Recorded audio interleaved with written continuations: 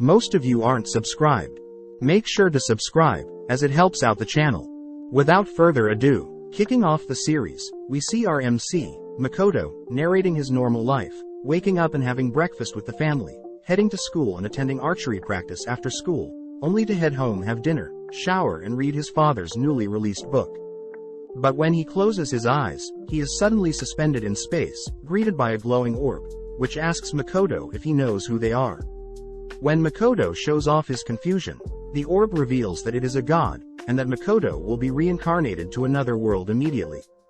When Makoto refuses, the orb reveals its true form, Tsukuyomi, a god tasked with choosing a hero, and sending the hero to save a world. As Makoto asks more and more questions, Tsukuyomi realizes that Makoto hasn't been told about his lineage. Tsukuyomi reveals that Makoto's parents are both from other worlds, which surprisingly makes sense, as Makoto has never met any relatives. Wondering why he of all people is chosen, he learns that his parents had promised a god to give over one of their children, and knowing that he doesn't want his two sisters to be put in a tough situation, Makoto agrees to be chosen. Promising to deliver a message to his family whilst he's gone, Tsukuyomi bestows divine power onto Makoto in preparation for his duties, but Makoto suddenly begins to disappear, as Tsukuyomi warns Makoto to be patient with the goddess he's being summoned by, as she can be quite tough to deal with. Thanking Tsukuyomi for the advice, Makoto appears before the goddess, blinded by her divine beauty. As the goddess tells Makoto about her world being invaded by demons and spirits, she insults Makoto for appearing so ugly. Not taking a liking to Makoto, the goddess demands that Makoto leave, but Makoto gets heated, prompting the goddess to show off her power. Knowing she'll be fine without Makoto's help, she sends Makoto to the edge of her world, where orcs and goblins reside, but out of pity, she grants Makoto the ability to speak, read and write any language in the world. Just like that, Makoto is flung through the sky of this new world, fearing that he'll die from such a height. Suddenly Tsukuyomi appears, intercepting Makoto from falling further, and apologizing for the goddess's words, as he didn't expect her to outright reject Makoto. As good news, Tsukuyomi reveals that the world he had grown up in was far harsher on his body, compared to this new world, so Makoto doesn't need to worry about being weak, but he must still be wary, as he can still die. With Tsukuyomi's spiritual body disappearing, Tsukuyomi wishes Makoto the best, only to disappear, wishing to meet again in the future. With Tsukuyomi no longer holding onto Makoto, Makoto falls from a height, but just as Tsukuyomi predicted, Makoto is quite durable. Since Makoto has nowhere to go, he begins wandering around for 3 days, unable to find any humans, animals or food. As night falls, Makoto begins to feel lonely, crying out for anyone, only to hear cries for help in the distance. Focusing in on the sound, Makoto darts in the direction of the sound, seeing a pig girl and a two-headed dog about to devour the girl. Dashing at the creature, Makoto gives the dog a light kick, but unknowingly his kick tears off one of the dog's heads, killing it due to blood loss. Stopping the girl from running away from fear, Makoto introduces himself, showing the girl that he's not scary. As they chat, Makoto learns that he is currently in the wastelands, where no humans reside, and that the girl's name is Emma, a Highland orc.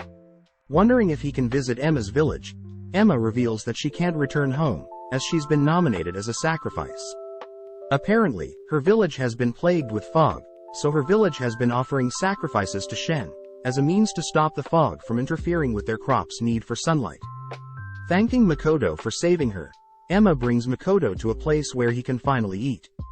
Sharing the table with some boars, they both reveal how they heard humans are terrible people, but think Makoto is a demi-human, as he is so ugly. Seeing Emma levitating some bowls, Makoto wonders what she is doing, to which she replies she is using simple transportation magic. Curious if he can learn magic, he asks Emma to show him a spell, where she begins channeling a spell, conjuring a fire in her hand. Going after her, Makoto shockingly mimics the fire spell, only to be instructed by Emma to imagine the fire as a ball, which causes Makoto to shoot the fire into a nearby wall. Amazed at how fast Makoto learned the spell, Emma asks about Makoto's level, bringing out a scroll, as a crowd gathers, believing Makoto is at least level 100.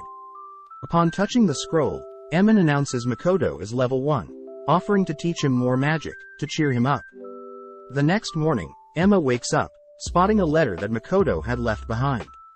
With the spells and equipment he had acquired yesterday, Makoto has set out to deal with this Shen creature, demanding sacrifices. Knowing he should at least warm up, Makoto is able to cast a fire spell without incantation. On top of that, by reshaping the spell in his head, Makoto is able to create a bow and arrow, firing off a single arrow that hits a target, exploding upon impact. Having not anticipated the massive explosion, Makoto realizes that there were some people he had accidentally blown up.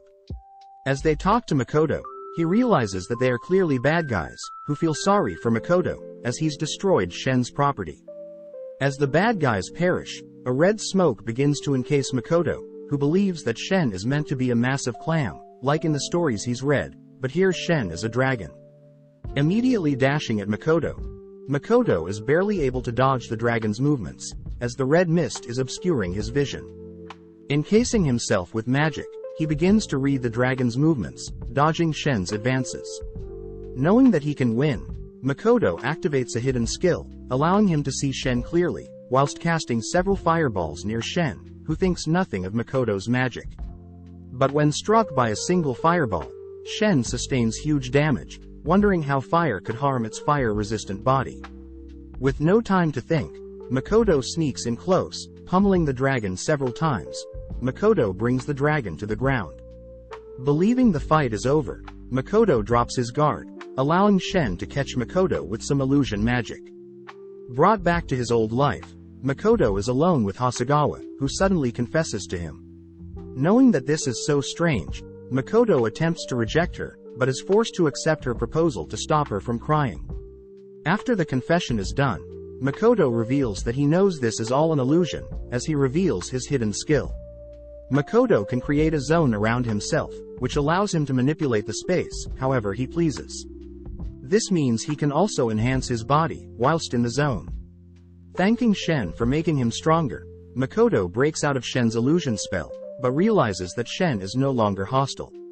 Apologizing for attacking Makoto, Shen asks that he form a contract with it, offering to be Makoto's companion, and in exchange Shen wants to see Makoto's memories from another world. Seeing as there is no downside, Makoto agrees, which triggers the pact ceremony. With both Shen and Makoto glowing, Shen realizes that Makoto is too powerful, forming an 80-20 pact in Makoto's favor. Out of nowhere, Shen suddenly transforms into a gorgeous woman. Now in front of the newly transformed Shen, Makoto is kinda sad, as he wanted to soar through the sky, with Shen's dragon form, as it makes travel way faster. Shen reveals that since the pact between them is 80-20, in Makoto's favor, the weaker one normally is forced to take the form of the more dominant one, hence why Shen is now a human. Either way, Shen is fine with being a human, as whilst she had trapped Makoto in her illusion, she had taken a liking to Makoto's memories involving samurais from the Edo period. Realizing that Shen has taken a liking to his historical dramas in his memory, Makoto asks that Shen at least change her outfit, but Shen has no problem with Makoto admiring her beauty. Changing topics, Shen gets serious, creating a gate and revealing that she is in charge of a demi-plane in space, housing different demi-humans. Skeptical at first, Makoto soon realizes that this mysterious plane is massive, wanting to know more about this place. Shen thinks for a bit, but realizes this place was supposed to be a space of complete darkness, but has somehow changed since last checking. Approaching a persimmon tree, Makoto and Shen munch on some delectable fruit, all whilst Makoto spots several plants that he recognizes.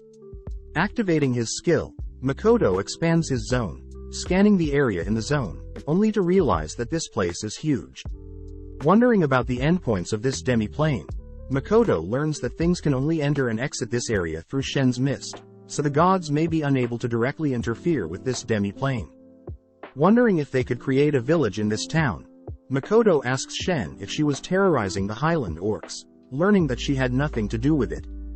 Knowing that they should clear things up, they head out of Shen's mist, only to spot Emma frantically running towards them. Barely with any breath, she asks Makoto not to fight Shen, but Shen butts in, introducing herself.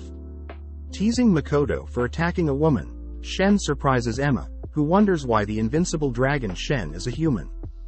Filling Emma in on their battle, Shen states that Makoto and her have formed a pact, where Makoto is the dominant partner. As some proof, Shen passes Emma some of her scales that fell off during her battle with Makoto, but when Emma still doesn't believe her, Shen releases her dragon aura, scaring Emma to sleep.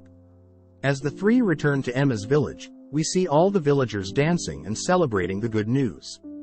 As Emma serves Makoto some food, he asks for Shen's whereabouts, learning that she must have gotten too drunk and is fast asleep. Showing her gratitude, Emma officially thanks Makoto for clearing up the misunderstanding with the sacrifices, but also saving her life. Shy about compliments, Makoto states that it was actually Emma that taught him about magic, and that Emma shouldn't feel indebted to him. Zooming out, we see Shen and an orc villager watching Makoto and Emma chat, with Shen noting how strange Makoto is, revealing that he had saved this village, avenging all those that were sacrificed before Emma, without a reason. Wanting to thank Makoto himself, the villager is offered by Shen to come stay in her demi-plane. The next day, Makoto sees every single orc in the village packed up and ready to move to Shen's demi-plane. Demanding to know what Shen did overnight, Shen reveals that it was because of their contract that magically gave life to her demi-plane. Plus, quality of life should be far greater than here in the wastelands, as the water, air and environment is high quality. Worried about the possible creatures that may attack the orcs, Makoto turns to see a mini Shen, wondering if she is Shen's child. Insulted, Shen reveals that the little Shen is a fragment of her true body, which Makoto notes is crazy, as she should tell him what abilities she has. Checking a final time if all the villagers want to live in Shen's demi-plane, Makoto begins thinking of how to transport all of them, but within seconds, Shen absorbs all the villagers into her demi-plane, using her mist, shocking Makoto. With the orcs immediately getting to work, gathering materials to build their new town, we cut to Makoto juggling water, darkness, fire, earth and thunder spells in his palm. Knowing that water is his strongest affinity, Makoto notes how by focusing on one element, he can cast multiple water spells at once. At the same time, Shen begins fangirling over the dramas she's watched through Shen's memories, demanding to watch more, but Makoto rejects her, asking why he is the master of her demi-plane. Shen states that since he is her master, he is also the master of her belongings, including the demi-plane. Annoyed, Makoto forbids Shen accessing any more of her memories, which she reveals she has already recorded most of his memories, but wants to spend more time with her master. Wondering how much of his memories Shen has seen, Shen heads out, attempting to find out a better way to record Makoto's memories, as her current method requires Makoto to be stationary. Turning around, Makoto spots his memories that Shen had recorded floating around, spotting a memory of a picture he and his family would take every year. Remembering that his parents are actually from this world, Makoto reasons that it would be smart to check out what his parents did here, setting the goal of visiting a human village first. At the same time, a dwarf runs through a forest and is cut down by a huge creature, deemed the Black Disaster. Checking up on some orcs working cutting down trees for material, Makoto learns that they are having trouble cutting down tougher trees. Helping out, Makoto activates his ability, having called it Kai. Makoto projects a zone around a small sword he has, strengthening the blade's sharpness. With the enhanced blade, Makoto easily cuts through the tree, shocking the orcs. Seeing one of the orcs injured, Makoto activates his Kai ability, healing the orc, noting how Makoto healed his wound without mana. This would explain how Shen could incense him during their battle. Trying out the ability on himself, Makoto realizes that he is unable to heal himself, but is interrupted by Shen. Carrying an injured dwarf, Makoto wonders what happened, but suddenly a massive spider breaks into Shen's demi-plane. Asking if Shen can help out, Shen states that she'll leave the creature to him, finding out that Shen had encountered the spider before, but had left it be. Knowing that the spider is a bug type, Makoto wonders if it is weak to fire, dodging the spider's charge, only to cut off one of its legs. Creating a fire source in the air, Makoto encases his sword in flames, but realizes the spider has disappeared, appearing above him, spitting out its webs. Cutting through the webs, Makoto manages to sever some of its legs, but is shocked to see the creature's insane regeneration. Changing strategies, Makoto conjures his flame bow, shooting an arrow, only to follow up, using the fire source in there, and impaling the spider with a fire spear from above. Seeing the spider not perishing, Makoto watches as the spider begins absorbing his fire magic, healing itself. Off to the side, Shen learns that the dwarf she saved is an elder dwarf, who was barely able to leave a scratch on the creature. Creating a volley spear, Makoto is surprised to see that the spider simply tanked all the damage, only to regenerate the wounds. Suddenly the spider changes speed, catching Makoto off guard, breaking past his Kai zone, and impaling him onto a tree. Approaching swiftly, the spider begins devouring Makoto, but Makoto gets serious, releasing a huge explosion, blowing the spider back. Charging up several fire spells, Makoto barrages the spider with flames, simultaneously shooting and recasting the same spell. Following up, Makoto conjures a water bow, shooting a huge blast of water, sending the spider flying back into the mountains. Seeing Makoto collapse from exhaustion, Shen gets a bad feeling, as the spider has regenerated, grabbing a hold of Makoto before Shen can intervene. Surprisingly, the spider is in love with Makoto, embracing him, but Shen manages to pull him out of the spider's grasp. As the spider suddenly speaks, Shen asks if the spider remembers her, but the spider states that all it cares about is Makoto, getting jealous when she learns that Shen is Makoto's slave. Hearing that, the spider decides to form a pact with Makoto, only for Makoto to wake up in the presence of a gorgeous girl. Asking about how he's still alive, Makoto learns that Shin, her smaller self, and Emma all work together to heal his beat-up body, especially Emma, who is amazing at healing magic. Turning to the girl in front of him, Makoto demands to know who this mysterious girl is, only for her to reveal that she is the spider he fought. Shocked, Makoto wonders how she was able to form a pact with him, when he didn't agree to one, but the girl states that she offered her body and soul, forcing a pact, weirding Makoto out. Joining the conversation, the dwarf and Shen are happy to see that Makoto is alright, but he's clearly annoyed that things happened whilst he was asleep, but reasons that it would be better to have the spider be in its human form. Speaking up, the dwarf asks if he can chat with Makoto privately, to which Shen adds that this dwarf is a special subrace of dwarfs known as elders, able to craft sacred or noble artifacts. Introducing himself as Baron the Elder Dwarf, he thanks Makoto for getting rid of the black spider, as his village will live in peace. But Makoto knows that Shen had made up the lie regarding the spider becoming a girl, saying Makoto was able to break the curse, as a way for the dwarf to accept what is happening. As a request, Baron asks if he may move to this area where Makoto lives, surprised that Makoto has no problem with that. But Shen butts in, demanding that Baron and his village must plan out the town, provide armaments and pay tax for using the land. With Baron accepting the conditions, he notes that it may take a while to convince the heads of his village, but Shen gives Baron some of her scales, which Baron knows can be used to bribe villagers to relocate. Wanting to find out what his parents had accomplished in this world, Makoto has been traveling every day by foot, as a means to find civilization. Finally spotting a human village off in the distance, Makoto is called by Shen, who has something important to talk about. With both Shen and the Spider Girl there, they both demand to be named by Makoto, as their old names are boring. Thinking of boring names, the girls get annoyed, refusing to accept such ugly names, even fighting for who will get named by Makoto first. With Shen pushing the Spider Girl over, Shen asks Makoto to give her a name, growing anxious that Makoto can't think of one. Pondering for a bit, Makoto settles on Tomo, inspired by the most feared female samurai in history. Suddenly Tomo begins to glow, stating that when a servant is named by their master, they'll receive a strength boost, but Tomo also mentions how different names will give different boosts. Nonetheless, Tomo likes the name Makoto has given her, prompting the Spider Girl to ask for a name as well. Asking the Spider Girl if she prefers to be named something, she states that she'll humbly accept any name from Makoto, her self-proclaimed husband. Thinking for a bit, Makoto decides to give her the name Mio, representing her new life as a human, along with his preferred element, water. Seeing Makoto put so much thought into naming her, Mio can't help but fall deeper in love with Makoto, but he states that it isn't that deep. A little time later, Tomo and Mio had set up a ceremony, welcoming all the new species sharing that land, whilst also introducing their new names. Letting the crowd decide, everyone agrees to call Makoto Young Master, with Makoto forced to accept that title.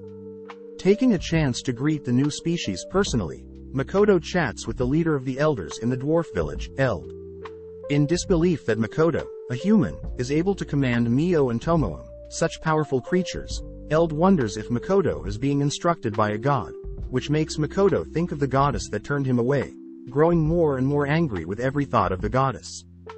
Seeing Makoto dislike the goddess, Eld gets happy, revealing that he and his village personally disagree with the gods themselves.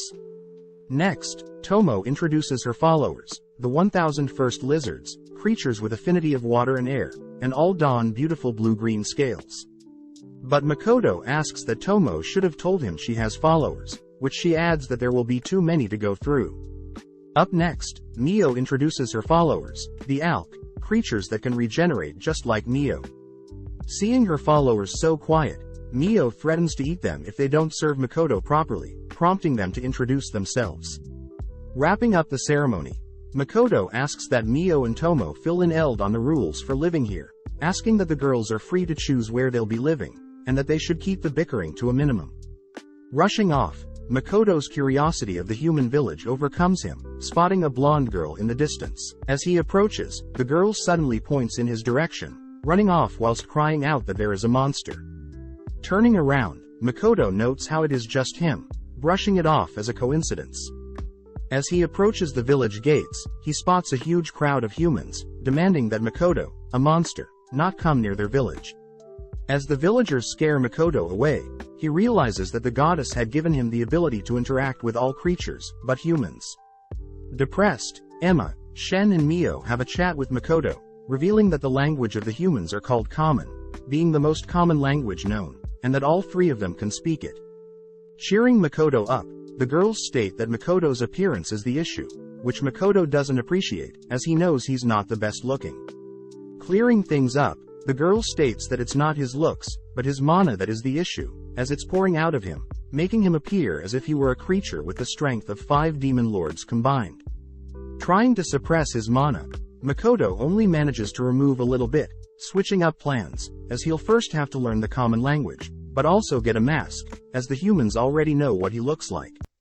With 1 week passing, Makoto is finally able to read and write the common language. The week after, Makoto is gifted a ring by the dwarves, meant to drain a creature's mana until death, but upon putting it on, the ring breaks, being too weak for Makoto. A month passes and Ms. is helping Makoto with pronunciation, but Makoto notes how magically writing what he needs may be more useful. Interrupted, the dwarves show Makoto their new ring, Dropnir, able to not only absorb, but compress his mana, glowing red when it's reached its limit and should be removed. Ready to head to the village, they use the excuse of transferring goods as merchants to get into the village, but at the same time, a mysterious girl looks over them. Passing through the market area, they eventually wound up visiting the Zetsuya Adventures Guild, but get suspicious looks from the receptionist. Luckily, Mio and Tomo convince the receptionist otherwise, allowing Makoto to write out his speech without suspicion. The receptionist states that upon registering, every adventure starts at rank E, but there are special quests with high danger, but the rewards will be huge, allowing for possible rank ups. Assuming Makoto is part of the Merchants Guild, Makoto is forced to lie to the receptionist, checking out the various quests. Learning that the highest ranking adventure in town is Mills Ace, rank SS and level 444. Turning around, Makoto sees Mio and Tomo measuring their levels, with both of them maxing out level 400 scrolls. Trying out a level 1600 scroll, we learn that Tomo is level 1320, whilst Mio is level 1500. Refusing to accept Mio as a higher level, Tomo demands to be remeasured, but the receptionist states that Mio and her are both the strongest ever known adventurers. Receiving her adventurer's card, Tomo learns that after her and Mio is the adventurer Sophie Bulga the Dragon Slayer, having a level of 920, and achieving the feat of slaying a Lancer dragon, someone that Tomo apparently knew. Off to the side, Makoto measures his level, sad to see that he's still level 1, placed in rank E. With evening arriving, the three visit an inn, asking for 2 rooms, only to be shocked at the expensive price, being 6 gold per night. Flashing her high rank, Tomo smashes a hole in the ground, threatening the inn's receptionist, which makes him lower the price to only 2 gold. Able to rest for a bit, without his disguise, Makoto notes how the prices in the village are way too expensive, and that the villagers are acting suspicious. Setting out to grab some food, Makoto has Tomo guard their carriage of goods, as he along with the girls know that they are being targeted, as their merchant title is drawing in attention. That night, Tomo is alerted by some attackers, all whilst Mio and Makoto's date is interrupted by a little girl. Wondering what a little girl is doing out at night all alone, Makoto realizes that something is off, asking that Mio talk to the girl. Unexpectedly, Mio puts on a terrifying glare, threatening the girl to leave them alone. Calling Mio back, Makoto scolds Mio for scaring the little girl, but Mio states that she simply wants to be alone with Makoto. Seeing Mio and Makoto arguing, the little girl can't help but giggle, making Makoto more comfortable with asking the girl her reason for being here. With the girl clinging to Makoto, Makoto reasons it would be best to head back to their inn for now. Whilst this is happening, a mysterious man watches from afar, disappearing into an alleyway. Returning to the room, the little girl begins talking about how she and her older sister were traveling together. When they entered the village, her older sister had started looking for work, but had suddenly disappeared. Makoto learns that the older sister has been gone for 1 month now, and since the little girl doesn't have any money, she has been kicked out of the place she has been staying in. As the little girl begins to break down, both Makoto and Mio suspect that her older sister is in some sort of trouble. Cutting to the carriage the gang had brought, we see several ninjas approaching the carriage, only to hear Tomo's voice from behind them. Demanding to know who they're, Tomo is forced to dodge the ninjas' advances, kicking one lightly, but even with her holding back, her strength is insane. Evading two of the Tomo begins to feel bad as she is moving too fast and way too strong for her opponents. With all but one defeated, she spots the last one attempting to flee, easily catching up and knocking them out, as she plans to interrogate them later. Returning to Makoto to tell him about what had happened, Tomo is scolded for not holding back more against mere humans, and that she's lucky that they have Mio to clean things up. Unwrapping the sole survivor, Tomo learns that there were female amongst the attackers, which makes Makoto scold her more for not considering these things. But realizing that the little girl is here, Makoto refrains from punishing Tomo. Finally revealing her name as Rinin, Tomo learns of Rinin's tragic past, but Rinin is more amazed that Makoto is not a mute, but he still can't speak to other humans. Since it's getting late, Makoto asks that Rinin eat food they had brought for Tomo, and take Tomo's bed for the night, as punishment for Tomo.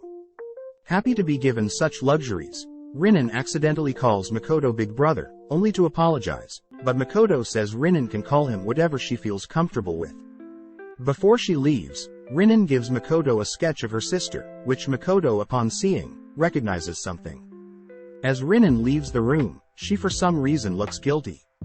As Mio returns from eating up the corpses in the crime scene, she enters the room, only to see Makoto with a serious look, checking the memories of their captive. Upon seeing Mio, Makoto changes his tone, thanking Mio for taking care of the corpses. Having looked through the captive's memories, Makoto finds out the attackers were all at the guild when they had first visited, suspecting that they must be linked to Rinin and her missing sister. Having a rough idea of where the perpetrators are, Makoto asks that Mio and Tomo head out immediately, giving them the serious look from before. Knowing that their master is serious, the girls listen to Makoto's instructions, heading out immediately. Thanking the girls for not questioning his motive, Makoto thinks about how the sketch of Rinin's older sister deeply resembles Hasegawa from his previous life, and he may not be able to hold back if he found out something bad happened to her look-alike. As Mio and Tomo walk through the streets, they chat about how Makoto is oddly serious about finding Rinin's sister, making Mio wonder if Rinin's sister is an acquaintance of Makoto. But Tomo shoots this thought down, revealing that she would know, as she's seen all of Makoto's memories, making Mio so jealous. Seeing as the sun is about to rise, they reason that they should complete the mission and hurry back. Taking Rinin out to help with some exchanges, Makoto tells Rinin that they'll help find her sister, but is surprised that Rinin can drive a wagon. Suddenly Rinin thinks of her sister, revealing to us that her sister had decided to become an adventurer in this town, but since everything was so expensive, she had to work to repay things. Unfortunately, her older sister had been badly injured, unable to pay off her debt before collapsing suddenly. Rinin was instructed by her big sis to get out of this town, and leave no matter what, but sadly was caught by an adventurer when she tried to leave. As we zoom into an underground cellar, we see Rinin's older sister, lying on the floor, with no energy. She reveals how her family has been adventurers for generations, but in the past, one of her ancestors had lost a valuable short sword, the family's treasure during a battle with a monster. In order to return her family's honor, Rinnan's older sis had planned to earn back the honor, but is currently mentally and physically incapable of such a thing. As Rinnan's sis hears some talking, she looks up to see Mio and Tomo, who reason that she must have been used in some human magic experiments. With Mio healing Rinnan's sis, they leave the room, having to melt away the wall to bypass the locked door. As the three walk down the hallway of their location, they are stopped by Mills Ace, the strongest adventurer. Back with Makoto, he and Rinnan have just finished up their errands, but Rinnan looks more and more freaked out, even screaming out of nowhere. Having returned to the inn, Rinnan suddenly runs off, but Makoto allows her to leave, knowing that others are ordering her around. Activating his Kai ability, Makoto tracks Rinnan's whereabouts, seeing Rinnan talking to a man. When Rinnan tells the man about Makoto's carriage being attacked last night, the man reveals that it was his doing, asking if Rinnan has any more information. Rinnan states that the fruits that Makoto brought from his village sold for a lot of money, prompting the man to order Rinnan to steal the money, as a means to pay off her and her sister's debt. As Rinnan leaves to steal Makoto's money, Makoto thinks about how corrupt this village is. Cutting to the girls, we learn that Rinnan's sister's name is Toa, and Mills was the one that had her locked up. On top of that, Mills is the mastermind behind this corrupt town, having the man that just spoke with Rinnan and his lackeys do the dirty work, whilst he swoops in and plays the fake hero. One of Mills' men suddenly realizes that Mio and Tomo are the new adventurers over level 1000, but Mills accused them of faking their levels. Additionally, Mills talks about a mysterious creature with outrageous mana visiting their town not recently, threatening to have Mio and Tomo face that creature. But Mio and Tomo know that the creature they are talking about is Makoto. With a smug look, Mills offers Mio and Tomo a job in his corrupt faction, but the girls decline. Wondering why the girls would turn down such a thing, Mills insults Makoto, but this triggers the girls, as they both throw a single punch in Mills' direction, but Mills reveals an almighty shield, the clay Aegis, nullifying the girls' punches. Cutting to Rinnan, we see her guilty of lying to Makoto, wondering if she should even steal from Makoto. Back with girls, we see them now fired up. Tomo takes the first strike, easily blasting through the clay Aegis, blowing Mills' men away, along with landing a direct hit on Mills. As Mio walks after Tomo's decimation, she stops in front of Mills, slapping him silly, before carrying on. Tomo is then seen walking up on the man that has been manipulating Rinnan, trapping him in her illusion, only for the two to blow open the building, sending Mills flying away for good. As Tomo and Mio fight over who had slaughtered more people, we see Rinnan finally reunited with Toa, who Makoto notes is an exact copy of Hasegawa, except for the hair color. As Rinnan and Toa take a nap, Makoto ties up Mio and Tomo, flinging them out of the town with his bow, as punishment for destroying the village and losing control. With the village all destroyed, the gang along with Rinnan, Toa and some other captives by Mills, all decide to head to the village, Sieg. Arriving at the closest adventurers guild, one of the men that tagged along tells the receptionist about how their previous village was decimated by mysterious monsters. Whilst this happens, Makoto thinks about how Tomo had used some of her mind manipulation magic on everyone except Rinnan, and Toa's memory in the previous village had been altered to believe monsters destroyed their village. With the receptionist wondering if the monsters still exist, she's introduced to Mio and Tomo, who she doesn't believe is actually over level 1000. Makoto states that they've already registered with the previous guild, but the receptionist says their data must have been lost when the village was decimated, and they'll have to re-register. Hearing this, Makoto speaks with Tomo privately, who is worried Makoto is still angry about her fighting with Mio. Instead, Makoto tells her about knight errantry, a samurai who trained and honed their skills until a deadly degree. Hearing this, Tomo wonders if she was like that samurai, she'll not only surpass Mio, but also gain the praise of Makoto. Making up her mind, Tomo asks that she begin training on her own, which Makoto allows, having expected her to take the bait. As Tomo runs off to train, Mio thinks about how she will be able to spend time with Makoto, but we zoom out to see that the others are along for the ride. As the gang continue their travels to Sieg by carriage through a forest, Rinnan notices Mio mad at first, but is able to cheer Mio up, by complimenting her and Makoto's relationship. Suddenly, Makoto erects his Kai barrier, spotting several bugs up ahead, asking Mio to deal with them. Mio immediately accepts, facing the creatures. With a single swing of her fan, she kills all the bugs, impressing everyone. Asking that they continue down the forest, Toa interrupts, asking to be able to collect the bug's corpse, as they are quite rare material. Knowing that this will only be a waste of time, Makoto is suddenly distracted by Toa's body, giving in to her request, but this makes Rinin and Mio glare at Makoto. Collecting the bug's eyes, the gang continue on their path, setting up camp and resting when it's dark, riding when the sun's out, and battling through and collecting the material from monsters in the forest. With so much raw material collected, Makoto is reminded that he had created a trading company for goods, calling it the Kuzunoa Trading Company. Suddenly the gang encounters creatures with ruby eyes, quite a rare species. Asking that Mio deal with them, Mio gets annoyed that the others are asking her to kill the creatures, but not damage their eyes, head or wings. Knowing that he should deal with this himself, he learns that the abdomen is the most vulnerable spot, but the girls are scared he's too weak, as he's technically level 1 in their minds. Readying his bow, Makoto focuses, easily shooting down each and every creature, impressing the girls, with the elven girl in particular, believing that Makoto's bow is high-tech. Makoto is unable to explain that his bow and arrows are ordinary, as the others are too busy harvesting the valuable materials from the creatures. Finally arriving at Sieg, Makoto is re-registered, sad to see that his level is still 1, even after slaying those creatures in the forest. With Makoto asking that Mio wait for Tomo to have them both re-register at the same time, Makoto visits the quest board, spotting only rank A and B quests, looking at a special quest by the Rembrandt Trading Company in particular. Since it's special, Makoto can accept it regardless of rank, realizing that this quest is asking for ruby eyes. Suddenly Toa interrupts Makoto, telling him about her rank up during their adventure, pleasing Makoto, as he asks that they split the goods they acquired. Asking for one of each of the goods, and most of the ruby eyes, Makoto apologizes for hogging the valuables, but the others are simply happy Mio and Makoto helped them get here. Seeing everyone's sad faces, Makoto states that they should at least throw a party to celebrate their parting ways, which pleases everyone.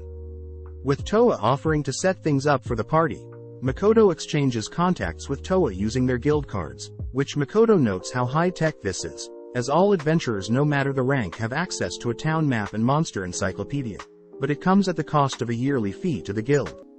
That night, Mio and Makoto meet up with the others for their party, at a tavern. Seeing that they offer meat, Makoto can't help but dig into a huge chunk of meat. Watching him, Louisa the Blessed Gunner, an elven girl that's rank A- and level 108, talks about how she can barely sense Makoto's presence or desire, amazed that she has never seen anyone use a bow like Makoto.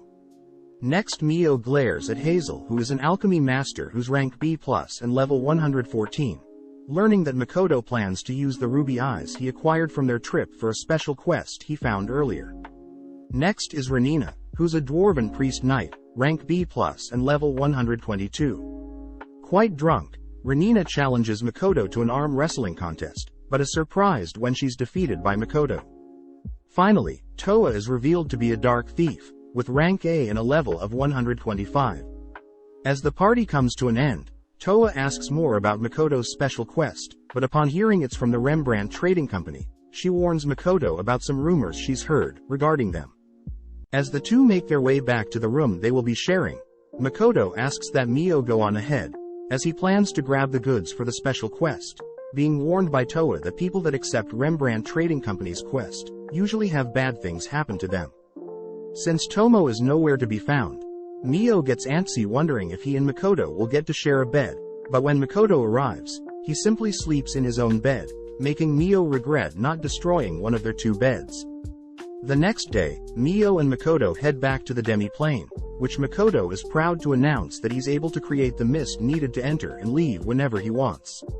Greeted by Tomo's fragment and Emma scolds Makoto for not acting more kingly, as he may be an adventurer in the real world, but in the demi-plane he is the ruler. Filling in the two on what has transpired since they were gone, Makoto learns that the Alks are settling in the mountains with the help of the orcs and mist lizards.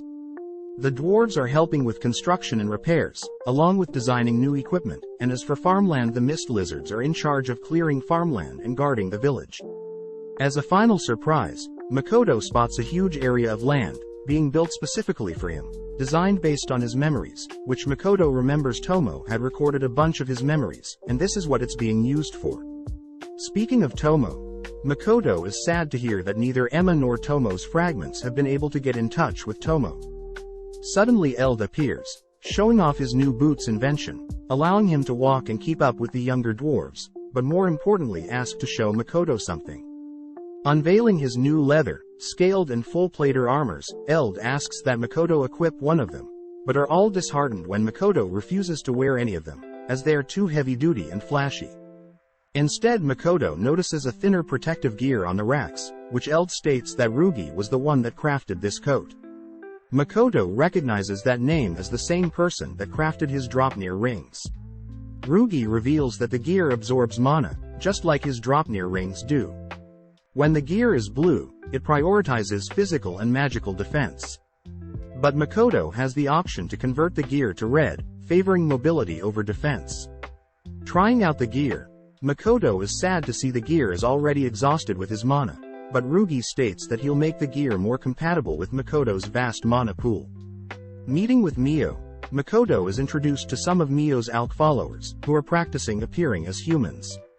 Seeing them gather such materials from the demi-plane, Makoto notes that the goods grown in the demi-plane are more powerful than normal. With nothing else left, Makoto heads to the Rembrandt Trading Company to complete his quest, but upon arriving, realizes that the quest isn't as easy as it seems. Sitting down with the representative of the Rembrandt Trading Company, Patrick, Makoto apologizes for not being able to talk, and instead will be communicating via his writing magic. Perfectly fine with this, Patrick's butler enters, as Patrick asks about how long Makoto's been an adventurer, as Patrick is aware of most adventures in this town, but doesn't recognize Makoto's name. Telling Patrick about how he has moved into town recently, Makoto reveals that he's rank E and level 1, aiming to join the Merchant Guild and establish his own trading company. Hearing this, Patrick gets mad, standing up and scolding Makoto for doing things wrong, only to ask Makoto to leave. Having heard Makoto's level and rank, Patrick assumes Makoto is using this meeting to establish a connection with his trading company, but Makoto unveils the ruby eyes, shocking Patrick. Instantly apologizing, Patrick notes the rare and well-kept ruby eyes, which prompts Makoto to ask why Patrick needs them. As an apology for his rudeness, Patrick reveals that he needs the ruby eyes to produce a special kind of medicine, ambrosia, that can cure most curses. Apparently Patrick's wife and daughter had been afflicted by a cursed disease, a type of curse caused by a witch doctor's ritual. Patrick was able to capture the witch doctor, but they were only able to find out that it was a B-rank curse, before the witch doctor had died. Wanting to help, Makoto asked that he be present when the medicine is made, as he personally knows an alchemy meister that'll speed up the creation process, and since it takes 2 eyes to cure 1 person, Makoto gifts all of his eyes, bringing Patrick and his butler, Morris, along with everyone to tears. Seeing every butler and maid act like family around Patrick, Makoto realizes he should give them some space, as Patrick gives him a receipt along with the time in which the medicine will be made. Heading to join the Merchant Guild, Makoto learns from the receptionist that there is a test to joining that can be taken anytime, involving a written test based of a guild manual, and upon completing the written part, Makoto will be required to take the physical test, asked to supply random goods such as empty bottles or even wolf fangs. If he passes both, he'll have to deposit a huge sum of money as proof of economic strength, but if he fails, he'll have to wait half a year before taking it again. Asking to buy the manual, the receptionist recommends just borrowing someone else's as it is quite expensive, but Makoto reasons a personal copy would be best. Having a look at the manual, Makoto gets surprised, making the receptionist feel bad, as she knows the test is hard. Surprisingly, Makoto asks to sit the test immediately, shocking the receptionist. Brought to a room, Makoto notes how he has memorized most things already. As this happens, the examiner enters, taking Makoto's manual, whilst handing him his test and starting a timer. Looking through the test, Makoto immediately gets to work, speeding through the test, as the questions are on par with kindergarten questions in his previous world. Surprising the examiner, Makoto wonders how educated this world truly is, but has no time to ponder as he's asked to pick a rank for his physical test. Unfortunately, picking rank A, Makoto is asked to retrieve 4 highly rare items, or items on par with their values. Unfortunately, Makoto must be at least level 50 to take on rank A quest, meaning Toa, the elf, the dwarf and the chemist he came to town with are actually quite strong, as they are all level 100 and above. Pulling out some items that he was given before he and the gang departed, the examiner is shocked to learn that Makoto has such connections, immediately welcoming him into the Merchants Guild. Congratulating Makoto, the receptionist asks Makoto to return tomorrow to pick up his guild's card, sending him on his way. In the meantime, we cut to Tomo, who is seen training hard to become a knight-errantry, slaying countless creatures, even bringing a crab back to the demiplane. With all the town's folks helping to boil the crab, Tomo slices up the crab, only to devour the plump meat with the villagers. Suddenly, Tomo gets word that Mio is looking through Makoto's memories, scared that Mio will see the historical dramas she hasn't seen yet, and eat them. Tomo rushes back to Makoto's house. Upon entering, is welcomed by Emma, who had fed Tomo false information about Mio, knowing that Tomo will show up. Instead, Mio is translating Makoto's memories, which was Tomo's job before she disappeared, and as a threat Emma states that she won't tell Makoto that Tomo had returned to the demi-plane, as long as she does her job. As Emma leaves, Tomo commends Emma's craftiness, as she thinks of ways to procrastinate. As Tomo and Mio catch up, Mio asks that Tomo stop distracting her, and that Tomo should report to Makoto on her return. Cutting to Makoto, we see him entering a bar, unsure what to order as a drink, and blindly ordering one. As he waits, he hears other adventurers talk about how a powerful Gain crab had scared away red bee swarms from a nearby forest. Unsure what creatures they are talking about, Makoto is finally served a yellow drink, wondering if it could be lemon, but all whilst this is happening, 2 people watch him. Taking a sip, Makoto is sad to learn the drink is banana-flavored, and not even that strong in flavor, which makes him miss the demi-plane's fruit. Following Tomo's fragment, she is seen sneaking some fruit, only for Makoto to appear through some mist, teasing her for stealing. As they both munch on some fruit, Makoto learns that the weather in the demi-plane has been all over the place, reducing the amount of fruit produced. Wondering what the cause could be, Makoto asks about the illusionary city he's asked his followers to work on, but Tomo's fragment admits that she doesn't know what Makoto is asking for regarding the illusionary city. Happy to explain, Makoto states that selling fruit and equipment to the outside world may not work well, as people may not value the items, or there could be conflict as people may suspect something, with Makoto always having such powerful items.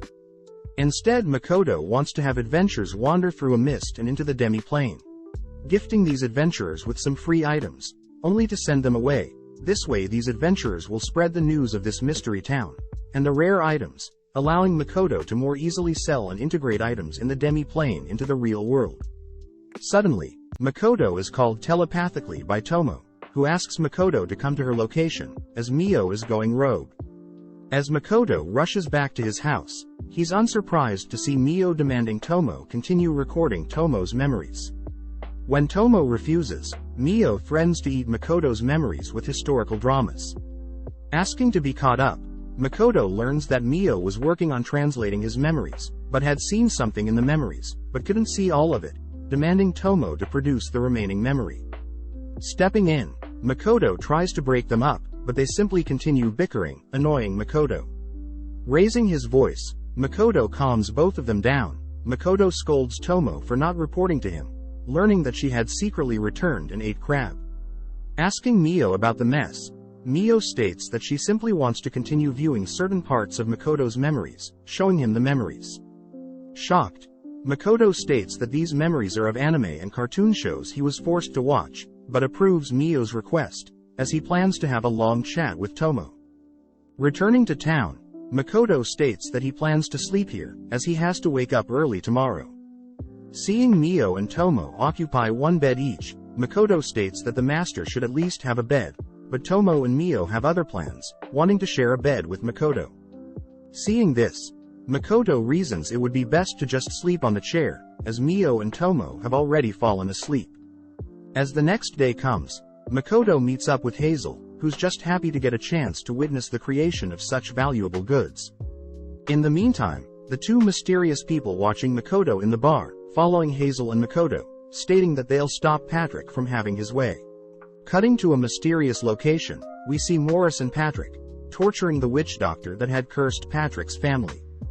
Telling Hazel about how he'll be helping out his special quest involving the Rembrandt Trading Company, Makoto apologizes, realizing that Hazel is afraid he may mess things up and make an enemy of a very influential company.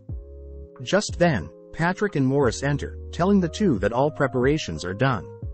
Taken to a lab by Morris, Hazel quickly checks the materials, as he quickly double-checks with Morris, who too knows how to make ambrosia. Apparently special medicinal liquids need to be extracted from the ruby eyes, but apart from that it's a pretty simple process, which Makoto is shocked, expecting it to take several days. Etching a ritual circle into the floor, Hazel begins chanting a spell to enhance his alchemy specialty, but Makoto notes how inefficient this ritual is, as it's taking too long. Using his Kai ability, Makoto secretly speeds up the ritual, allowing them to begin extracting the medicine from the ruby eyes.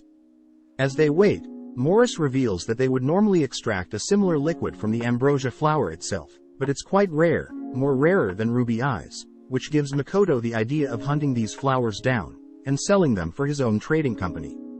With one dose done, Morris rushes to give it to Patrick, allowing Hazel and Makoto to work on 2 more doses. Seeing Hazel nonchalantly hold the valuable vials, Morris re-enters, scaring Hazel and making him fling the vials. Immediately activating his Kai ability, Makoto saves one, propelling himself to the second one, barely able to save it. Morris apologizes for scaring them, but asks that they come speak with Patrick immediately. Meeting Patrick, they are shocked to see Patrick heavily wounded, revealed to be attacked by his wife when he tried to administer the medicine. Patrick states that this is the first time she's acted like this, which makes Hazel think that the cursed disease must be causing his wife to purposely fight against taking the antidote. Wondering if it's even possible, Hazel states that if it's a level 8 curse and above, it's perfectly reasonable, which only makes Patrick despair further. Patrick reveals his wife has started hating the sun and begun rampaging more often, losing hair, turning frail, and eyes have become red, scaring him as she doesn't even resemble a human. Wanting to help out, Makoto asks to be taken to her, as he will restrain her and administer the medicine. Not wanting Makoto to get hurt, Patrick says that neither Morris nor the guards could restrain her, but Makoto exudes his confident aura, making Patrick, Hazel and Morris believe in him. Entering one of Patrick's rooms, Makoto takes a sample of blood found on the floor, using it to possibly lure out Patrick's wife. Asking everyone to stay back until he's restrained her, Makoto slowly approaches Patrick's wife's room, but is surprised when she smashes through the door, pouncing and swinging at Makoto, only to retreat and stand guard. Reminded of his sisters, Makoto remembers how his sister used to perform judo moves on him, copying such moves to lock Patrick's wife in an armbar, immobilizing her. Calling for Patrick to administer the medicine, Patrick allows his wife to bite him, giving him the opening to feed her the medicine, instantly restoring his wife, Lisa, back to her human form. Up next, Makoto heads into Patrick's first daughter's room, realizing that it's dark, immediately activating his Kai ability, so as to not underestimate the cursed daughter. Locating her, Patrick is able to heal her daughter, leaving only the second daughter. Finally entering the second daughter's rooms, Makoto is surprised to hear the girl talk, but takes the opportunity to hold her down, officially healing Patrick's entire family. Thanking Hazel for the help, Makoto takes off first, as Hazel stays to continue to produce some spare medicine. Outside, Makoto spots Mio and Tomo, who he knows both just want to re-register at the guild. Before Mio can ask Makoto a question, one of the people that have been following Makoto encases the three in fire, but Makoto is able to escape the fire trap. With the two stalkers impressed with Makoto's movements, they are shocked to see Mio and Tomo unscathed, as they both wanted to gauge the strength of the fire spell, stating how it's laughable when compared to Makoto's. Out of nowhere, other strangers appear, numbering more than 20. With a smug grin, the leader of the pack offers to pay the girls to join their side, which Mio agrees to, as Makoto had telepathically asked her to sit out, afraid Mio and Tomo will fight over who defeated more, and destroy the town again. Now surrounded, Tomo gets fired up, but is instructed by Makoto to not kill anyone. With the strangers charging them, Tomo and Makoto take it slow, simply dodging and evading their advances, but after a while Tomo goes wild, using the back of her sword, as to not mortally wound anyone. With only the two stalkers left, they realize that they are in trouble, asking Mio for assistance, but Mio glares at them, as she doesn't want to speak to weak people like them. Suddenly one of two begin chanting a teleportation spell, prompting Makoto to rush in, canceling the spell, but also accidentally knocking the person out. With no way out, the final man, Lime Latte, reveals himself as the strongest adventurer in this town, readying his sword, which Tomo notes is a fine sword. With Lime approaching, Tomo easily disarms and destroys Lime's blade, tripping him, only to take her sword out to finish him off. Before she can knock him out, she glances at his memories, seeing children innocently playing in an orphanage, making Tomo stand down for now. Crouching down, Makoto begins asking questions, asking why Lime had placed a killing curse on Patrick's family, but Lime states that he thought the curse was meant to only put them to sleep. Flashing back, Lime reveals that he was talking to a fellow adventurer several months back, learning that the Rembrandt Trading Company has caused many to lose their jobs or take risky ones that may cost them their lives. Mentioning how some adventures from an orphanage Lime is aware of, Lime's friend offers a suggestion, which Lime was unaware of, that led to the witch doctor's curse, but he was led to believe the curse was a sleeping curse. Asking Tomo to check his memories, Makoto confirms he's not lying, letting him go, but first Mio takes all of his gold, as payment for sitting out. Several days later, Lime is seen apologizing to Patrick, who out of respect for Makoto allows Lime to go without a heavy punishment. As a way to atone, Lime states that he'll stop being an adventurer. Later that day, Lime is seen sitting under a tree, greeting Tomo, surprised to hear that Tomo knows all about him. With nothing to hide, Lime reveals how he had always been supported by his orphanage, and as a result when he heard that adventurers from his orphanage were dying, he was mindlessly tricked into doing something horrible. Asking Tomo about Makoto, Tomo states that Makoto is quite mysterious, but changing topics, Tomo offers Lime a position to work for her, and in exchange she will protect the orphanage that he loves most. Knowing Tomo is more than capable, he accepts, prompting Tomo to gift him a new sword, a katana, along with a huge lump of gold coins. Following Patrick and Morris, we see Tomo listen into their conversation, as they discuss how they'll have to intervene if Makoto's trading company ever overtakes theirs, leading Tomo to wonder if Rembrandt's trading company is hiding something. With Makoto and the girls all returning to the demi-plane, they all sit down and enjoy a meal together, but Emma suddenly brings up some bad news. Asking Emma about the issue, our trio learn that the lizardmen and the orcs tasked with protecting the demi-plane have grown depressed, knowing that they'll never be able to defeat their masters. Mio wonders if they should let someone else train them, but Tomo asks Mio to use her head, as the followers may think their master may have abandoned them. Hearing Tomo insult her, Mio suggests she and Tomo exercise a bit, but Makoto orders them to not fight. Wondering how strong these lizardmen are, Makoto asks to visit them himself, asking Tomo to rally them, but she can't be bothered. On top of that, it seems Mio's ALK followers are all individually strong, not experiencing any dissatisfaction, and have even begun producing medicine and experimenting with alchemy. Erecting his Kai ability, Makoto listens to some orcs having lunch, overhearing them talk about how Mio and Tomo are undefeatable, only allowing the strongest to even land hits. But Makoto is worse, as no one can even come close to touching him when he's using his bow, but if you're somehow able to get close, he'll simply create a massive explosion, sending everyone back. As the orcs chat, they wonder if the lizardmen feel the same, as different races never get to see each other train. Feeling bad about going hard on the orcs, Makoto wonders what he should do, but is distracted by Mio, who has taken a liking to tomatoes. Pleased to hear that, Makoto suggested boiling them, or even dehydrating and soaking them in oil. As Tomo meets up with them, she reports that her lizardmen are experiencing similar things, unable to overcome their weakness. Hearing this, Makoto realizes that the orcs and lizardmen are not talking to each other, which Emma states that species keep their tactics confidential. Pondering for a bit, Makoto thinks about what would change if the orcs would use the lizard's fighting style or vice versa. But Emma doesn't understand, prompting Tomo to step in and ask Emma if she thinks that the orcs or lizardmen would grow stronger if they remain how they are. Just then, Tomo gets an idea, which Makoto makes her promise will not cause any casualties. Gathering all the orcs and lizard men, Tomo sets up a duel between the greatest warriors from each species, in a one-on-one duel. Calling out a representative from each side, Tomo's fragment announces Agaras, the representative for the Highland Orcs, and from the Mist Lizards Liddy.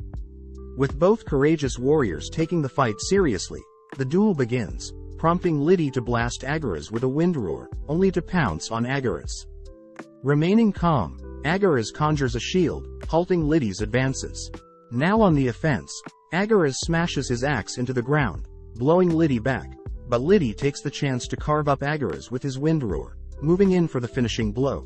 But Agaras had wanted this, grabbing a hold of Liddy's tail, only to slam Liddy into the ground, ending the battle in Agaras' favor. Seeing it as now as the perfect opportunity, Tomo states that although both warriors put on a good show, they are completely hopeless when compared to Mio, Tomo or Makoto. Picking the crowd's brain, Tomo states that they may be weak compared to our trio, but this doesn't give them the excuse to continue to stay how they are. Therefore Tomo announces that every 7 days, every orc, lizard, dwarf and alk will be asked to participate in individual matches, with a rank assigned to each person. Hearing this, the crowd fears that they'll be revealing their tactics to other species, but Tomo scolds them, as hiding their secrets are the least of their worries, as by ridding themselves of their ego, and learning from others, is truly the only way to even come close to our trio's knowledge and power. With Makoto chiming in, he too states that growing, learning and competing with each other, will allow them all to become true warriors, naming the system the Demiplane Rankings. Returning to town, Tomo and Mio once again compete to see who has the higher level, but unfortunately Mio remains the stronger one, with a level of 1500 and Tomo with a level of 1340.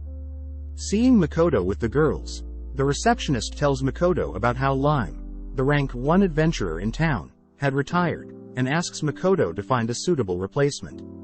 Thinking for a bit, Makoto says he knows a couple rank 100 adventurers, which Makoto then asks Tomo to train Toa's party, knowing Tomo is more than capable. As Makoto leaves, Tomo thinks about how Makoto's attitude when talking about Toa is serious, therefore Tomo deduces that Toa resembles someone in Makoto's past life. Knowing this, she reasons it would be best for her to train Toa and her party, and make them leave Makoto's life as fast as possible. Immediately brutally training Toa and the others, Tomo puts them through hell, tasking them with fighting huge beast creatures, but immediately Tomo is forced to step in trapping the creatures, as Toa's party are about to lose. Asking them individually, Tomo demands to know why Louisa, the elven archer and Toa the assassin decided to attack head-on, scolding them for being too reckless simply because they're high level. Next, Tomo questions Hazel on not using his earth and water magic, which surprises everyone, as he's only been able to use healing magic. Seeing as there is no other way, Tomo teaches them a strategy, asking Hazel to lay out a trap for the creatures, and Louisa to reposition herself, to shoot from afar. Releasing the trapped creatures, the party are shocked to see some of the creatures stuck, allowing Louisa to easily snipe them. But Tomo asks the party to be on guard, as there are more coming. Tomo instructs Renina the dwarf to tank the incoming swarm, allowing Toa to stealthily sneak in from behind and slay them. With this Tomo states that Hazel only needs to heal when needed, and cast water and earth spells to help with offense. With the party training until sunset, Tomo congratulates everyone, but sets their next goal of conquering a creature's den, filled with 100 of the same creatures they've fought today.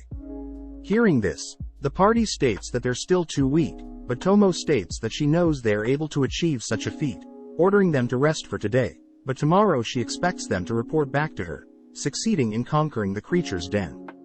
The next day, Tomo waits at the guild for Toa's party, learning that the den she had assigned is actually quite impossible for Toa's party. The location is known as Death Wish Road, as the location is near the Tinnarak forest, where many adventurers have gone missing. Just then, Toa and her members return, completely beat up and having used up all their resources, but they complete Tomo's quest, making a name for themselves in town. Cutting to Makoto, we see him ask Mio if she could hunt down the ambrosia flowers, asking Mio to search the Tinnarak forest. Heading to meet with Patrick, Makoto asks if he could borrow some of Patrick's housing space for his own company, which Patrick happily obliges, asking Morris to make space for Makoto. But Patrick fires back a question, having deduced that Makoto is attempting to hide his business from the kingdom. Apparently, Makoto had learned from the receptionist that hiding one's business is quite normal, but it's difficult to get connections. Since Patrick owes him a favor, he knows that Patrick would be more than happy to help out, as Patrick personally knows a location completely outside the reach of the kingdom, asking for some time to arrange such a location. Following Mio, we see her and one of her followers finally reaching the Tinarak forest, but as we zoom inside of the forest, we see several adventurers, exploring the forest, unknowingly having two mysterious people stalking over them. As we follow Aris, the mysterious girl stalking the adventurers that entered the forest, she begins looking down on the already defeated adventurers, learning that Aqua, the girl with her, had only immobilized them, disgusted that humans would enter their sacred forest. Following Makoto, we see the three girls attempting to help reduce his mana pool, but no spell is capable of reducing it whatsoever.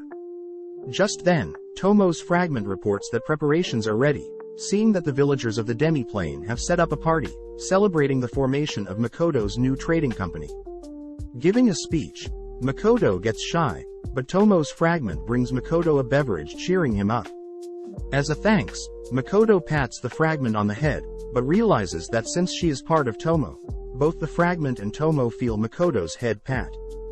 Seeing this, Mio gets jealous, offering Makoto some food, realizing that she can take the chance to feed him, but Makoto unknowingly just uses his hands.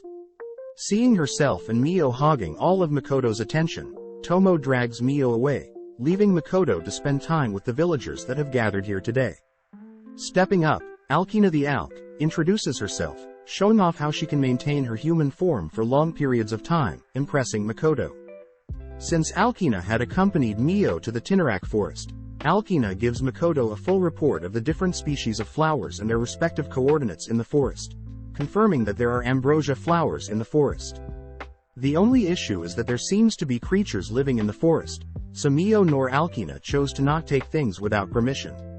Asking if Alkina and her friends are finding the demi-plane fine, Alkina happily states that her friends, Haruna is enjoying training with other warriors, Minato is participating in blacksmithing and alchemy with the dwarves, Hokuto is helping the orcs with construction, and finally Alkina is lucky to follow Mio around all day. Up next, Makoto talks to Liddy, who reports that he's been studying the other species' tactics, leading him to finally beat Agaras, his orc rival. Happy to hear that, Makoto learns Liddy is also training with Tomo, scared that she is monstrous compared to him. Sitting down with Baron, Baron asks about life in town outside of the demi-plane, finding it funny that Mio and Tomo try to fit in, but stand out due to their outrageous power. Wondering if Baron is getting tired of the demi-plane, Baron corrects Makoto, stating that most of the demi-plane has actually not been explored, therefore there is no reason to leave until then. Plus he gets to serve Makoto to his full abilities whilst here. But Baron does mention how he is curious what humans would consider valuable equipment, which gets Makoto to suggest that Baron be the one to man the shop he's renting in town, knowing that Baron can speak to other humans, and learn what is popular. With such a valuable opportunity, Baron is happy to accept the offer. Finally, Makoto chats with the orc that he had healed, who was injured from logging. The orc reports that he'll be the guide, allowing adventurers into their illusionary city, which makes Makoto wish him good luck. Cutting to Mio and Tomo, they sit alone, eating on some skewers. Mio is quite sad, as she isn't able to spend more time with Makoto, but Tomo changes the subject, asking for her findings in the Tinarak forest. Right before Mio reveals her guesses on the people guarding the forest, Tomo cuts her off, asking that she only report facts to Makoto, suddenly realizing that neither of them can feel Makoto's presence. Within a second, his presence comes back, prompting them to rush in his direction. As we cut over to Makoto, we see him simply training with his bow, shocked to see Tomo and Mio watching him from afar. Seeing Mio rush over to hug him, Makoto asks if they are being attacked, but Tomo gets serious, stating that Makoto is using a very dangerous technique when drawing his bow. Asked to explain his thought process, Makoto states that he needs to focus deeply before drawing and firing his bow. Hearing this, Tomo is shocked, as she knows when Makoto focuses, he is intentionally erasing his presence in order to blend in with the background. Next he imagines himself as the target, which isn't normal, as Mio points out the only time someone can remove one's presence is when they die. This means that Makoto is appearing as if he's committing suicide every time he draws his bow, but on top of that, Tomo notes that his mana has increased. Tomo deduces that every time Makoto severs and reconnects his conscience, he is essentially dying and rebirthing himself, essentially doubling his mana every time. This would explain the increasing range of the demi-plane, but this means the goddess of this world will have him exterminated, as he's approaching the level of a god. For now, Makoto will conceal his mana when in the outside world, whilst Tomo has the dwarves work on stronger mana-absorbing gear. As Makoto calms Mio down, Tomo thinks about how interesting it is that her master is on par with a god. The next day, Makoto walks through town, thinking about how he's now unable to shoot a bow normally, without overthinking. As he wanders around at night, a bag suddenly flung in his direction, moving out of its trajectory, only to spot a demi-human, who he notes looks just like him. Out of nowhere, a blonde woman attempts to seduce Makoto, who realizes he's in the red light district, but before anything happens, Mio and Tomo drag him away. Brought back to their room, Tomo and Mio are pissed, with Mio blocking off all of Makoto's escapes. Both girls begin accusing Makoto of preferring prostitutes over them. Hearing Makoto stuttering, they both force themselves onto Makoto, but Makoto conjures a wall of ice between them, suddenly disappearing. As we cut over to Emma, she runs over to a tree, shocked to see Makoto hung upside down, with his clothes torn apart. Deducing that Mio and Tomo may be the cause of this, Emma changes the topic, telling Makoto that Rugi has finished crafting mana-absorbing gear for him. The next day, Rugi shows off his new mana-absorbing coat, linking several rings to it, to greatly increase the gear's durability. Suddenly Mio appears, asking to speak with Makoto, which he shyly accepts. Chatting privately, Mio apologizes for last night, agreeing to never force herself onto Makoto, unless permitted. Changing topics, Makoto announces that he'll be visiting the Tinnarak forest, to negotiate the ambrosia flower for his trading company, but Mio states that it'll be a waste of time, and instead she'll just forcibly take it. But when Makoto offers to have only Mio and him visit the forest, she forgets about terrorizing the forest, as she can be alone with Makoto. Now passing through the forest, Makoto and Mio make their way to the ambrosia flowers, with Mio spotting some adventurers following them, casting her web, so they don't interrupt her date with Makoto. As they approach a large field filled with ambrosia, they reason they should ask for permission before plucking them, holding hands as they make their way through the field. Suddenly Makoto and Mio are stopped by Aqua and Aris, pissing Mio off, as these people are interrupting her special time with Makoto. To make things worse, the three adventurers following Makoto and Mio appear as well, which Makoto recognizes one of the adventurers to be the girl from yesterday. Suddenly, Aris and Aqua accuse Makoto, Mio and the adventurers of stealing their land's goods, prompting Aris to suddenly conjure an ice spell, scaring everyone away. As Makoto runs away, we see the blonde girl from yesterday running alongside him, ordering him to protect them. With Aqua personally firing some flame arrows at them, Makoto is able to sense the attack in time, erecting his Kai barrier, and protecting everyone from further harm. Carrying Mio, Makoto runs alongside the adventurers, who demand that Makoto save them. Annoyed, Makoto suddenly hears Tomo's voice, chatting via telepathy. Asking if Tomo knows who the attackers are, Makoto asks if Tomo can help out, but Tomo refuses, jealous that Makoto is on a date with Mio, going as far as to hold her hand. Explaining his situation, Makoto says he'll allow Tomo to pursue katana making and rice farming as hobbies if she helps out, which she immediately agrees. Immediately coming up with an idea, Tomo asks Makoto to create a smokescreen, where Tomo can then create and drag the adventurers into the demi-plane via mist, where they'll visit the illusionary city, both protecting them and getting rid of them. Additionally, Tomo suggests Makoto feed her some of her favorite food, as she's currently in a sour mood. Channeling a fireball, Makoto shoots the ground beneath the adventurers, creating a smokescreen to allow them to be taken away by Tomo. Whilst Aqua and Aris are distracted by the friendly fire, Makoto cuts his own hand, feeding his blood to Mio, which Aqua and Aris find creepy, but this is enough to make Mio happy, complimenting the delicious meal she was fed. Having just witnessed something strange, Eris begins casting a powerful ice spell, wanting to end this quickly, but as she slowly channels magic into her wand, Mio intervenes, slowly absorbing the magic, impressing Makoto. Following up, Makoto casts a bright beam of light, using it to distract Aqua and Eris, giving Makoto the opportunity to destroy Aqua and Eris's wand and bow, but to be safe, Mio ties them up. Whilst this is happening, the adventurers are welcomed by Tomo's fragment, having successfully made it to the illusionary city. With Aqua and Eris now bound, Makoto can clear things up, stating that he has no intentions of stealing from this forest, and instead is willing to exchange items of equal value.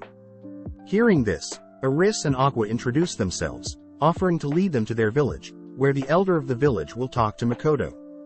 Moving deeper into the forest, Makoto and Mio are taken to the forest ogre village, but Makoto can't help but sense a barrier looming over this village, one that Makoto recognizes. As they walk through the village, Eris states that the barrier helps protect their home, along with the precious ambrosia flowers, but they soon reach the elder's house. Greeted by Nilgistory, the representative of the leaders, Makoto learns that these people in the forest don't consider themselves elves, but claim to be forest ogres, drawing strength from normal means, whereas elves draw strength from spirits.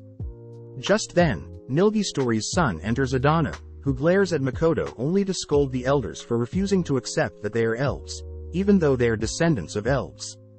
The elders reason that forest ogres create the woods, compared to the elves who depend on them, but Adano states that is irrelevant, mentioning how a dragon barrier is weakening.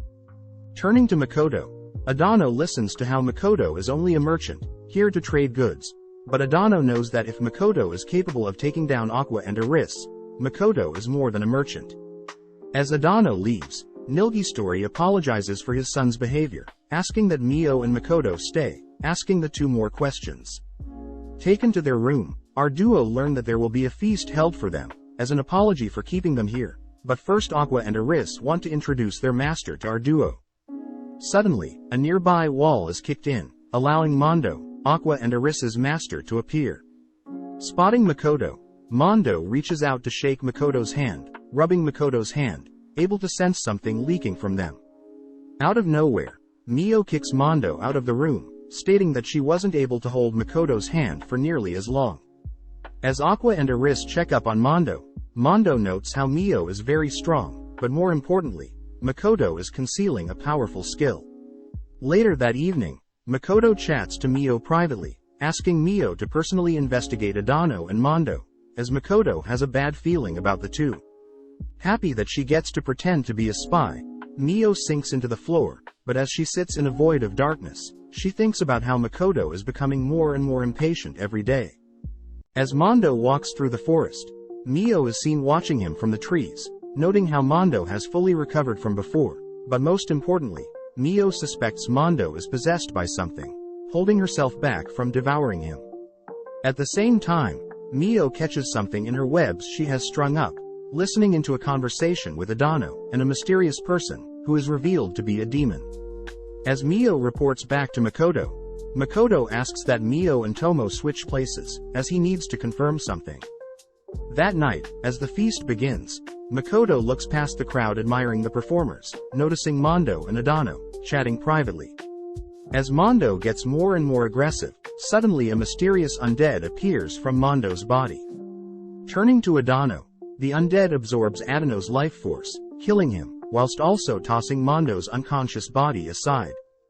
Seeing this, Makoto slowly approaches the undead, deducing that since the undead most likely has an immortal body, it must be a lich, which the undead confirms. Sadly, since Makoto knows its secret, the lich begins channeling a potent spell, stating that if Makoto evades his spell, the whole forest will be destroyed. Hearing this, Makoto takes the spell head on, revealing that any spell that affects his status is immediately neutralized, as he mimics Mio's spell from earlier, consuming the lich's magic before it can cast its spell. On top of that, Makoto strips the magic surrounding the lich, leaving only its skeletal body, too weak to even stand. As a crowd forms, Tomo finally arrives, helping Makoto send the lich to the demi-plane, so Makoto can talk to it later. At the same time, the elders of the forest thank Makoto, revealing that they had planned to assassinate Makoto during the feast. But before they can continue, Tomo butts in, greeting Nilgistory. Tomo reveals that she was the great dragon that erected the barrier around this village, asking everyone to respect Makoto, as he is now her master. Returning to the demi-plane, Makoto begins interrogating the Lich, learning that it wanted to study how the forest ogre operated, but Makoto is more interested in its reason for wanting to be immortal. The Lich reveals that it's striving to become grand. As they chat, the Lich grows more powerless in the face of Makoto, recognizing his vast mana pool, along with his infinite potential, as the Lich hears that Makoto wants to learn magic from him, confusing the Lich as compared to Makoto he's nothing. Stepping in, Tomo states that she knows the Lich's definition of a grand as a being that can move to other worlds, without being stopped by the goddess of this world. But Tomo reveals that she only knows of a few grants that have moved to another world, and decided to stay, as these other worlds were far too dangerous. Hearing this, Makoto realizes that his parents were grants, having moved to Earth, from this world. On top of that, Tomo tells everyone that there is less than a 10% chance of successfully moving to another world. Hearing this, the Lich begins to despair, as there is almost no chance that he can become a grant and visit another world. Seeing this, Tomo suggests that the Lich becomes Makoto's servant, which Makoto agrees, offering to form a pact. Cutting to the adventurers, we see the three staying at a room assigned for them, humiliated as they don't want to accept equipment from monsters, but instead want to steal the valuable equipment. Back with Makoto, he is seen successfully forming a pact with the Lich. Everyone is amazed to see that the pact has returned the Lich back to its human form, a handsome red-haired man. With the Lich marking the third servant for Makoto, the girls begin trying to boss the Lich around, but suddenly Tomo is struck by a powerful force, falling to the ground, as she apologizes for making a mistake, bleeding from the head. Ordering Mio to stop and patch up Tomo's bleeding head, Makoto states that he'll be heading to the source of the explosion, asking Lich to accompany him. As the two rush through a forest, towards the village, Lich collapses, apologizing for being dead weight, as he's not used to this body. But instead of using his mana to keep up with Makoto, Lich offers to heal the village from afar, surprising Makoto, as healing magic is the opposite of what he thought Liches were capable of. As Lich begins healing the village, Makoto sprints towards the entrance of the village, spotting Emma and Hokuto, noting that Hokuto is not regenerating, not breathing and cold. Seeing this, Makoto gets a flashback of when he was younger. He had lost a pet, having taken a while to accept that the pet was dead. Back in the present, Lich telepathically communicates with Makoto, informing Makoto that he's been able to heal the ones lightly scraped and battered, but the ones in front of Makoto are badly injured. Hearing this, Makoto reasons that Hokuto must still be alive. Makoto immediately erects a Kai barrier around the injured, pissed that he can't use healing magic. But searching through his memories, Makoto immediately erects another Kai barrier, simply enhancing Lich's healing, as it passes through the barrier. Happy to see that Hokuto is now breathing again, Makoto leaves the rest to Lich, wondering why his mana is suddenly filling the air. Emma barely makes it to Makoto, handing Makoto an item of the orc assigned to guide the adventures in the illusionary city, but Emma points towards the explosion point, stating that Tomo's fragment and the orc are trying to stop adventurers who caused this. Rushing to the site, Makoto notices several mist gates, wondering if the explosion forced the mist gates to appear, dragging the adventurers, Tomo's fragment and the orc all into different gates. Sensing something off, Makoto reaches to enter one of the mist gates, but he suddenly obtains the blonde adventurer's memories. Apparently, the blonde had intentionally tried to seduce Makoto that one night, but failed. We then see the blonde and her party, stealing the valuable goods in the village, but Emma had caught them, innocently asking them to stop, but was kicked aside. Next, Hokuto and the orc attempted to warn the adventurers that the items were too dangerous and need to be disposed of, but they wouldn't listen, leading the blonde to toss a bag containing one of Makoto's mana-filled rings, but unknowingly, this caused the ring to explode. Tomo's fragment attempted to subdue the explosion, but the power broke past her barrier, as we cut to the blonde, lying on the floor of an alleyway, barely able to remember what happened. Having successfully stolen some valuable items, the blonde attempts to get home, but suddenly a mist appears, covering her surroundings. Out of the mist, Makoto appears, glaring daggers at her, shocking her, as she has never seen him without a mask. Since Makoto can't speak common yet, the blonde can't help but slowly back away, as Makoto begins walking towards her, stating that the blonde was only able to survive because of Tomo's fragment protecting her, but even still, it's quite unfair for trash like her to live. Demanding that Makoto leave her alone, the blonde announces herself as a level 96 adventurer, but Makoto ignores her, pulling out his dagger, prompting the blonde to rush him. As her blade helplessly clashes against Makoto's Kai barrier, Makoto disarms her, cutting off her 2 hands, and kicking her to the ground. Slowly walking up to her, she begins begging for her life, but Makoto reveals that because of the explosion, Tomo's fragment, and the orc is now dead, ending her life. As he turns to leave, Makoto begins crying, realizing that death isn't normal, only to collapse to the ground, breaking down. The next day, the villagers hold a funeral for Tomo's fragment and the orc, which brings to light that Makoto truly underestimated the cruelty of this world. As Mio, Tomo, Makoto and Lich gather in a room, they all decide to give Lich the name Shiki, representing knowledge, or common sense. Happy to see Shiki pleased with his name, Makoto turns to ask Tomo how he was able to see the memories of the blonde adventurer, as that is a skill specific to Tomo. Makoto wonders if upon forming a pact with Tomo, Mio and Shiki, that he'll start growing dragon, spider and undead body parts, but this makes Tomo crack up. It's revealed that since Makoto had formed pacts, through contracts of control, no part of the servant will enter the master's body. But Tomo does state that Makoto was most likely able to use her ability, since he trusts her, as it's quite known that a master is able to use a servant's skills, only if they have a strong connection. Hearing this, Mio gets jealous, listing off times when she's been close with Makoto, but Tomo matches her energy, listing her moments with Makoto. Heading elsewhere, Makoto chats to some villagers, asking Emma to construct a barrier around the illusionary city, as a means to keep adventurers in, but also prevent weak and young villagers from getting in danger. Next Makoto asks about Hokuto, happy to hear that his recovery is going well, but Makoto asks for some of the Alks to change into their adventurer form, and live among the adventurers brought to the illusionary city, as a way to keep watch and gather information. Makoto then visits the dwarves, asking them to integrate a disposal system, where dangerous items are immediately disposed of, and valuable items are kept out of adventurers' reach.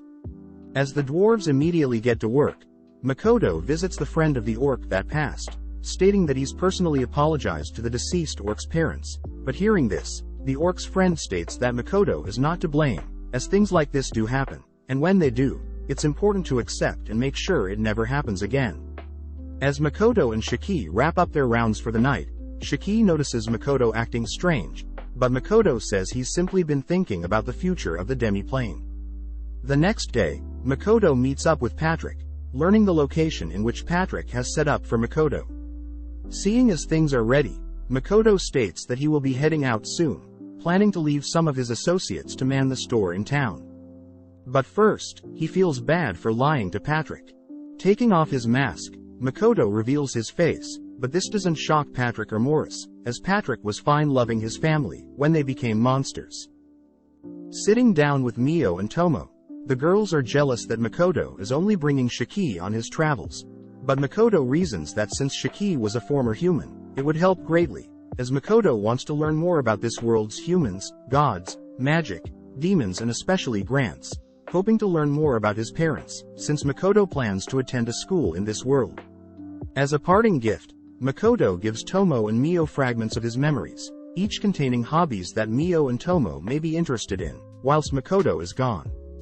Reluctant to accept them, the girls state that they'll work on gathering more species in the demi-plane, and help grow the store here in town, whilst Makoto is gone. As Makoto and Shiki bid farewell to everyone in town, they make their way to a magic circle, meant to help with travel, but upon stepping on the circle, the goddess of this world intervenes, transporting Makoto to an unknown location, leaving Shiki, Mio and Tomo, searching for Makoto's location. Cutting to Patrick and Morris, they narrate how there is news of nearby cities, gathering their heroes, to finally start a war with the demons. Looking around, Makoto senses bloodlust, barely able to dodge, but in exchange, Makoto loses some of his fingers. As Makoto looks towards his enemies, two mysterious people, a girl wielding a powerful sword, Sophia, and a young boy, Mitsurugi, both giving off powerful auras. Attempting to grasp the situation, Makoto hears Sophia and Mitsurugi accuse Makoto of being the goddess's representative for the humans, wondering why the goddess has sent a demi-human. Trying to communicate with Mio, Tomo or Shiki, Sophia notices Makoto distracted, rushing in to strike, but Makoto luckily blocks her slashes with his barrier. Even with his Kai barrier, Sophia is still able to knock him back, but Makoto reasons he should stop his bleeding first, using his bowstring to tie off the wound. With Sophia impressed with Makoto's skills, Makoto takes the chance to use his writing magic to ask why they are attacking him, a fellow human, but the two reveal that they have sided with the demons, making them enemies by default. Hearing this, Makoto projects his Kai barrier past the mountains blocking his view, realizing that there are both human and demon armies gathered. Not wanting to be caught up in a war between the humans and demons, Makoto wonders if he should escape into the demi-plane, but that would be too dangerous for the weak villagers. Needing more time to think of a plan, Makoto converts his blue coat to a red one, prompting Mitsurugi to warn Sophia of Makoto's mana-covered body. Casting simultaneous fire spells in rapid succession, Makoto bombards Sophia and Mitsurugi, forcing them to create barriers of their own. As they are distracted, Makoto attempts to flee, but several swords appear, blocking and cutting off his escape. Seeing Makoto fleeing, Sophia with the help of Mitsurugi, chases after him, disappearing temporarily, only to appear behind Makoto. Luckily, the coat he's wearing is able to block a fatal strike, prompting Sophia and Mitsurugi to wonder if Makoto is being unfairly blessed by the goddess. Putting on a ring, Sophia claims the ring will absorb all of the goddess's divine protection on Makoto, but this only pisses Makoto off. Makoto states that he is not working with the goddess, which surprised the two, as they both witnessed Makoto enter through the goddess's golden light.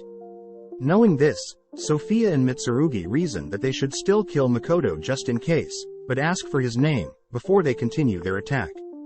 Introducing themselves first, is Sophia, the strongest adventurer in this world, and Mitsurugi, known as the Lancer Dragon, which Makoto remembers as an acquaintance of Tomo. Seeing as they are short on time, Mitsurugi and Sophia prepare to attack, but Makoto is now ready to counter. Taking off one of his rings, Makoto makes use of all the mana stored in it, creating a barrier for himself, but annihilates the surrounding area around him. Immediately after, Makoto erects his Kai barrier, scanning the area, to see that Sophia and Mitsurugi are still alive. Taking out a special arrow, crafted by the dwarves, Makoto creates a bow, infusing the arrow with fire, only to fire directly at Sophia and Mitsurugi. As the two rush to protect themselves, Makoto reveals the arrow's special skill, splitting off, but even still, the fragments burst past Sophia and Mitsurugi's barriers. Barely surviving, Mitsurugi spots Makoto now preparing a water arrow, ordering Sophia to lend him strength, projecting a water barrier, as Mitsurugi has a high water affinity. As the water arrow strikes his water barrier, the arrow begins creeping through, surprising Mitsurugi, as this means Makoto's water affinity is greater than his. As the arrow finally collides with the two, Makoto turns to leave, but suddenly Sophia appears, surprising Makoto, as he's unable to block the strike. Instead, Makoto, still holding his arrow, uses it to block the strike, but instead his arrow destroys Sophia's sword. Assuming Sophia would now give up, she instead rushes in, hugging him tightly, distracting Makoto long enough to allow Mitsurugi to create several hundred swords in the air, all whilst Sophia teleports Makoto and herself above the clouds. Letting go, Sophia teleports her way past the endless spikes, leaving Makoto to free fall from the skies. Focusing, Makoto begins firing spells at the blades in front of him, carving a path. Using up his remaining rings, Makoto channels a final water spell, blasting it at Mitsurugi and Sophia, completely parting the clouds, and creating a massive crater filled with water. In the middle of the crater, Mitsurugi and Sophia are barely alive, with Mitsurugi losing a leg, and Sophia losing all her armor. They can no longer sense Makoto's presence, assuming him to be dead. Waking up, Makoto is seen back in the demi-plane, completely recovered, thanks to the girls. As Patrick gets word of the war between humans and demons ending, we see Makoto and the others, all learning that the goddess had planned to have Makoto die facing the demons.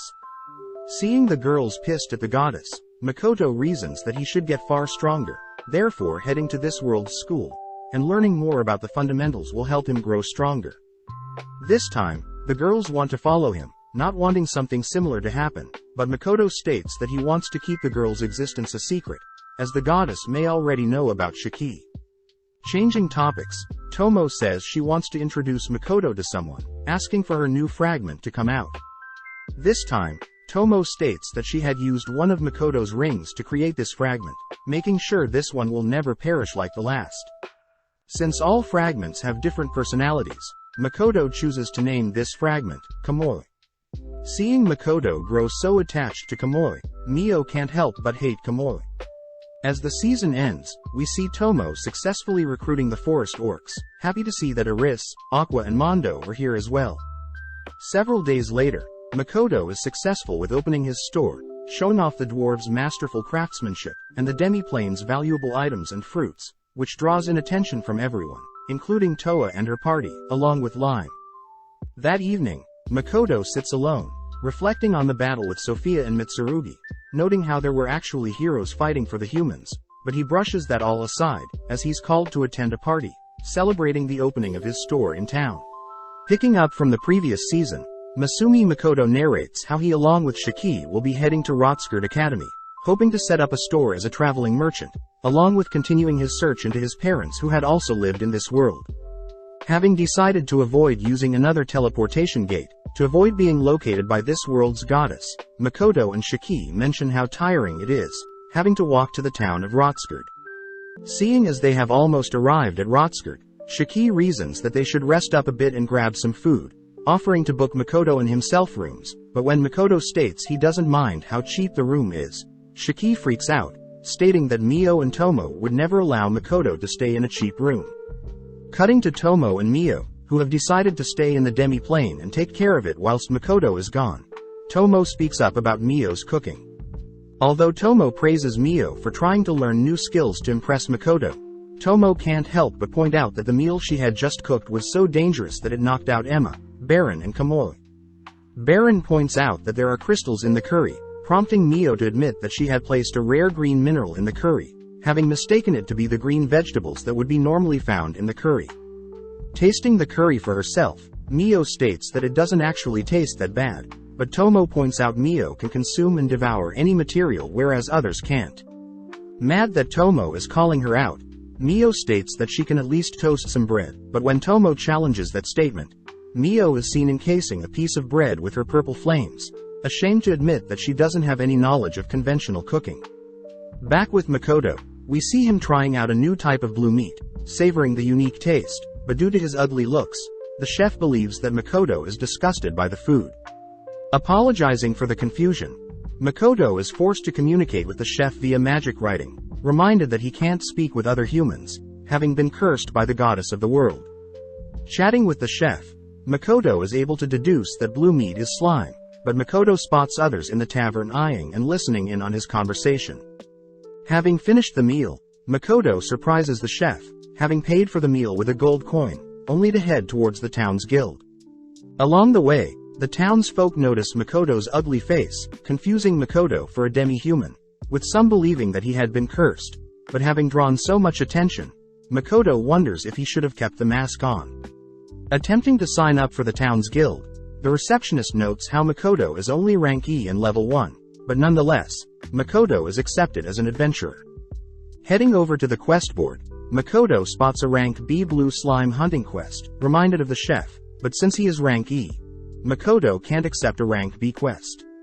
Suddenly, Makoto overhears a lady stating that a group of bandits by the name of Moon over the ruined castle is attacking her village. The lady adds that she is ready to reward any adventurer that is willing to save her village, but the receptionist points out that the Moon cult is quite a large group of bandits, and that it would take at least a month for the guild to gather up enough adventurers to combat the group of bandits. Hearing this, the lady begins to despair, crying out that the world's goddess is so cruel, believing that the goddess has cursed her, which Makoto notes how he too has been cursed by this world's goddess. Before Makoto leaves, He spots several scummy adventurers attempting to negotiate with the lady, but the lady stands her ground, storming out of the guild, passing by Makoto with tears in her eyes. Heading through the town's alley, Makoto admits that he shouldn't have paid with a gold coin earlier, erecting his Kai domain, only to sense several men tailing him from both the tavern and the guild. At the same time, Makoto also spots several men attempting to take advantage of the lady from the guild, spotting her calling out to Ito, someone that has been knocked out by the scummy men. As the men try to make advances on the lady, they are suddenly barraged by several bodies, spotting Makoto appear from the shadows. As Makoto easily cleans up the remaining men, he turns to offer some help to the injured Ito, but the lady is skeptical of the offer, believing that Makoto is a demi-human due to his hideous looks. Activating his healing Kai to heal Ito, Makoto thanks Tsukuyomi for granting him amazing powers, but puts the lady at ease, introducing himself. Apologizing for the rude remarks, the lady introduces herself as Lana from the Toppa village as well as Ito the werewolf. Surprised that an innocent beast boy like Ito could be a terrifying werewolf like the stories he's read, Makoto snaps out of his daydream, offering to help Lana carry Ito. As Makoto helps carry Ito, Makoto learns from Lana that her village of Toppa had been raided recently, and their strongest warrior in their village had been tortured and killed. Lana also states that she had been told to simply comply with the bandits' demands in order to save her village, but Lana reveals that other villages that had followed the demands of the bandits have been ultimately wiped away by the bandits. As Lana falls to the ground in tears, she's happy to see that Ito has woken up, asking if the guild is willing to help them. Seeing Lana break the bad news to Ito, Makoto thinks back on the cruelty of this world, sighing as he has no other choice but to intervene. Offering to escort Ito and Lana back to their village, Lana points Makoto towards the mountains, afraid that it'll take a while for them to reach the place, but Makoto simply picks the two up, leaping in the general direction of the village. Having arrived instantly at their village, Lana asks for Makoto to wait outside, heading in first to update the villagers on Makoto's arrival. Curious as to why Ito didn't follow Lana, Makoto learns that Ito isn't welcomed by Lana's village, and that Eto's true home is off in the woods. In that moment, Makoto activates his Kai domain, smelling blood in the village and deducing that the bandits have chosen to kill off more villagers. Changing topics, Makoto reveals that he knows Ito had pretended to be asleep when he was carrying him, as Ito felt bad from not being able to protect Lana. Advising that Ito must grow stronger to protect Lana, Makoto suddenly senses something in the forest, heading into the general direction of the forest, but Ito tries to stop him. Ito wonders why Makoto is going so far to help them, but Makoto simply states that the moon over the ruined castle is the title of a song he loved in his previous world, so he doesn't like it to represent some evil bandits. Cutting to Mio, we see that her second attempt at cooking has resulted in accidental poisoning of Lime, Agaras, Liddy, Akina, Aqua, Eri and Mondo, all learning that Mio had placed poisonous leaves, industrial oil and random fruits into her dishes. Tomo states that Mio should also factor in what each species prefers as meals, and not rely only on the rarity of a certain food item, but this only confuses Mio. As an alternative, Tomo suggests that Mio travel the world to expand her knowledge on the culinary arts, able to convince Mio to accept that idea, if it means Makoto will be impressed. Back with Makoto, we see him spot several bandits camping in the woods, listening in on them. Putting his mask back on, Makoto immediately erects his Kai barrier, removing all sounds within his barrier, only to fire arrows at the bandits. Makoto reveals that the arrows aren't meant to kill but instead they're laced with sleep spells, only to slowly approach the men. When one of the men tosses his blade at Makoto, Makoto's dwarf armor simply deflects the blade, but seeing as he doesn't want to waste too much time, Makoto conjures two balls of flames, shaping them into a bow and arrow, only to release the arrow in the direction of the remaining bandits. With a huge explosion, Makoto walks towards the injured bandits, threatening the bandits, only to disappear. Having heard the huge explosion, Lana, Ito and other villagers arrive on the scene, spotting the tied-up bandits, only to thank Makoto for helping them out. Having returned to town, Makoto meets back up with Shiki. Makoto learns that Shiki has booked them a room for 3 gold coins a night. Wondering if it's too expensive, Makoto learns that the heroes of this world are treated quite well by the Limia Kingdom and the Gratonia Empire. Just then, Makoto remembers that when he was fighting Sophia and Mitsurugi, Apparently he sensed two heroes nearby, wondering when their paths would cross. Cutting to before Makoto was transported into another world, we follow Makoto at his high school, Nakaritsuhara High School. One day as he's walking through the school, he's stopped by Otonashi Hibiki, a member of the student council. Exchanging some brief words with Makoto, Otonashi watches as Makoto walks away, thinking about how Makoto is average compared to herself. Apparently, Otonashi since birth had been able to accomplish many things, even with the smallest of efforts. It's because of this that she believed that her life would be pretty easy and boring, up until she too was brought before the goddess. Demanding to know why she is in this mysterious realm, Otonashi learns from the goddess that Otonashi and one other person have been selected to defend the goddess's world from evil beings. Upon hearing this, Otonashi gets suspicious of the goddess's claims, turning to leave, but the goddess reveals that she knows Otonashi is bored of her old life, offering to give her an enjoyable life in this new world. With Otonashi convinced, the goddess bestows powerful magical and physical abilities, along with a unique skill to draw people into her. Finally, the goddess gives Otonashi a silver sash, sending her off before she can ask further questions. At the same time, in the Lemia Kingdom, the king had been informed of a hero that would descend and protect them, leading to Otonashi's entrance into the new world. With several days passing, Otonashi has slowly gotten used to her new life, realizing that this new world's land is very similar to Japan's. Apparently, demons that lived in this world had been pushed off into a section of the world, but the fear of the demons invading grows stronger day by day. Additionally, as of right now, there are only two great kingdoms, the Lemia Kingdom and the Gratonia Empire, that are capable of holding back the demons. Otonashi had overheard that the other hero the goddess was supposed to summon, wounded up in the Gratonia Empire, whereas Otonashi remained in the Lemia Kingdom.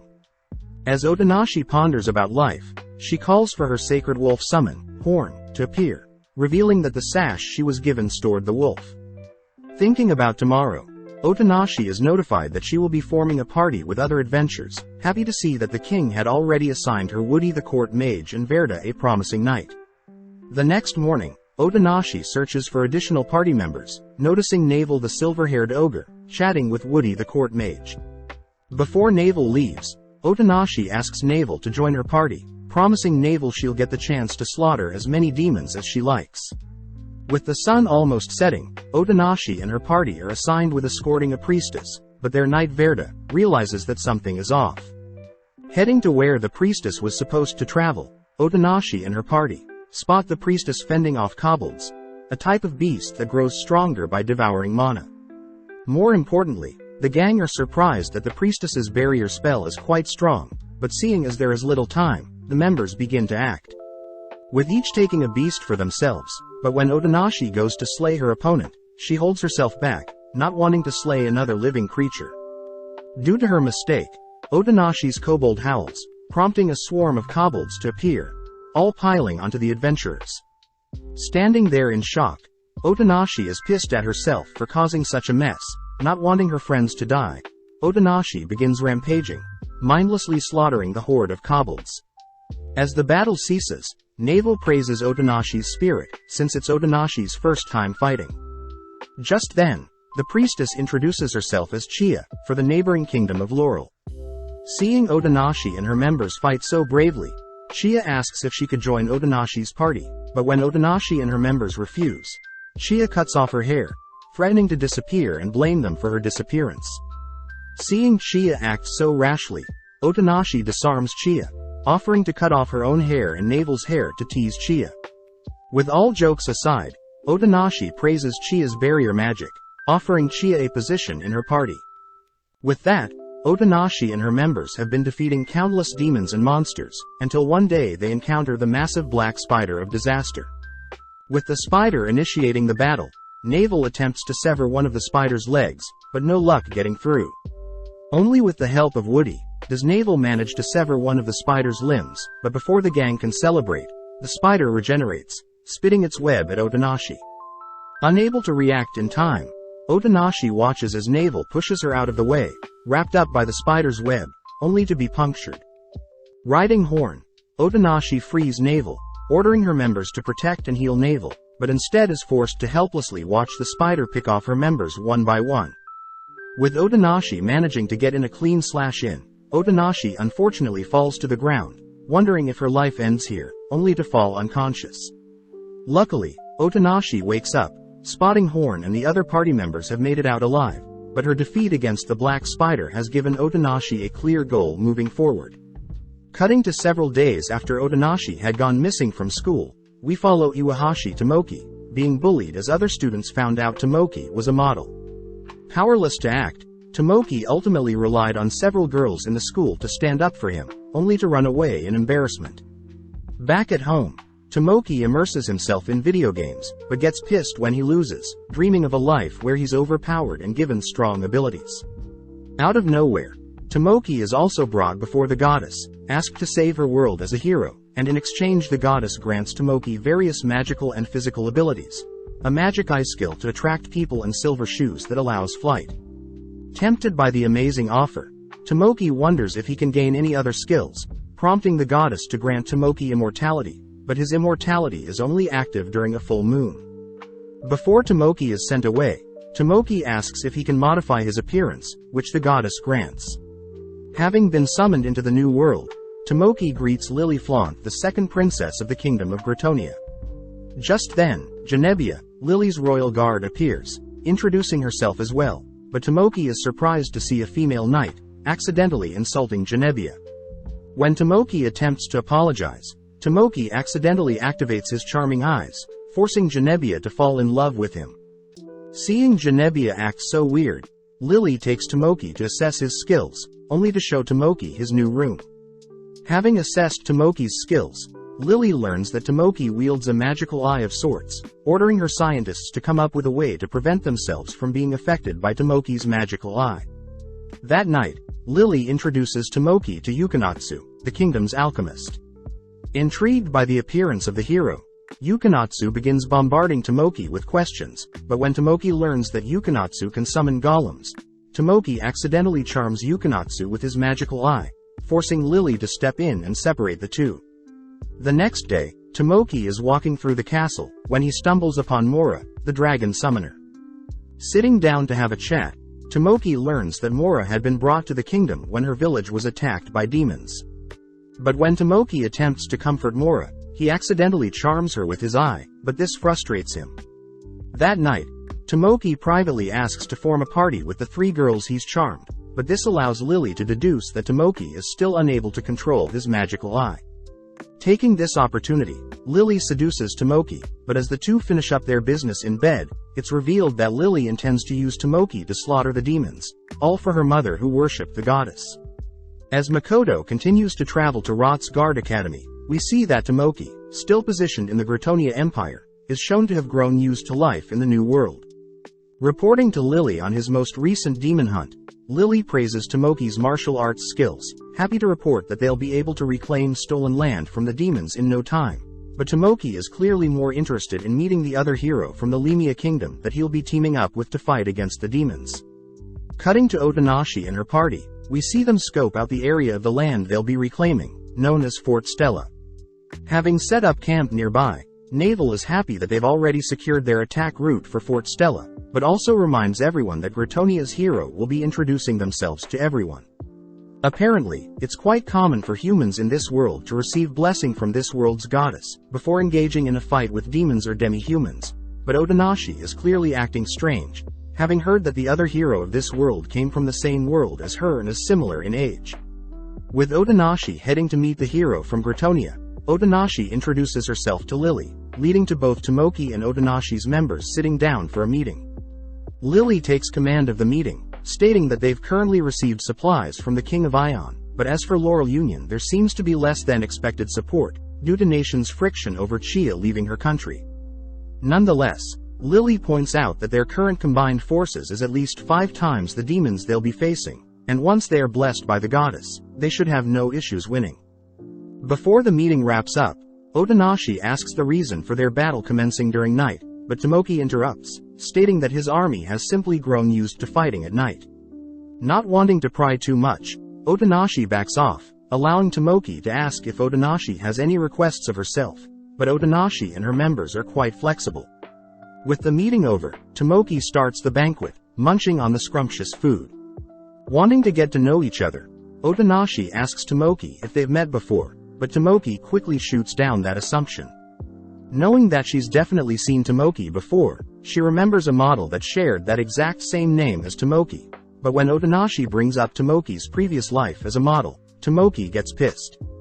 Asserting his superiority, Tomoki demands to know Otonashi's level, learning that Otonashi is only level 430 compared to Tomoki's level of 605. Not wanting to agitate Tomoki further, Otonashi agrees to speak casually to Tomoki, hoping that they'll get along with each other. That night, Navel goes for a midnight walk, only to spot Otonashi sitting alone. Hearing that Otonashi can't sleep, Navel sits beside Otonashi, asking Otonashi's reason for coming to this world. As Otonashi briefs Navel on her prestigious and comfortable previous life, Navel and Otonashi crack jokes at one another, ultimately leading to Otonashi thanking Navel for always having her back. Later that night, all the troops gather, prompting Tomoki to begin rallying and praying for the goddess's protection, but at the same time, the demons also begin making their move. With both heroes' army beginning to advance towards the demons, Otonashi finds it weird that there has been no difficulty just yet, even though Fort Stella had been known to take countless powerful lives. Just in case, Otonashi asks Woody and Chia to erect defensive barriers, along with casting movement spells. As the hero's army approaches the entrance to Fort Stella, a powerful demon steps out, curious to see how strong the two heroes challenging them are. Instantly activating a massive magic circle, the floor beneath the hero's army immediately crumbles, plummeting everyone into a massive hole. Luckily, Woody had reacted fast enough, levitating Otonashi and her members. As Tomoki's winged boots kick in, he floats above the giant crater, spotting a female demon casting an ice spell. Igniting his spear, Tomoki destroys the incoming ice projectiles, only to notice that his party had barely been able to survive, due to Yukinatsu's replica of Tomoki's winged boots. With Yukinatsu complaining about the weight of the other girls, Mora calls for her pet dragon to rescue them. With Tomoki and his members riding Mora's dragon, Tomoki initiates the fight, shooting a spear spell across the fort, impressing the female demon. Able to make it onto the fort, Tomoki orders Mora and Yukiatsu to assist from the rear, but suddenly spots a powerful four-armed demon giant before him. Instantly igniting his spear, Tomoki rushes the demon, but the demon giant simply parries Tomoki's strike, scolding Tomoki for not introducing himself. Ignoring the demon's words, Tomoki once again tries another strike, managing to cleave off one of the demon's hands, but the demon giant suddenly turns to block Otonashi's strike. Apologizing for Tomoki's rudeness, Otonashi officially introduces herself as the hero from Lemia, prompting the demon giant to introduce himself as the third general of the Demon King's forces, Io the Demi-Gigant. Regenerating his destroyed arm, Io unveils his right, chanting a spell that dissolves his ring, and in exchange Io removes the blessings of the goddess from his enemies within a predefined area. Hearing this, Tomoki realizes that his immortality at night is a blessing from the goddess, beginning to fear the idea of death. Instantly ordering his party to leave, Tomoki boards Mora's dragon, but before he leaves, Otonashi states that someone that flees from a battle is no hero. With Otonashi's party arriving to back up Otonashi, Io praises Otonashi's courage, announcing that he'll fight them seriously. At the same time, the goddess is sad that her heroes are losing, but she suddenly spots Makoto. As Otonashi and Io's fight continues until daybreak, Io commends Otonashi's resilience, but as Otonashi attempts to go for a killing blow, she is forced to relinquish her blade, falling to the ground, only to helplessly watch her party be beaten down. At that exact moment, the goddess had decided to summon Makoto to the battlefield nearby to fight Sophia and Mitsurugi, via a bright beam of light, but this light gave Otonashi and her members courage to continue fighting. As Mora and Woody heal up the rest of Otonashi's party, Navel secretly communicates with Woody, realizing that it's time she used her final trump card. With a dreadful look on his eyes, Woody enchants Navel's blade, only to hand and equip Navel with a rose sign. As Navel enters the fight, she instantly draws the attention of Io, having dealt several deep cuts in an instance to the demon. Seeing a rose mark on Navel's neck, Varda also realizes what Navel had done, but seeing as Io is trying to regenerate, Navel continues the onslaught, managing to slice off one of his arms. Amazed that he had never heard of the spell allowing Navel to grow so strong, Io attempts to catch Navel off guard with a kick, but Varda intercepts the kick with his shield, allowing Otonashi and Navel to attack. As Io prioritizes Otonashi, Navel manages to sneak an attack to Io's neck, but right as they believe Io is defeated, Io unveils his true form, instantly healing wounds and boosting his stats. Seeing as it's time, Navel orders Woody to encase Otonashi and her members in a windshield, giving Otonashi a final glance before Woody sends the party far away from Navel. As Otonashi struggles to learn what is happening, Verda tells Otonashi that the rose sign Navel has equipped grants the user immense strength, but at the cost of their life. With only Navel in the way of Io, Navel points out how she was blessed to have met Otonashi, charging at the Io, who gladly meets Navel's strike. Sadly, Navel chooses to implant her sword into Io's hand, casting a self-destruction spell that takes Navel and Io's life. At the same time, we see Tomoki feeling guilty for leaving Otonashi and her party, but Lily convinces Tomoki that he did the right thing. As the female demon checks up on the remains of Io, it's revealed that Io had managed to survive, learning that Sophia and Mitsurugi had been defeated by a mysterious monster. As Mio and Tomo are seen healing Makoto after his battle with Sophia and Mitsurugi, we cut back to the present, where Makoto and Shiki have finally made it to their destination. Following Mio and Tomo in the present, they are both seen walking through a forest, both wanting to meet up with Makoto.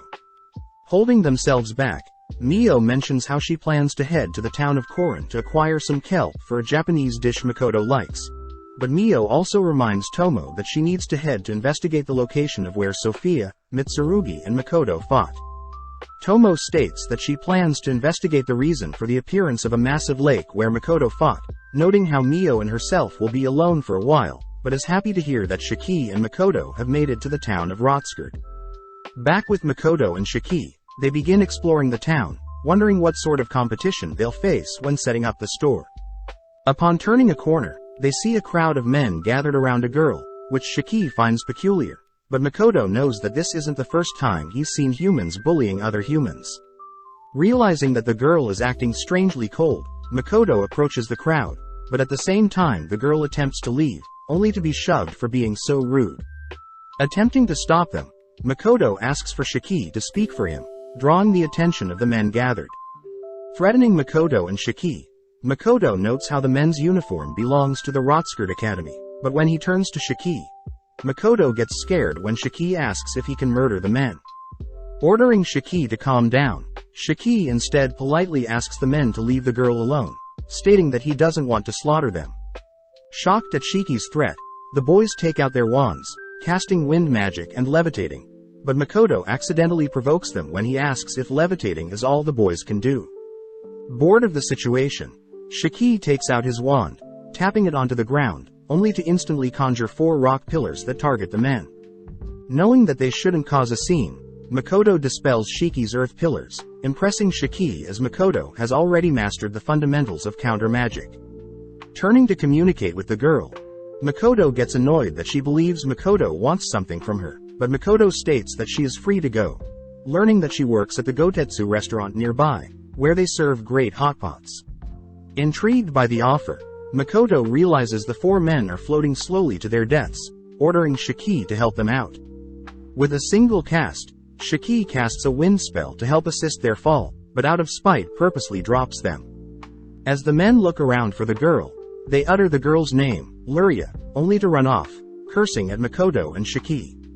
Knowing that Makoto just made enemies, Shiki states that Makoto should stop intervening in others' affairs, but seeing Makoto's serious glare, Shiki apologizes for questioning Makoto's intentions.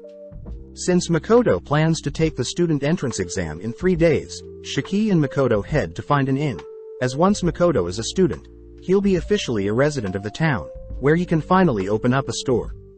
Confused at what Makoto is saying, Shiki corrects Makoto, as the papers that Makoto was given are for the teacher employment examination, shocking Makoto as this was not what he had planned. Cutting to Patrick and Morris, we see Morris admit that he may have made a mistake when signing Makoto up for a position in the Rotskerd Academy. On the day of the teacher examinations, Makoto is clearly nervous, having no idea what to expect. Upon reaching the receptionist, Makoto asks if there are any office positions that may be available, but this only annoys the receptionist, scolding Makoto for being inconsiderate.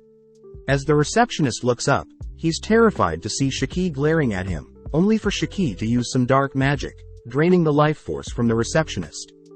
As Makoto attempts to stop Shiki from acting up, a female worker steps in, apologizing for her colleague's rudeness. Seeing Shiki and the female worker interact, Makoto fears that Shiki will start fighting with her, but suddenly she asks for Makoto's papers. Amazed that Makoto had been referred by the Rembrandt Trading Company, she states that since Makoto is applying to be a general tactics teacher, Makoto will be able to choose the difficulty of the examination along with the ratio of practical and written examinations. Overwhelmed by the woman's words, Makoto watches as Shiki steps in, personally choosing the hardest examination, which only involves physical aspects. Now in a room with other examinees, Makoto and other examinees are told that the exam will take place over 3 days, and they've all been assigned a feather from when they wish to return and a bell for when they choose to drop out. The examiner states that examinees are forbidden to fight with each other, and within the 3-day time limit, examinees are to gather a red, blue and yellow orb, in order to complete the exam. The examiner states they'll provide the examinees with weapons, but food will have to be procured by the examinees, but beware, there are monsters in the training area.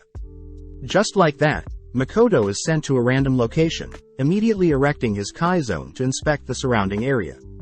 Happy to see that there is plenty of food and water nearby, Makoto manages to also locate the other players, but notes how they are pretty far away. Just then Makoto spots a red orb floating nearby, taking out the instructions on how to capture the orb.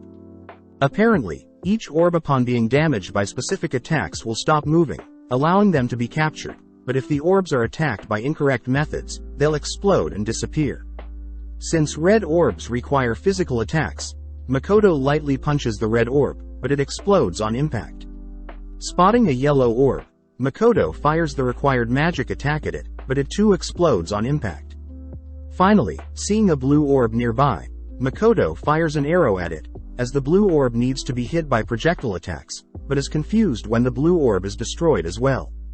Rereading the instructions, Makoto wonders if he's too strong, choosing to deactivate his strengthening Kai. But even without the Kai boost, Makoto destroys countless colored orbs. With it being already night, Makoto is sad that he'll have to spend the night, choosing to erect a powerful barrier that'll harm anything that comes nearby. Upon waking up, Makoto is shocked to see various monster corpses nearby, grateful for not being disturbed, but washes up as he needs to complete the exam soon. Choosing to check up on the other examinees, Makoto is shocked, not being able to sense the elf's presence any longer. Spotting a blue orb, Makoto reasons he'll graze the orb with the feather from his arrow, but upon hitting the orb, the blue orb teleports away. Annoyed at first, Makoto manages to successfully acquire the blue orb, but suddenly Makoto senses the human examiner's presence disappear as well. Managing to track down a yellow orb, Makoto focuses, slowly decreasing the strength of his fire spell, successfully managing to acquire a yellow orb. That night, as Makoto enjoys his first meal since being here, he senses another person appear in the training zone, but brushes it off, heading to sleep as he erects his protective barrier. Waking up on the final day, Makoto spots a masked figure dead along with the monsters, but suddenly the dead figure wakes up, tossing several knives at Makoto. Annoyed that the figure was playing dead, Makoto senses the masked figure hiding behind him, but reasons he should pretend to not sense him. Caught off guard, the masked figure manages to mount Makoto, going in for a killing blow, but Makoto nonchalantly catches and breaks the figure's blade. Having been cut and poisoned by the blade, Makoto learns that the masked figure had been hired to assassinate all the examinees, explaining why the others slowly disappeared. Seeing Makoto fine, the masked figure is shocked to see that Makoto had dispelled his dagger poison, frozen in place as Makoto had paralyzed him. Running out of time, Makoto decides to kick the masked figure far away, rushing to hunt down the red orb. After several attempts, Makoto finally acquires all 3 orbs, using his feather to leave the exam room. Shocked to see that other examinees are waiting for him, Makoto reports that he has acquired all 3 orbs, shocking the examiner as the examinees were meant to collect 3 of the same color, not different. Just like that, Makoto had been hired as a temporary instructor, but that night, we cut to the examiner speaking to a mysterious woman, revealing that they knew that someone had hired an assassin to increase the difficulty of this year's teacher exams. But Makoto was still able to pass, intriguing the woman. Being officially appointed a lecturer at Rotskirt Academy, Makoto is happy to finally get the permit to set up his own store. But Makoto also states that he still doesn't believe that he will be enrolling as a teacher and not a student. Not wanting to think about it, Makoto and Shiki head to the Five Irons restaurant, greeting Luria, who is grateful that Makoto and Shiki have been dining at her store ever since they came to town. With Shiki and Makoto both wanting separate hotpots to themselves, Luria notes how normally people would normally share a single hotpot, but at the same time, we see one of the students, Illumingan, from earlier mad that Makoto and Shiki are speaking with Luria. With Makoto and Shiki thinking about how they've visited the restaurant for 5 days in a row, we see Illumingan interacting with another mysterious student, both discussing something. As Makoto watches Shiki devour his hotpot, Makoto holds back his disgust, as Shiki is purely eating meat, vegetables and super sweet cream. As Luria serves Makoto his own hotpot, Luria asks about when Makoto will start teaching his first class, happy to hear that Makoto will head over to the academy right after the meal.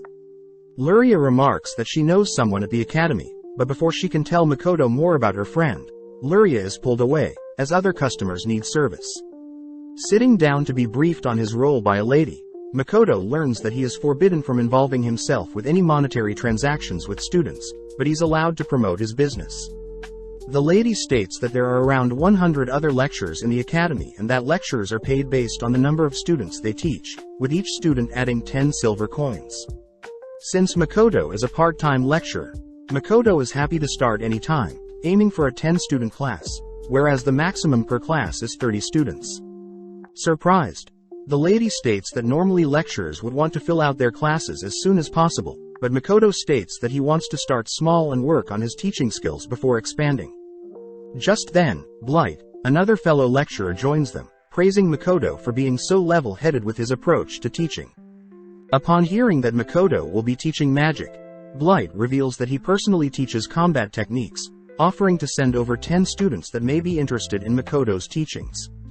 Blight states that the students this year are amazing as they can use telepathy and levitation magic, but hearing this, Makoto fears that he'll run into the same students from earlier, thrown off when he hears Blight is curious as to how strong Makoto truly is.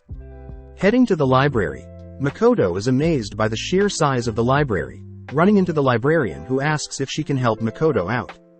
Since Shiki is trying to acquire a facility permit, Makoto asks if there are any books on magic spells, but when the librarian reveals that she knows Makoto's name, Makoto instantly erects a barrier, leaping back and demanding to know how the librarian knows his name.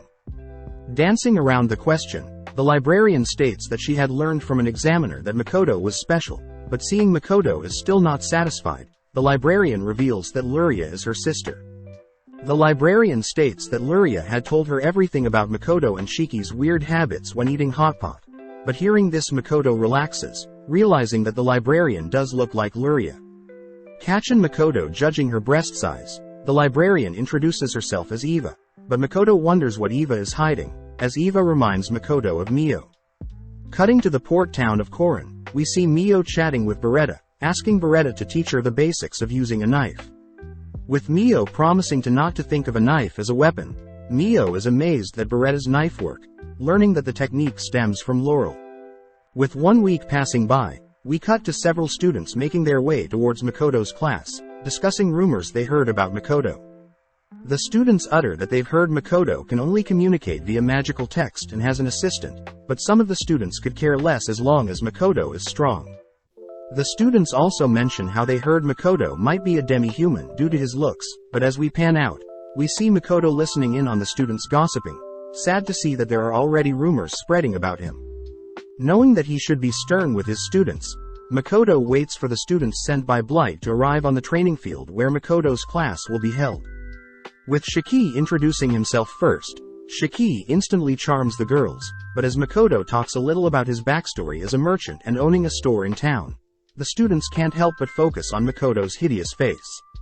Starting the class, Makoto states he'll be helping them with magic, singling out each student and asking them whether they can hone their various elemental affinities to the same level. Makoto continues to berate the students, stating that they mustn't focus on mastering a single element, as once an enemy figures out their affinity, they'll be useless in battle. Upon hearing that Makoto wants them to master at least 3 elements, they begin questioning Makoto's teachings, demanding to know if Makoto himself is capable of such things. With Shiki smirking, Makoto states that he and Shiki will be conducting a mock battle, prompting Shiki to reveal his powerful staff. Immediately, the students sense immense power from Shiki's staff, but they wonder how Makoto will survive, sensing no magic at all from Makoto. As the duel begins, Shiki ignites his staff, rushing Makoto, but Shiki's staff is stopped by a powerful barrier. As Shiki attempts to barrage Makoto's barrier with strikes, Makoto commends Shiki's growth, but Shiki reveals that he had been training under Mio and Tomo. Seeing Shiki getting too close, Makoto begins channeling a fireball, sending it directly at Shiki, but is impressed when Shiki barely blocks the spell. Needing time to recover, Shiki conjures up several rock pillars, but Makoto easily breaks through the rocks, shocking the students with his immense power. Attempting to toss an earth spell at Shiki, Makoto is impressed that Shiki easily dispelled his earth magic, immediately following it up with a simultaneous cast of a fire and water arrow. Knowing that they can't fight forever, Shiki begins channeling a powerful light magic spell, whereas Makoto chooses to cast a dark magic spell. With both spells colliding, the students spot that Makoto had closed in on Shiki, ultimately taking the win. Seeing the students too stunned to speak, Makoto states that the first lesson is over, asking the students that want to learn to come for his next class, but for those too scared to leave. As Makoto leaves, Shiki stays to heal any injured. As the students begin to reevaluate their helplessness when compared to Shiki, we see the boys are ecstatic to be able to learn from such powerful people, but when the girls grow hesitant, Shiki steps in, nonchalantly charming and healing any wounds they had. Cutting to Tomo, we see Tomo investigating the sudden appearance of the Star Lake, amused that it was Makoto's powerful water arrow that ultimately morphed the entire terrain of the battlefield. With Makoto's next class commencing, he's impressed that 5 students stuck around. They go as follows. Mithra Casper's parents are both Celtics, prefers wind magic and has pretty good grades. Dana has a wife, even though he's still so young, and prefers water magic. Abelia Hopley prefers fire magic and has relations with another student that shares the name Hopley and has connections to the kingdom of Lemia. Azumo Kusakabe specializes in wind magic, and finally Jin Rohan strives to be a swordsman with excellent combat skills. Before the class starts, the students wonder why Makoto doesn't speak, even though they saw him chanting a spell during his fight against Shiki. Makoto reveals that due to a curse, he can't speak to other humans, but can still speak. Starting the class, Makoto asks what they know about mana depletion, prompting the students to state that at 50%, there will be mental and physical fatigue. At 20% the body will be unable to move, and when it reaches 0, a person may vomit, pass out and in some cases die. Seeing as the students are aware of such facts, Makoto states that they will be testing the limits of their bodies today, ordering all the students to exhaust their mana on him. With Kusakabe and Dana being the first to give up, we see that Abelia tries to force herself past her limits, but Shiki intervenes right as Abelia begins to throw up. With only Jin and Mithra left, Mithra chooses to give Jin the rest of his mana, allowing Jin to muster up the strength to charge at Makoto, but has no luck, easily knocked out. Seeing as no one managed to land a single strike, Makoto asks them to reflect and report back to him on what they learned on limit testing today. Cutting elsewhere, we see Illumined Hopley be revealed as knowing Abelia Hopley, easily defeating his sparring partner, but is distracted as the mysterious student had handed him a mysterious potion that'll boost his physical and magical powers. But that evening, as Illumined walks through the school, Illumined realizes that Makoto and Shiki are lecturers at his school. That night, Makoto and Shiki review the students' combat performance, noting how Kusakabe can use complex spells, Dana is smart and makes good judgments fast, Abelia can mix magical and physical attacks, Mithra tends to sacrifice himself for his comrades, and Jin was the last to run out of stamina and mana. Based on the feedback, Makoto believes that Jin is a competent leader, but at the same time, we follow Blight speaking to a member of the Assassin's Guild, demanding that they get rid of Makoto already. With 2 weeks passing by, Makoto reveals his new Kuzunoa store in Rotskirt, but sadly he has to fire Aris and Aqua as they need more people back at the original store in Sieg. As both Aqua and Aris beg Makoto to let them stay, Makoto eventually gives in, telling the girls about the new various items they have in store. Makoto states that he intends to promote his new store by marketing it as a pharmaceutical and general store that opens till late, planning on operating till midnight. Makoto tells the girls that they'll be taking turns manning the stores, and that he'll provide the girls meals, piquing their interest. On top of that, Makoto says there will be no manager bossing them around, as they are still quite a new store, selling the girls on working at his new shop. As Makoto heads back to the academy, he notes how his new store and classes are going well, but unfortunately he's gained lots of attention from female students, all begging to marry Makoto, having heard of his overwhelming strength in combat along with opening a new business. Thinking about marriage, Makoto brings out a photo of his parents, only to realize Eva is behind Makoto, asking Makoto who the people in the picture are. Not wanting to tell Eva everything, Makoto simply tells Eva that two people are quite important to him and they are married, both caring dearly for each other. Hearing Makoto confused about the concept of marriage, Eva mentions that most students are children of nobles and merchants, therefore marriage is used to gain status or wealth. Hearing this, Makoto gets uncomfortable, as the students are used as tools for their parents' benefit, but Eva finds Makoto's reaction cute, as it's a common thing around the world, but this makes Makoto realize how lucky he is that Tomo and Mio want to marry Makoto out of love. Cutting to Lime, we see him reporting these findings on what transpired around the area where Makoto fought Sophia and Mitsurugi. Lime reveals that the dragon Laika the waterfall was fighting before people raided Fort Stella, suspecting Sophia to be the one to slay the waterfall dragon.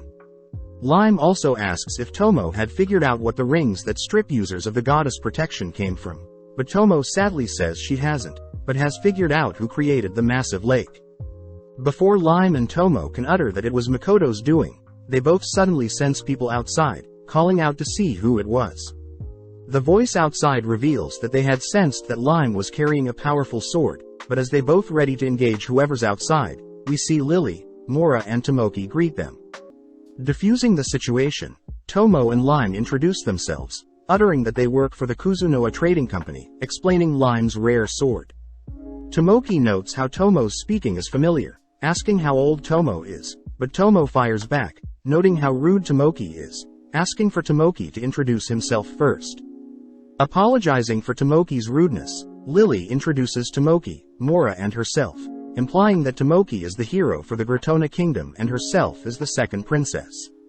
Lily reveals that they are here to investigate the sudden appearance of the lake near where they fought, but seeing Tomo's katana, Tomoki asks to hold it, snatching it out of Tomo's hands, only to attempt to unsheath it. When Tomoki fails, Tomo reveals that only she can use the blade, instantly snatching the blade back, only to unveil the sword's beauty, having named it Shirafuji. Seeing the blade's power, Lily offers to purchase Tomo's blade, but Tomo only smirks, revealing that she knows Lily is trying to replicate the blade's power for her own kingdom. Annoyed, Tomoki uses his charming eye on Lime, prompting Lime to offer his katana to Tomoki, but Tomo instantly shoots that thought down. Turning to Tomo, Tomoki uses his eye on Tomo, but Tomoki's eye has no effect on Tomo, and instead Tomo feels disgusted that Tomoki is staring at her. Having deduced that Tomo is a dragon, Mora states that she knows Tomo's true identity, making Lily think Tomo is Laika the waterfall dragon, but Tomo had read Lily's mind, telling Lily that she isn't Laika. Activating her powers, Mora commands Tomo to serve her, but Tomo smirks, revealing that she knows Mora is a dragon summoner. Roaring, Tomo forces Mora onto her knees, whilst also dispelling Tomoki's mind control on Lime. Pissed off, Tomoki pierces Lime with his spear, slamming Lime into a nearby wall, but Tomo notes how pathetically childish Tomoki is acting. As Tomoki goes to strike Tomo, Tomo unveils her red mist, enshrouding her position, warning Lily specifically to not act rash, or else the hero will disappear. Lily realizes that Tomo is a dragon capable of mind reading and illusion magic, but Tomoki can only think about taming Tomo for himself. Having escaped, Lime apologizes to Tomo, having easily been controlled by their enemies, but Tomo cheers Lime up, offering to train and make him stronger. Cutting to Mio, We see her on the beach of Korin, nibbling on some seaweed. Suddenly, Otonashi's pet wolf, Horn, attacks Mio, pissing Mio off as Mio slashes at Horn, only for Otonashi to tackle Horn, both evading Mio's slash. Before Mio can slaughter both of them, Otonashi rushes to apologize, checking to see if Mio is hurt. Surprised that Otonashi is worried for her, Otonashi calls back Horn, revealing that Horn is her spirit wolf, but she doesn't know anything else, reminding Mio of Makoto. As an apology for Horn attacking Mio, Otonashi helps explain the difference between kelp and seaweed, which Mio really appreciates as she can now cook a delicious soup for Makoto. As Mio spends 2 days with Otonashi and her party, Mio picks up various cooking techniques from Otonashi, but Woody knows that Otonashi has purposely hid the fact that she's the hero, having failed to protect Navel. Suddenly, Mio stops asking if Otonashi and her members are strong, informing them that there is a powerful monster ahead of them. As a massive mantis appears, Otonashi and Verda move to the front, whilst Chia prepares a barrier spell and Woody readies healing spells. As Verda blocks the mantis's claw, Mio is impressed but notes that their equipment is quite weak. As Otonashi attempts to move in close, Verda rushes to assist Otonashi, but is forced to block one of the mantis's strikes, shattering his blade, only to be knocked to the ground. Seeing Verda badly injured, Otonashi gets flashbacks of Navel's death, begging Mio to help them out. Scolding them for overestimating themselves, Mio steps up, instantly decapitating the mantis, shocking everyone. Happy to see that Verda is not mortally wounded, Mio is suddenly attacked by the barely living mantis, pissed that the creature had damaged her kimono. Unleashing her purple flames, Mio incinerates the mantis, conjuring her dark smoke to put everyone to sleep. Just then, Horn appears, growling at Mio, but Mio reassures Horn that she is no longer the terrifying spider, convincing Horn to keep her identity a secret. As Otonashi wakes up from her nightmare, she sees that Mio has brought them to Sieg, asking them to meet up at the Kuzunoa shop in town. Happy to see everyone is alright, Otonashi and her members thank Mio, but Mio asks Otonashi to repay her by teaching her to cook. Sadly, Otonashi and her members are here to train in the wasteland, but Mio notes how they are too weak to fight in the wastelands. Coming up with an idea, Baron suggests that he create special gear for Otonashi and her parties, and pay him back after, but Otonashi must teach Mio how to cook. Fearing that Otonashi and her members are still too weak, Baron suggests that Toa and her party join Otonashi's, guaranteeing nothing goes wrong.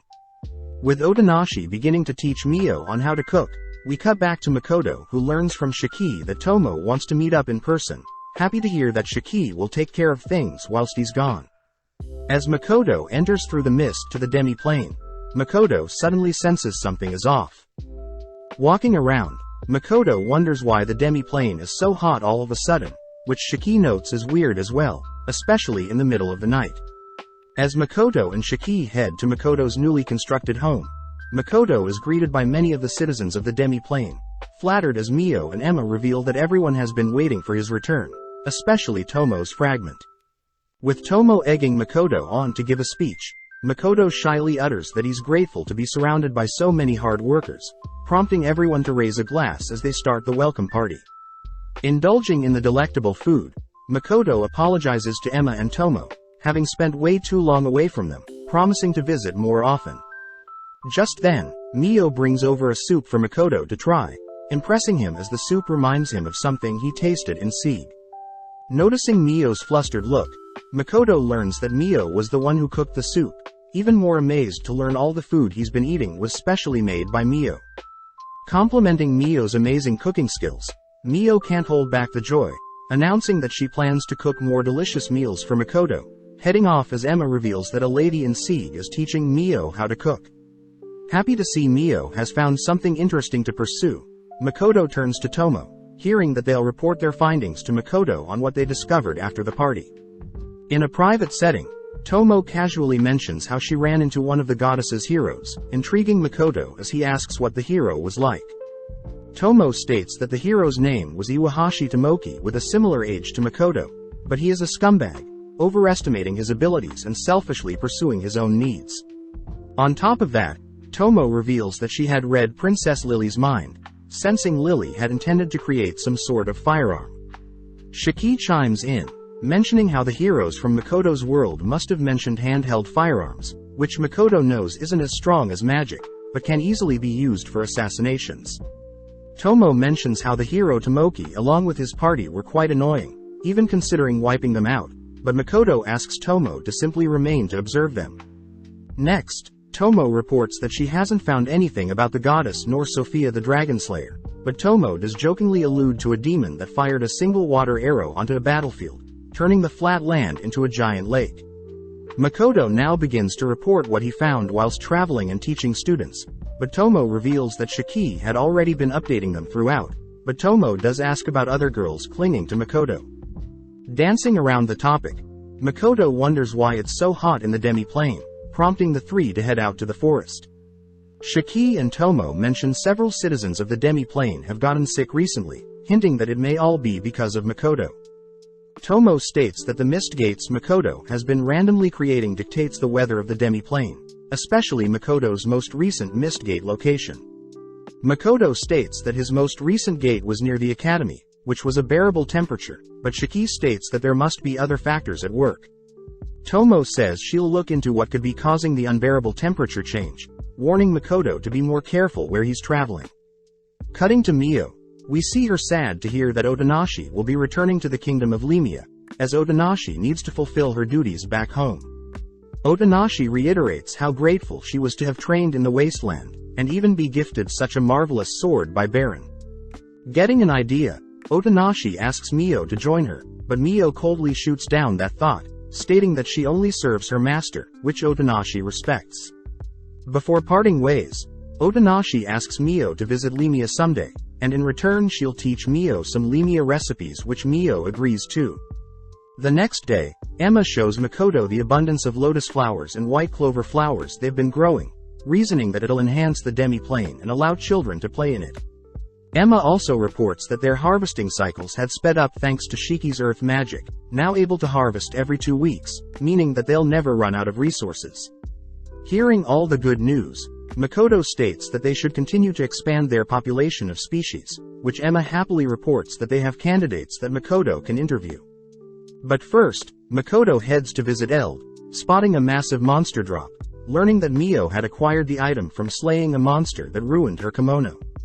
Eld reveals that the monster was enhanced, having consumed a wind spirit, strange as even weakened spirits don't fall prey to any types of monsters. Makoto wonders who could have done something so cruel, but Shiki slowly raises his hand, revealing that he was the one creating these monsters. Apparently, whilst he was still possessing the forest ogre, he had captured several mid-tier spirits and fed them to monsters to see how stronger the monsters would become. Begging for forgiveness, Shiki also reveals that he had experimented with several insects and crustaceans, explaining the giant crab Tomo had slain and eaten a while ago. Seeing as this is a problem, Makoto orders the terrified Shiki to report his wrongdoings to Tomo and Mio, only for Makoto to head to interview some new species candidates. Makoto notes that Tomo had elected an unusual species, Mio elected a species based on instincts, and Shiki chose a species based on their abilities. Emma states that there will be a representative from each species waiting for Makoto's arrival, making Makoto feel bad for having them wait, but Emma reiterates that they want to live in Makoto's territory, reminding Makoto that he is the master. First up is Shiki's Winkin species, who introduce themselves as Cocoon the leader and Shona the advisor, but Emma gets annoyed that they are flying above Makoto. Apologizing, Cocoon and Shona return to the ground, as Makoto reads through the Winkin's history, amazed that they lived in more remote places than Tomo's mountain. Cocoon mentions how there are plenty of resources where they lived, and that they are quite good fighters, pleasing Makoto as Makoto promises to treat the Winkin equally and give them suitable jobs. Next is Tomo's species the Gorgons, but Makoto is weirded out, seeing the representatives blindfolded, learning that Gorgons have a petrifying eye. As Emma orders the girls to remove their blindfolds, Makoto is amazed to see their petrifying eyes turn the table instantly into stone, reading that the Gorgons only consist of females, able to reproduce by absorbing energy from other male species. Makoto says he's willing to allow the Gorgons to live with them, but they must find their own male species to repopulate, which the girls are completely fine with. As Makoto reads over the duties to become a citizen of the demi-plane, Makoto can't help but feel the girl petrifying eyes getting stronger and stronger, ultimately reassuring the girls that their eyes won't be an issue. As an example, Makoto dispels the petrification on the table, applying a petrification resistance to ensure the table is never affected, amazing the girls as they beg to serve Makoto, but Makoto snaps out of their trance spotting Emma glaring at him. Finally is Mio's elected species, the Al-Elamera, species that are a mix of fairies and spirits, able to command lower-ranking spirits. The fairies arrogantly state that they can collect nectar and communicate, but before Makoto can accept them, Emma intervenes, scolding the cocky fairies for acting so high and mighty in front of Makoto. As the fairies mock Emma, Emma begins berating them, ultimately rejecting the Al-Elamera as candidates. That night, Makoto is happy to see the weather has cooled down, all whilst Shiki says he'll be working on glasses for the Gorgon's petrifying eyes, prompting Tomo to begin thinking of a training regime for the Winkins. With Tomo wondering why Mio would select such a useless species to join their demi-plane, we cut to several days later where the Winkins and Gorgons are now officially members of the demi-plane. At the same time, we cut to Makoto's male students gossiping about the return of some troublemaker students that are supposed to be returning today. The boys mention how the troublemakers still get good grades and are normally annoying to deal with for teachers, wondering if Makoto will ever run into the Rembrandt sisters, knowing that they only go after pretty faces. The next day, Makoto and Tomo are surprised to see that the demi-plane is now raining, confirming Tomo's suspicions, as Makoto's most recent mistgate is affecting the weather in the demi-plane. Mio reveals that the sudden weather change is affecting the demi-plane's fruits, prompting Shiki to report that the demi-plane citizens aren't reporting any issues just yet, but there is a chance for sudden storm or drought. Wondering if there are any similarities between the demi-plane's weather and his old world, Makoto asks Tomo to investigate correlations between the demi-plane and the 4 seasons on Earth. Before Makoto returns to Rotskerd, Makoto promises to visit more frequently, sad to see Mio and other townsfolk sad to see their master leave. Visiting the Kuzunoa store in Rotskerd, Makoto is happy to see the profits from the store, noting how they have enough money to hire more employees, but in the meantime Makoto rewards Aqua and Aris with some bananas, pleasing them. As Makoto returns to school, he's pleased to hear that Shiki has already finished up preparations for his next lecture, but Makoto is suddenly called by Blight. Blight asks if Makoto can give him 10 of his famous healing potions, reasoning that he stock up in preparation for when some of his students get injured. Blight commends Makoto's potent healing potion, being very effective and cheap, promising to visit Makoto's store sometime. With Makoto noting how he's becoming more accustomed to the academy, he's shocked to see the abundance of love letters he's receiving, ordering Shiki to help sort out the serious and non-serious letters. With a quick glance, Makoto spots a serious-looking letter, reading that it's a student's lecture application. Seeing that there are 3 applications in total, one from Karen Force, and the other 2 are from names he recognizes. With Makoto's next class starting, he asks the 3 new students to introduce themselves, prompting Shifu Rembrandt to go first. Apologizing for being absent during the first half of the year, revealing that she specializes in attack magic with elemental affinities for earth and fire, with the ability to conjure earth protection via the spirits. Next up is Yuno Rembrandt, the younger sister of Shifu, also specializing in physical combat, wielding a bow and spear coupled with enhancement magic. Hearing all of this, Makoto is happy to see that the plague doctor's curse has worn off on them, but finally Karen Force introduces herself. Karen mentions how she transferred from Husk Royal Academy, having an affinity for water magic, but just then Makoto and Shiki sense something suspicious about Karen. Before the class starts, Makoto warns Shifu and Yuno that he will treat the girls just like any other student, even though Patrick Rembrandt and Makoto are good friends. At the same time, the boys in the class begin to despair, refusing to believe that Shifu and Yuno are the same girls they knew before, weirding Makoto and Shiki out, having also heard of Shifu and Yuno's poor reputation at school. Apparently, Shifu and Yuno were arrogant kids constantly boasting their wealth along with being rude to all teachers and students, but Makoto wonders what has changed. Kicking off the class, Makoto announces they will be having special training today, asking the new students to stay put as Makoto takes the others elsewhere. Not alone with the original 5, Makoto reveals that he wants the 5 to face off against one of his summons, demoralizing them as they don't want to look pathetic in front of the newer students. Conjuring out a portal, Makoto calls forth the Lizardman, revealing that he's friends with the Lizardman. But before the Lizardman engages in battle, Makoto orders the Lizardman to hold back a bit to give the 5 students a chance. As Shiki watches over the Lizardman and the students' duel, Makoto heads back to the 3 new students, declaring that Makoto himself will be facing the 3 together. Makoto adds that he'll also be poking holes at the attacks the girls will be giving, asking that they correct and learn from this battle, prompting everyone to get serious. Simultaneously, Yuno takes out her bow readying an arrow, and both Shifu and Karen begin conjuring magic spells. Firing the arrow at Makoto, Yuno is surprised that the arrow simply bounced off Makoto, prompting Makoto to scold Yuno for such a weak and predictable attack.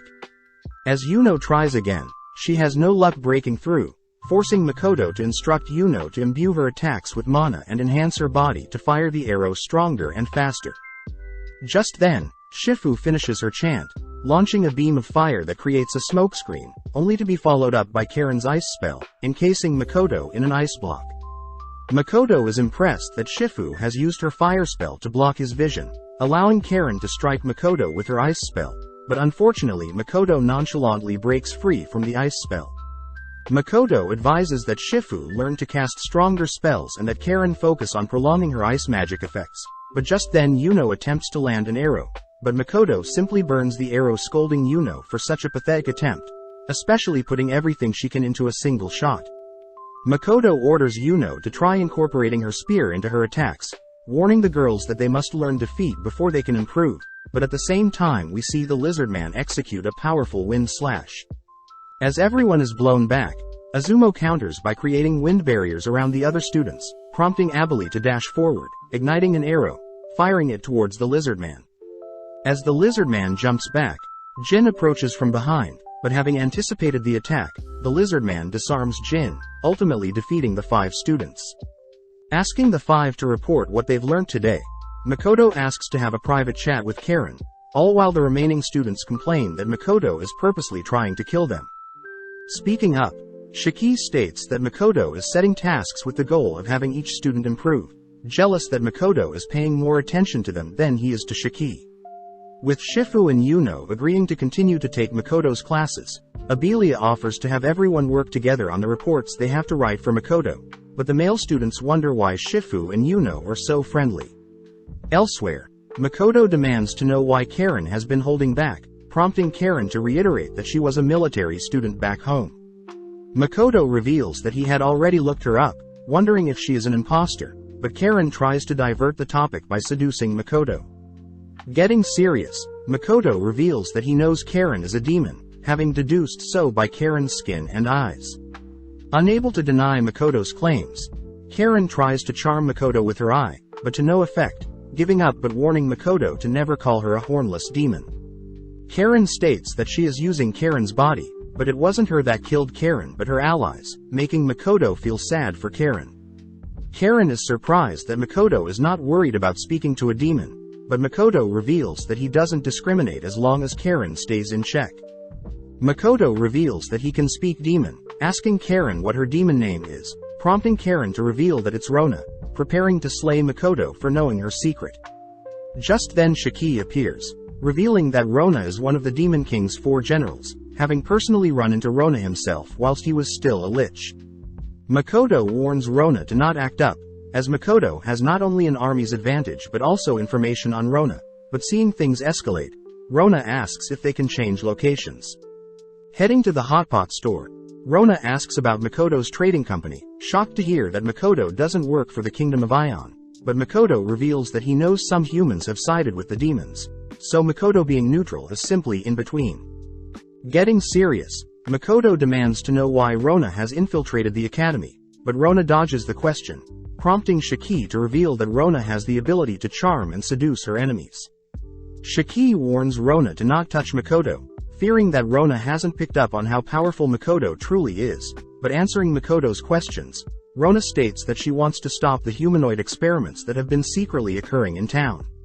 Later that day, Makoto greets Lime, who has been sent by Tomo to help Makoto look into the disappearance for several demi-humans recently, believing that the Assassin's Guild is involved somehow. With Makoto bribing Iris and Aqua to help Lime out with some bananas, Makoto privately chats with Shiki, reassuring Shiki that he doesn't 100% trust everything Rona is saying. Makoto learns that Shiki and Rona used to exchange information, but Rona would betray Shiki countless times, being completely loyal to the Demon King and having a knack for lying. Shiki reasons that Rona is a weaker version of Mio, promising to keep an eye on her for Makoto, but changing topics, Shiki and Makoto head over to visit Shifu and Yuno. Amazed that the girls are so elegant looking, Makoto is happy to see the girls thank Makoto for releasing them from their curse. But Makoto asks that the girls not feel indebted to him for releasing them from their curses. As Makoto and Shiki head home, they are happy to see that the girls are changing for the better, but that night Lime tracks down the kidnapping rumors to an abandoned building on Academy grounds, unsheathing his blade as he suddenly senses someone appear behind him. The next day, Makoto learns from Aqua and Aris that they've lost contact with Lime, last hearing that Lime would investigate an abandoned area of the Academy.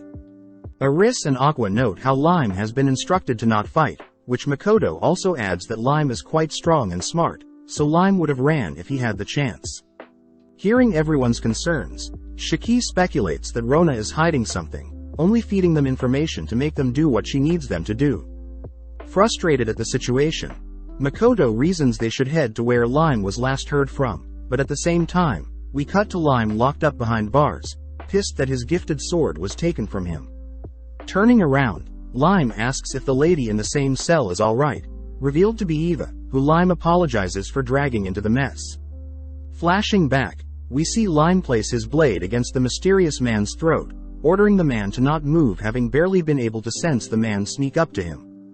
Before Lime can interrogate the man utters that he's given up on reincarnation, suddenly releasing his powerful aura, forcing Lime to leap back.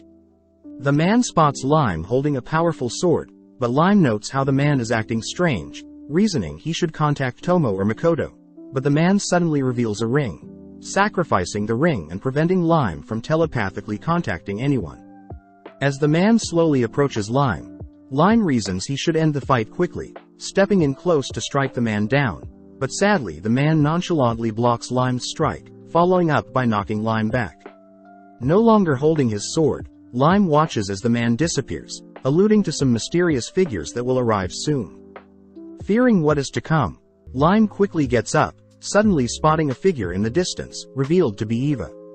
At that moment, several figures cry that a test subject had gone missing, ultimately resulting in Lime's and Eva's capture, which Eva mentions she regrets even trying to save Lime. To lighten up the mood, Lime mentions how he knows Eva as the Academy's librarian, mentioning how he works for Makoto, as an employee of Kuzunoa Trading Company. Eva deduces that Lime is more of a fighter type, prompting Lime to wonder how powerful their capturers are, able to set up a base on Academy grounds. Eva wonders how they'll be able to escape, especially with the monster that defeated Lime, but Lime states that he's currently tracking the whereabouts of that man, having left a mark on him when he struck the man. Hearing this, Eva asks Lime to help her escape as well, and in exchange Eva promises to give Makoto some valuable information, and if Makoto is able to dismantle the enemy organization entirely, Eva promises to give an even greater reward. Curious about the offer, Lime accepts, unveiling his hidden wrist blade, Kazuguruma, a magic item Lime reveals only some know about. Easily carving open the cell bars, Lime warns Eva that they'll see something interesting ahead, both heading through the facility. Upon entering a lit room, both are horrified to see several demi-humans and humans kidnapped and used as experimentations, most of them drugged with the goal of enhancing combat and magical abilities. Lime reveals that he's still unable to communicate with the outside world, but suddenly unsheathes his blade, reasoning that he should put the test subjects out of their misery and destroy all the disgusting devices and materials. Cutting to Shiki and Makoto, they have made it to the last known location of Lime, where Shiki senses a dragon nearby, strange as Shiki is sure that Rona wasn't acquainted with any dragons. Hearing this, Makoto believes that it must be Mitsurugi and Sophia, which gets Shiki excited, wanting to slaughter the people that dare harm Makoto. Seeing as Lime missing makes the situation an emergency, Shiki gets pumped up, able to use Lime missing as an excuse to run wild, but suddenly Lime appears. With Shiki sad that he doesn't get to do anything, Lime apologizes to Makoto for being captured, surprising Makoto when he reveals Eva is with him. As Makoto returns to his shop, he reads the report Lime had given him regarding the underground facility, attempting to figure out who that monster of a man was that defeated Lime. Just then, Shiki interrupts, telling Makoto that Eva wishes to speak with him, and in the meantime Shiki will interrogate Rona for further details. Speaking privately with Eva, Eva says she'll give Makoto the information she promised Lime, but as for the special reward, Makoto must first eradicate the enemy. Getting serious, Eva reveals that when she saw Makoto's parents, she recognized them, surprising Makoto. Apparently, Makoto's father was a high-ranking noble and his mother was a priestess, both being married in a small state called Kalanion, located in the ruined kingdom of Elysian.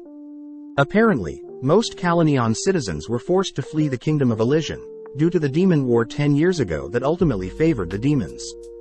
Wondering why Eva knows all of this, Makoto is shocked to hear that Eva and her sister Luria are also from Kalanion, but Eva knows that only her and her sister were the only ones that managed to escape town. Unfortunately, Luria and Eva were deemed cowards, even wondering if they should take their own lives, but Eva reasoned that they should strive to take back the land of Kalanion, or at least the land that belonged to their family of Ainsland. Eva adds that she had approached the evil people, known for opposing the goddess and known for creating technology that made them thrive against the goddess. Eva reveals that she had quietly continued to investigate the evil people, until she spotted Lime and wanted to help him, but ultimately wound up captured as well. That night, Makoto wonders if the evil people are strong enough to wage war against the demons themselves. Just then, Makoto detects an enemy entering his Kai domain, which Lime rushes to report to Makoto as well. Before Lime and Makoto head out, Tomo and Mio appear from a mist gate, stating that they believe their enemy is quite formidable, prompting Lime to leave fearing he'll get in the way. As the man appears, everyone is shocked, hearing the man is actually the guildmaster for the Adventurers Guild, and apologizes for hurting Lime. With the guild master and Makoto sitting down, the guild master convinces Mio to leave, heading to prepare some fruit and tea. Annoyed, Makoto demands to know why the guild master is here, but the guild master asks Makoto to be more casual, threatening to reveal Makoto's whereabouts to the goddess of this world. The guild master asks Makoto to speak, amazed to finally hear Makoto's voice, but Makoto demands to know who the guildmaster is. Apologizing for the late introduction, the guildmaster attempts to introduce himself, but Tomo cuts him off, stating that the guildmaster is Ludo, also known as the Greater Dragon of Myriad Colors, Banshoku. Shocked that Ludo is still undefeated, Makoto remembers that the well-known Greater Dragons are Mitsurugi, Bakufu, Sazanami, Akari and Yamatoi. Ludo gets annoyed at Tomo intervening with his private chat with Makoto, promising to not play any more tricks, but Tomo unsheathes her blade, demanding to know when Ludo became a man. Apparently 300 years ago Ludo got bored of being a female, having had relations with a man and enjoyed it, wondering if Makoto would like to spend a night with him. With Mio returning with some fruit, she gets pissed learning that Ludo was trying to seduce Makoto, prompting Tomo, Mio and Makoto to prepare to slaughter Ludo, but Ludo diffuses the situation, stating that he would like to discuss the guild. Cutting to Rona and Shiki. Shiki has managed to convince Rona to investigate something, but Rona states that although she has accomplished her original goal, she'll at least get to see what Makoto is truly capable of. Back with Ludo, Ludo reveals that he created the guild around 1,000 years ago, having learned about the idea from his first master that was apparently from another world. Hearing this, Makoto realizes that he and the two other heroes aren't the first to be transported to this world, but Ludo also mentions how the whole guild leveling system was made to ensure the people transported from Makoto's world would have no problem following Ludo's guild system. Tomo asks what was the true reason behind the system, which Ludo states that it was a way to govern everyone, as adventurers would want to pursue a higher and higher level, but this desire is what thins out the overpopulated guild, ultimately achieving a balance in the world. As an Easter egg, Ludo mentions that the highest level in the guild was 65,535, which Makoto recognizes was the highest possible number for a 16-bit computing device. But Makoto realizes that 1,000 years ago, technology in his world hadn't advanced far enough for computing devices. Ludo reveals that the elapsed time on Makoto's planet and their current planet doesn't actually sync up, creating almost a time travel phenomenon. But Makoto asks Ludo what are the chances of Makoto returning home. Ludo calculates that Makoto has a 1 in 10 million chance of reaching his home, suggesting that Makoto spend a little more time in this current world instead. As Tomo escorts Ludo home, Ludo asks what Tomo is thinking about, prompting Tomo to ask if people in Makoto's world only live for 100 years. Ludo sadly states that it's true, which Tomo reveals that she doesn't want to see Makoto leave them, only to live for 100 years. Ludo mentions how he had been observing Makoto's extraordinary life up until now, revealing that the other heroes of this world have chosen to stay in this world, curious what catalyst will inspire Makoto's future, hinting that traveling between other worlds is possible.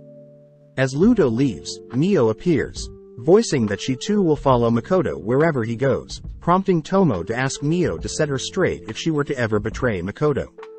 As Shiki returns to report his interrogations of Rona, Shiki apologizes as Rona was able to avoid Shiki's questioning, by replying with threats, deception and seduction. Apparently Rona wanted to reveal Shiki's investigations, but Makoto wishes that Shiki would just get along, but Shiki states that he refuses to be friends with someone as troublesome and untrustable as Rona. Makoto mentions how Rona is actually quite useful, able to deliver what she promises, but hearing this, Aqua and Aris ask Makoto to reward them with some more bananas. With everyone weary of Rona's seduction, Makoto notes how people are growing skeptical of trusting other humans along with Rona. Lime points out that he hates working with hot-headed people. Shiki reiterates he'll never share a meal with Rona, and both Aqua and Aris agree that Rona relies on exposing her skin for seduction and that Rona would never appreciate bananas like them. Later that day, Makoto sits down for a meal with Rona, surprised to hear that Rona intends to drop out of school, having already accomplished her goal. Rona apologizes for leaving the rest of the investigations to Makoto, revealing that Karen Force's death will be announced after Rona leaves school, which Makoto knows will be a big shock for everyone at school. Rona mentions how the Fusk Royal Academy already knows of Karen's passing, thanking Rona for the intel. Rona commends Makoto for surrounding himself around good-willed people, but warns Makoto that sometimes rash actions must be taken to accomplish one's goals. Rona mentions how Makoto is a unique type of human that doesn't discriminate, offering to introduce the Demon King to Makoto, but Makoto declines. As a final piece of advice, Rona warns Makoto to remove the demi-humans with brown skin along with Shiki, but this piques Makoto's interest, demanding for Rona to elaborate. Rona reminds Makoto that Aqua and Aris are forest ogres that are quite strong and violent, revealing that they were offered a position to serve the Demon King, but had refused. Rona suspects that Aqua and Aris will eventually betray Makoto, but Makoto knows that he can keep the two in check, as long as he continues to give them bananas. As for Shiki, Rona reiterates that Shiki is a lich, commonly referred to as a larvas by the demons. Rona mentions how liches used to fight alongside demons, but eventually turned against the demons, warning Makoto of Shiki's eventual betrayal, but Makoto brushes it off, stating that the two would probably just get along. As a final goodbye, Rona hands Makoto a piece of paper, instructing Makoto to communicate telepathically with her if she ever needs her help. Reading the paper, Makoto realizes something, but Rona disappears before Makoto can ask her any questions. That night, Makoto consults Mio and Tomo, to which Tomo believes that the thing on the paper is connected to the cursed ring that removes the goddess's protection. Tomo reminds Makoto that Rona is still a demon general, meaning this could be her strategy to get Makoto on the demon's side, but Makoto reveals that he has already considered that. Just then, Makoto realizes Lime was able to speak to him, demanding to know why a human can speak with someone who can't speak the human language. Tomo shyly reveals that she had gave Lime some of her blood, making Lime her servant and part dragon. Apologizing for turning Lime into her servant, Tomo notices Makoto getting serious, stating that he intends to deal with this mysterious organization as soon as possible. Makoto mentions how he's also worried about Luria and Eva, which makes Tomo and Mio offer to help whatever Makoto is planning, but Makoto says he'll deal with things himself. Seeing Makoto's cold glare, Tomo is reminded of Ludo warning Tomo that Makoto may change in the future, but Tomo and Mio agree to give Makoto space. Cutting to later that day, we see Makoto has tied up Mr. Blight, telling Blight that he had underestimated Makoto's influence. Blight yells that he has comrades all around the world, but Makoto reveals that Blight is no longer useful to his organization, as the Assassin's Guild hasn't dispatched anyone to rescue Blight still. Terrified that Makoto knows so much, Blight demands to know what Makoto wants, prompting Makoto to ask why a human like Blight is working against the goddess of this world. Smirking, Blight cries that he knows there is only one goddess that governs their world, and that the single goddess has helped and abandoned people in the past, acting without a care in the world. Blight also mentions that the goddess has caused many disputes and conflicts, not caring for the human race nor demi-humans. But as Makoto hears Blight's speech, he wonders if they could work together to take out the goddess. Blight declares that the organization intends to overthrow the goddess, demanding to know if Makoto is on their side, reiterating that so many have suffered and had been forced to hide away their pain, simply because they couldn't face the goddess. Hearing all of this, Makoto asks why the organization chose demi-humans as test subjects for experimentation, but Blight simply puts on a disgusting grin, declaring that humans aren't meant to suffer, so the demi-humans must take their place as test subjects. Having heard enough, Makoto approaches Blight, placing his palm on Blight's face. A few days later, we see hundreds of students gathered around the academy, discussing heading home over the summer break. Just then, Yuno and Seif discuss their plans for the break as well, nonchalantly passing through the school, as hordes of terrified students make a path for the two girls. Off to the side, we see several students and a tired Illumined watching the Rembrandt sisters, chatting about how Yuno and Seif had apparently begun interrogating the girls that have been pursuing Makoto as a love interest due to his wealth and power. With Ilum's boys uttering that they heard Mr. Blight had resigned, the boys suddenly notice Ilum acting strange, slowly walking off, only to reach into his pockets, seemingly addicted to a mysterious substance.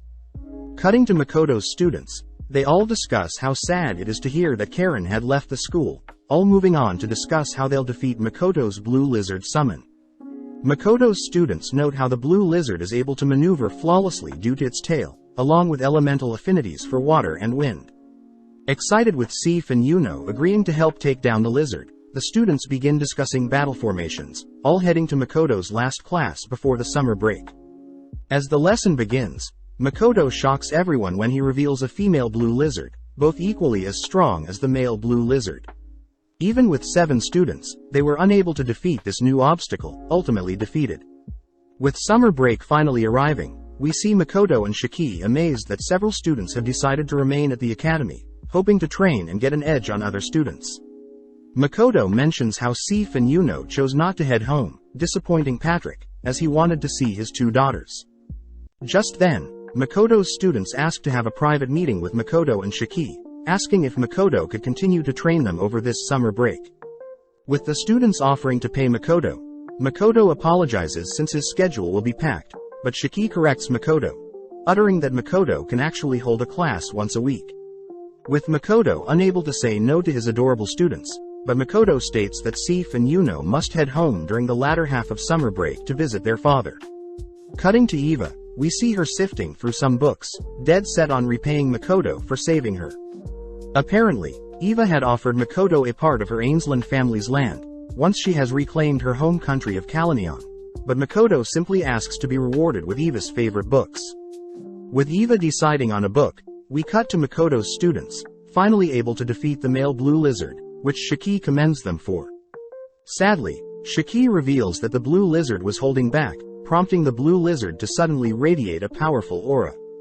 Rushing in, Jin attempts to strike the lizard from above, but is easily blown back, forcing Izumo to catch him with a barrier. Before the other students can rush in, the blue lizard begins conjuring a dense smoke which surrounds the students, only for the lizard to instantly convert the smoke into ice, trapping the students in ice. At the same time, we see the remaining students fighting the female blue lizard, but as Mithra attempts to buy time for Seif to cast a spell, the female lizard simply kicks Mithra aside, dashing to evade Diana's dagger, only to knock out Mithra for good. With Seif able to pull off a powerful fire spell, she's sad to see the female lizard had evaded the blast zone, only to put Seif to sleep. Several minutes later, Makoto apologizes for allowing the blue lizards to go so hard on them, revealing that the blue lizards are actually stronger than lesser dragons. It was for their combat with the students that they only used 10% of their original power, shocking the students.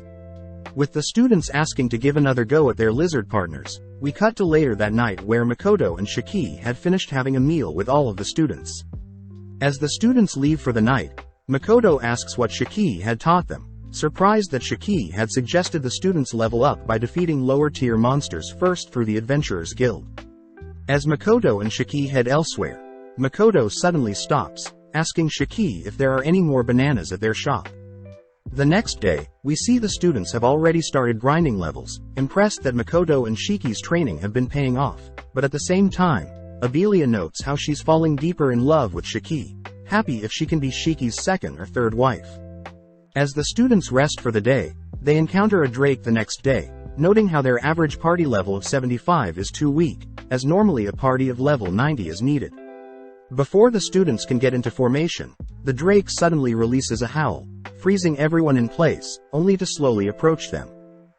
Out of nowhere, Eris appears, binding the Drake with her magic, only to begin berating everyone for their weaknesses.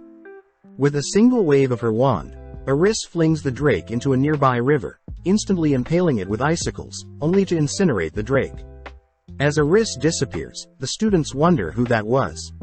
As Makoto students continue to train over the summer break, we cut to Makoto speaking with Ludo, shocking Ludo as Makoto's mana capacity surpasses Ludo's, yet Makoto still wants to increase his mana capacity. Ludo states that she's never heard of someone being able to increase their mana, warning Makoto to keep his forever expanding mana pool a secret, as many people would love to cut Makoto and experiment with this phenomenon. Makoto explains that whenever he draws his bow, he can feel his mana grow, but Ludo cuts Makoto off, handing him a notebook of techniques that may also help Makoto increase his mana. Ludo praises Makoto's curiosity, being able to master so many techniques, yet is willing to consider himself a student if he gets to learn something. Heading to visit Eva, Eva commends Makoto for staying over the summer break and teaching the students, revealing that most teachers have already left for summer break. Searching for the book Makoto asked for, Eva hands Makoto a book with theories on how to disrupt mana flow, noting that Makoto may learn some things from these unorthodox theories in the book. Thanking Eva for giving him a new goal, Makoto begins to work through the summer break, rotating between training and managing the demi-plane, sad to see that his 2 weeks break is almost over. On a particular day, Makoto and Emma both head to Makoto's next duty, with Emma stopping for a second to thank Makoto for being a great leader. Emma tells Makoto that the Winkins have been training with other species in the demi-plane, and have yet to be defeated. Seeing as it makes sense to test how far the Winkin have grown, Makoto learns his mock battle will begin shortly, prompting Makoto to begin wondering how he should approach the battle.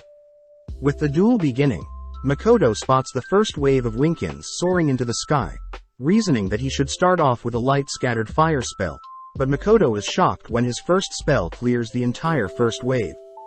With the second wave scattering into the sky's clouds, Makoto notes how the Winkin have never fought a formidable opponent like him before, instantly erecting his Kai barrier, only to once again wipe out the Winkins spotted by his Kai barrier. Next up, the chief of the Winkins, Cocoon, riding upon his transformed Lieutenant Shona appears.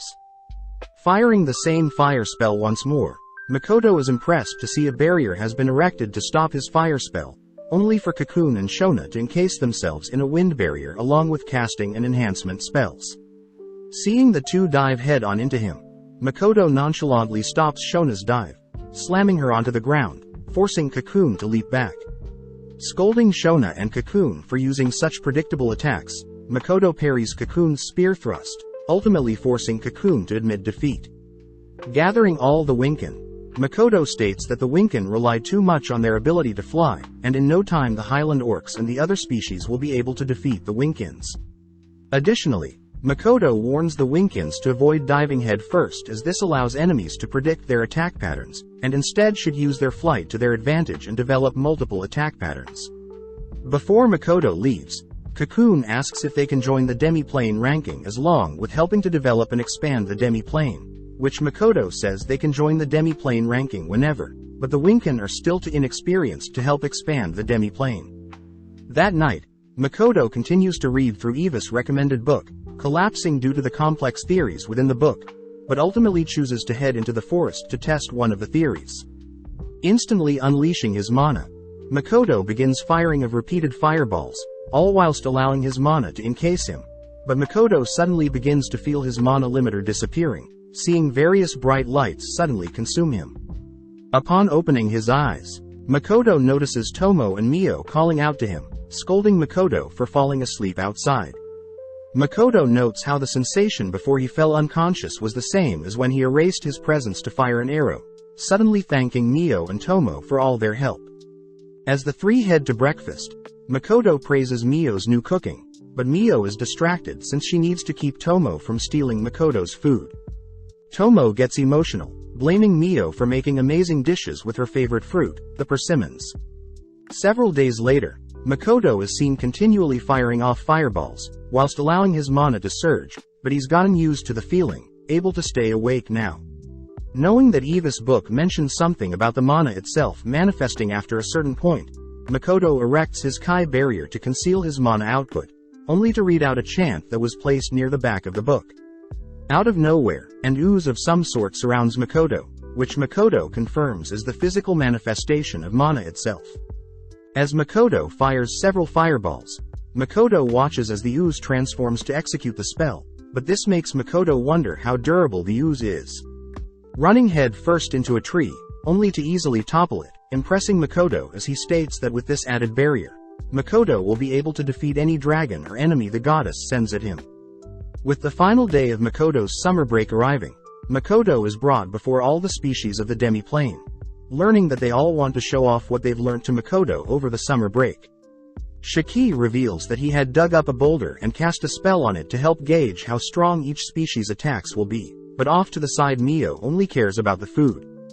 First off is the Highland, which Emma and Agaras have been chosen to represent. Emma is apparently the Highland Orc's most powerful mage, casting an enhancement spell on Agaras, only for Agaras to score a 78 on the boulder. With Makoto not too impressed, we see the Mist Lizards up next, but first the Mist Lizards show off their new aerial attacks, sending a warning to the Winkins, only to score a 68 on the boulder. Following up, the Elder Dwarves score a 70 with their enhanced gear, the Alks score a 65, the Gorgons score 0 for trying to petrify the boulder, and the Winkins, although they've changed their attack patterns, only score a 20. Up next surprisingly is the Forest Ogres, Eris and Aqua, who have dressed up, both beginning to channel an ice spell, Cocytus. Out of nowhere, the ice spell begins wrapping around the boulder, impressing Makoto as the spell destroys the attacker's weapons.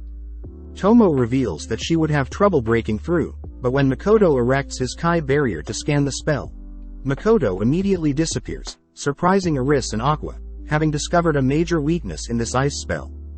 As Makoto dispels the ice barrier, Aqua and Eris are seen scoring a 50, but up next Mio offers to demonstrate something of her own. Having been sifting through Makoto's memories, Mio unveils her new hero suit prototype, but the suit does nothing to the boulder. Finally, Shiki steps up to unveil what he's been working on, stepping up only to take a battle stance. Revealing his spell to have 13 steps, Shiki takes care of the first 3 steps, by offering his 3 rings. Next Shiki transforms his wand into a powerful sword, which Tomo acknowledges was especially crafted by the dwarves, given the title Dragon Slayer, which Maku wonders is for when Shiki takes on Mitsurugi. Leaping into the air, Shiki easily cuts the boulder in half, impressing Makoto, but Tomo can't help but feel jealous at Shiki's improvement. Seeing as he should show off a skill too, Makoto heads towards the boulder, stating that he will present his new discovery of mana. Taking a breath, Makoto unleashes a monstrous amount of mana, focusing hard, only to compress his mana into the ooze. With Tomo and Shiki terrified of what Makoto has achieved, Makoto states that the ooze enhances his physical and magical capabilities, dashing towards the boulder only to obliterate the boulder with a single punch. Several days later, we follow a Highland Orc, running through the forest, seemingly running into a mysterious creature, believed to have been created due to Makoto owning the demi-plane. With Tomo and Mio reporting to Makoto that an orc had been attacked by a bear and a wolf. Makoto is happy to hear that the orc is being treated, but wants to know where these monsters are. Hearing that the monsters appeared in the north of the forest, Makoto wonders if it's due to the irregular weather again, wondering if he can change the weather by opening up another mist gate. With Tomo reporting that she's still investigating the mist gates and its relation to the weather in the demi-plane, Tomo suggests that they first deal with these monster attacks first, getting Mio excited as she gets to eat bear and wolf. Upon hearing this, Makoto states that bears and wolves were considered sacred creatures back in his world, stating that he'll first try to communicate with them. As Makoto begins to fantasize about making friends with these cool monsters, Tomo reminds Makoto that she herself is a very rare type of dragon, but Makoto simply ignores her attempts to seduce him. With Makoto reassuring Mio that spiders are cool too, it begins to rain, all whilst Makoto begins searching the forest. Upon spotting some bear markings on a nearby tree, Makoto turns to spot a bear, ready to attack Makoto. Immediately transforming his clothes to optimize speed, Makoto dashes behind the bear, cuddling it as its fur is so soft, but this throws the bear off. Enraged, the bear attempts to swipe at Makoto, but Makoto simply blocks the bear's attacks with his ooze, ordering the bear to stand down, all whilst calling out to the wolf that is nearby. Sensing the enemy approaching fast, Makoto covers himself in the ooze once more, watching as several wolves attempt to break through, but no luck. Getting a chance to talk, the wolves state that they sense an extraordinary amount of mana, confirming that it was indeed Makoto. Acknowledging Makoto as the ruler of this land, the wolves prepare to battle Makoto for the land, but Makoto diffuses the situation, revealing that he's come here to apologize for exploring the woods without the wolves' permission. Shocked that such a powerful being like Makoto is willing to share the land, the wolves demand to know what Makoto is plotting, but Makoto simply wants to coexist and befriend the wolves and the bears in the forest, and in exchanges asks the monsters to protect the forest like they've always have. Just then the rain begins to subside, prompting an even greater grizzly bear to appear, introducing itself as Brownie and accepting Makoto's proposal to coexist. With Brownies and the wolf leader acknowledging that Makoto is an interesting person, the wolf leader mentions a being in the sky that will disapprove, but Brownie states that they will deal with them when it comes to it. With the woods being deemed the wolf's woods, we cut to Makoto scolding Tomo and Kamui for picking too many persimmons. Makoto tells the two girls about leaving some persimmons on the tree as a sign of good luck. Spotting Tomo not listening, Makoto has to restrain Tomo from picking more persimmons, but suddenly they notice a massive bird flying above. Fearing that the monster will attack, Tomo prepares to cut it down, but the monster calls out that they're here to introduce themselves, being friends with the wolves. As the bird transforms to come greet Makoto, Tomo and Makoto note how massive their demi-plane is, thinking of what other surprises the demi-plane will bring. With the bird now shrunken down, the bird introduces itself as a boulder bird, ruler of the skies and mountains.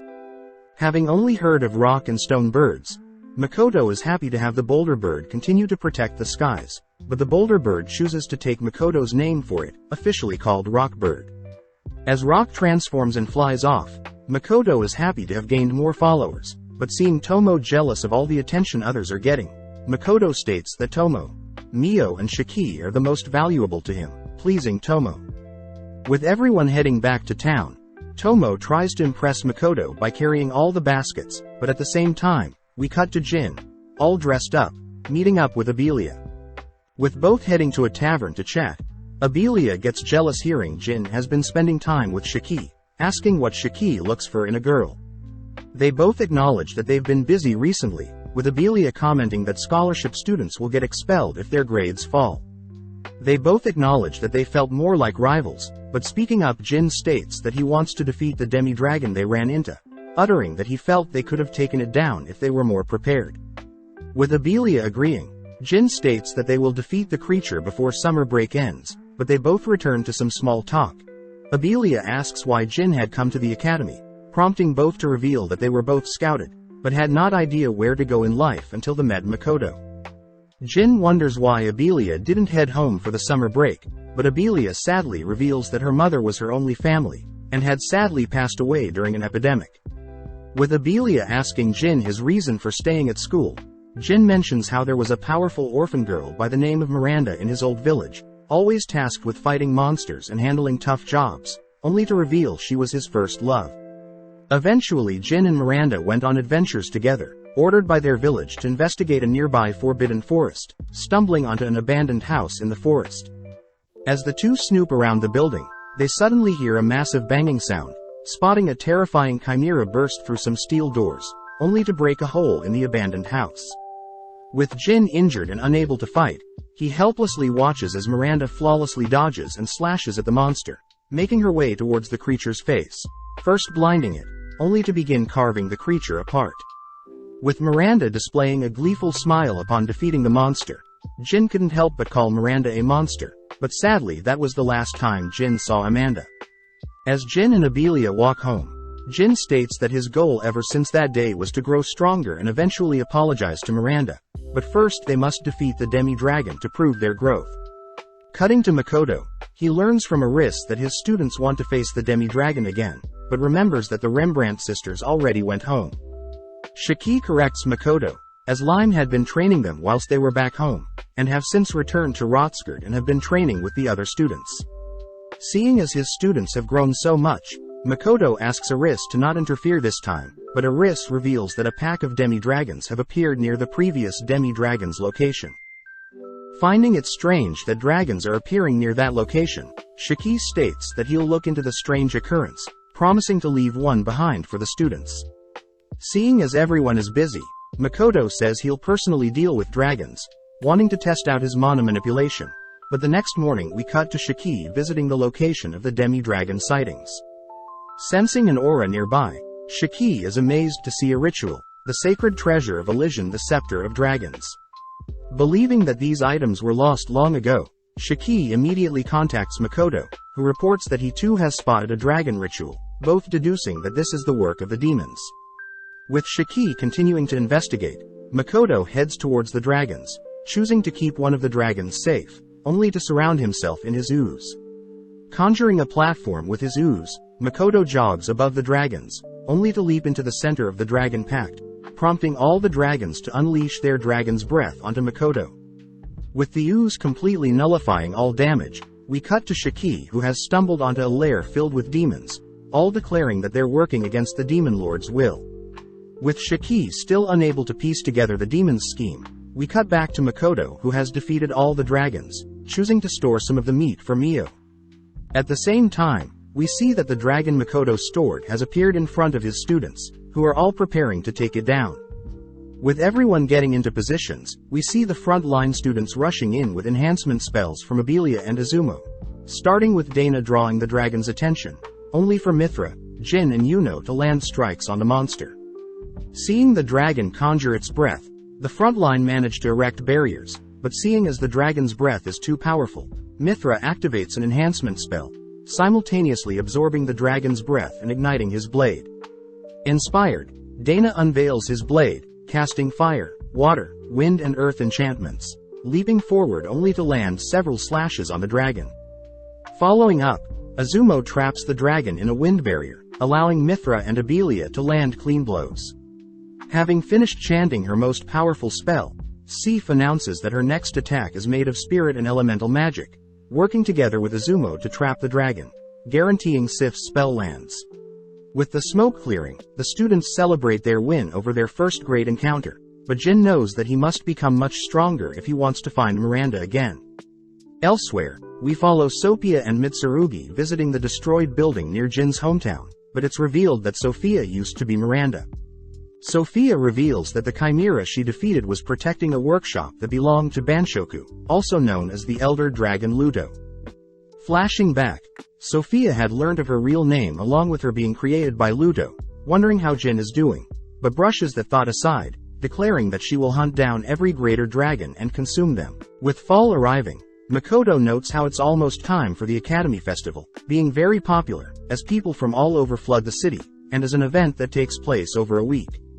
Shiki mentions how the festival also holds a competitive tournament, where guests are invited from Lemia and Gratonia, all in hopes of showing off their talent.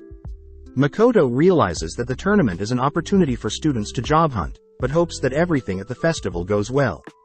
Later that day, Shiki asks if they can discuss the inventory for the festival, but just then Ludo appears, asking Makoto to spend time with him during the festival. Seeing as Mio and Tomo have plans for the festival as well, Makoto asks that Ludo go with the girls instead. As Ludo voices his disappointment, Makoto simply ignores him, telling Shiki that they can always ask the elder dwarves to man their store if things get too busy. Hearing this, Ludo teases Makoto for always being so nice to demi-humans, speculating that Makoto may actually hate humans. Annoyed, Makoto asks Ludo to leave, but seeing as he's actually quite busy, Ludo gleefully obliges. Makoto utters that he's shocked such a goofy man as the guildmaster, knowing that Ludo will have to meet some important people during the festival, hearing that Ludo uses the alias False. Shiki adds that he has heard that Ludo used to conduct experiments, wishing he could learn more about Ludo, but just then a strange guest appears. Introducing herself as Shanai, a temple priest, Shanai apologizes for the intrusion, learning that Makoto can only communicate through written speech. Getting down to the topic at hand, Shanai brings up the rumors regarding Makoto's very effective potions, even though they are priced very cheaply. Hearing this, Makoto is relieved that this has nothing to do with the goddess, but wonders if they are asking for a bribe. Makoto reasons if he needs to pay to prevent any unwanted attention, he'll gladly do it, but is shocked to hear Shanai offer for the temple to handle sales. Shanai asks that Makoto not read into his offer too much, stating that the temple will help clear any rumors but on the condition that Makoto reveal how he produces said potions. Getting serious, Makoto hears that Shanai intends to inspect said potions, swearing to never leak the method to other businesses. Makoto points out that the temple themselves could simply steal their methods and make similar products, but Shanai coldly remarks that it is something that is worth the trade. Annoyed, Makoto notes how several members of the temple were part of the humanoid experiments, with the previous bishop ultimately being assassinated by Rona. Calming down, Makoto admits that being on good terms with the temple would be beneficial, agreeing to disclose his production method if it means Makoto gets to meet the people at the temple. Makoto says he'll have his alchemist teach them, pleasing Shanai, as he promises to introduce Makoto to the temple people tomorrow. The next day, Makoto and Shiki appear before the temple, but seeing the massive building, Makoto gets annoyed that the goddess's worshippers believe the goddess to be a noble and good being. As Makoto braces for the worst, we cut to Makoto and Shiki bowing before the leader of the temple, hearing that the leader promises to clear up any rumors regarding Makoto's store. Additionally, the leader says she'll look into a cure for Makoto's inability to speak, but just then one helper informs the leader that they need to leave. Unable to hold himself back, Makoto watches as the leader leaves, realizing that no one else is looking up and still bowing. With Shanai scolding Makoto for being rude, Shanai asks how Makoto makes his potions, prompting Makoto to reveal the potions and ingredients he's brought to show the temple. Whilst Shiki teaches the temple their product productions, Shanai asks to speak with Makoto privately, asking how long Makoto has been a merchant. Makoto utters that he has been a merchant for less than 3 years, revealing that they have a store at Sieg and Rotskirk, making Shanai curious as to whether Makoto has a backer. Makoto reveals that the Rembrandt Trading Company is an acquaintance, surprising Shanai, as he reveals that the Rembrandt Trading Company haven't been too friendly with them, but Makoto knows that the Rembrandt family stopped worshipping the goddess after the plague doctor cursed them. Shanai also mentions how Makoto is taking care of Patrick's 2 daughters, surprising Makoto as Shanai knows a lot, but answers that since Makoto and Patrick are friends, Makoto is simply taking care of Patrick's daughters. Hearing this, Shanai thanks Makoto for the chat, but as Makoto and Shiki leave, we see the leader confront Shanai.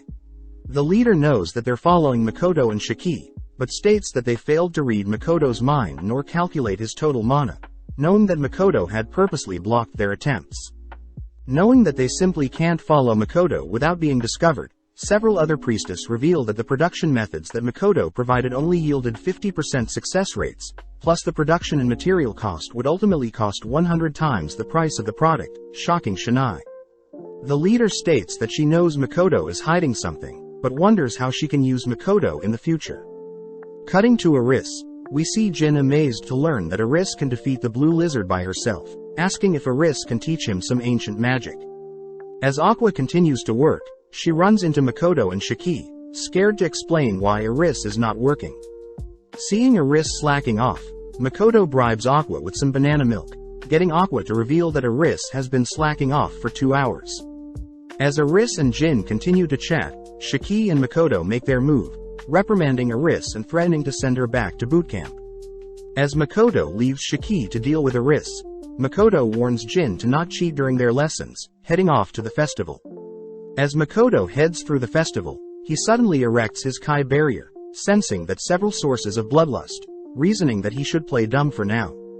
Heading through a dark alley, several assassins suddenly surround Makoto, prompting Makoto to cover himself in the ooze. Instantly, Makoto fires fireballs at all the attackers, knocking all of them out, but seeing as a single assassin is left standing, Makoto realizes that they've met before. Taunting the assassin for being obsessed with him, Makoto spots the assassin has fixed his blade, learning that the blade is made from the scale of the greater dragon Mitsurugi. As the assassin attempts to break through Makoto's ooze, Makoto wonders if the assassin is out of his mind, reasoning he should end their battle quickly, swiftly knocking the lone assassin out. Not wanting any more trouble, Makoto makes use of a secret technique that creates a blinding light, only to leave the festival and fire some arrows to release some frustration. Just then Tomo appears, greeting Makoto, only to report her findings regarding the weather and the mist gates. Tomo states that she's found a mist gate location that will yield a 95% match with Japan's weather, but the both note how the location is part of the demon territory. Tomo reveals that there is a fortress near the location, asking for Makoto's permission to wipe out all the demons in the location. But Makoto asks for more time to think, not wanting to go to war with the demons. The next day, we see Tomo and Mio amazed at how lovely the festival is, with Mio drooling over all the delicious foods the stalls offer. But Tomo warns Mio to restrain herself. Cutting to Makoto, we see that he is deep asleep, suddenly waking up, hearing a large crowd of people downstairs. Makoto rushes into the store, apologizing for oversleeping, having been up preparing something, but spots Aris and Aqua being overwhelmed with customers. Makoto wonders where Lime and the new Elder Dwarf employee is, learning that Shiki had asked Lime and the Elder Dwarf to help organize traffic outside, so as to not impede on other stores. Shiki reports that they've almost hit their sales goal, impressing Makoto, as adventurers from around the country have been spreading word of Makoto's business. Shiki also mentions how if they run out of stock, they'll give the customers vouchers and tickets, apologizing for not telling Makoto sooner. But Shiki mentions how Mio and Tomo refuse to allow anyone to disrupt Makoto's slumber. With Makoto hearing that Tomo and Mio are exploring the festival with Luto, Makoto heads out to run some errands, spotting a group of people wondering why Makoto's store name is written in Laurel's secret script. Weirded out, Makoto also hears a customer mocking the Elder Dwarf for being a demi-human, forcing Makoto to ask the customer to leave. That night, we see Mio and Tomo discover the beauty of Hot Pot, followed by Aris begging Aqua to share her banana milk, and Lime promising to defeat anyone that mocks his Elder Dwarf friend. Just then, Shiki gets serious, wondering how more delicious he can make his creamy Hot Pot, but suddenly Luria arrives with another Hot Pot. Makoto is worried that Luria is being overwhelmed due to the festival, but Luria reassures Makoto that everyone is prepared for the rush, plus Eva is helping out by washing dishes. As Mio and Tomo praise the festival's various dishes, they mention how in Laurel people eat raw fish, surprising Makoto, but as Makoto invites the two girls to watch his students battle in the tournament, the girls waste no time indulging in more food. At the same time, we see some people from Laurel chatting with people from Lemia, asking what Laurel wants from them. Getting serious, the Luria representative asks that Lemia return their priestess, but Lemia's representative states that the priestess willingly chose to join the hero of Lemia's party. Seeing as they are getting nowhere, the Luria representatives leave, hoping to meet soon, but now alone. The Lemia representatives voice how annoying it is to have wasted time, when they could be preparing for their second attack against Fort Stella, blaming Luria's hero and princess. Cutting back to Makoto and the gang, they continue to enjoy their time during the festival, all stumbling through town as a group all whilst Makoto happily watches on. But at the same time, we see Lily spying on Makoto and his party from afar. On the second day of the festival, it's well known that a party is held to evaluate students' etiquette and mannerisms, but at the same time we see Makoto has reunited with the gleeful Patrick, all whilst Illumgand watches Makoto from afar. As Makoto and Patrick move elsewhere to chat, Patrick greets his gorgeous wife Lisa, who Makoto is happy to see as well. Lisa thanks Makoto for guarding Patrick along with training their daughters Shifu and Yuno, only to head off with Patrick elsewhere. Now alone, Makoto wonders if he should befriend more humans, but waves to his students as he's happy to see them having fun. Just then a lady and her bodyguard approaches Makoto, asking to speak with Makoto, but with a single glance, Makoto can detect the lady has demons as bodyguards. With Makoto wondering if the lady is dangerous, they all move into a separate room, deducing that the lady is too calm and clearly knows who Makoto is. The lady introduces herself as Sairitsu, an official of the Laurel Commonwealth who takes care of the priestess and Kamuro.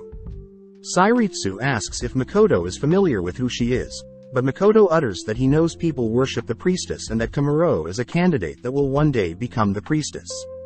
Makoto notes that Laurel is the commonwealth of three great nations, therefore the priestess is someone that is a very high-ranking being, meaning information is kept tight within those nations, but interestingly their culture resembles Japanese culture.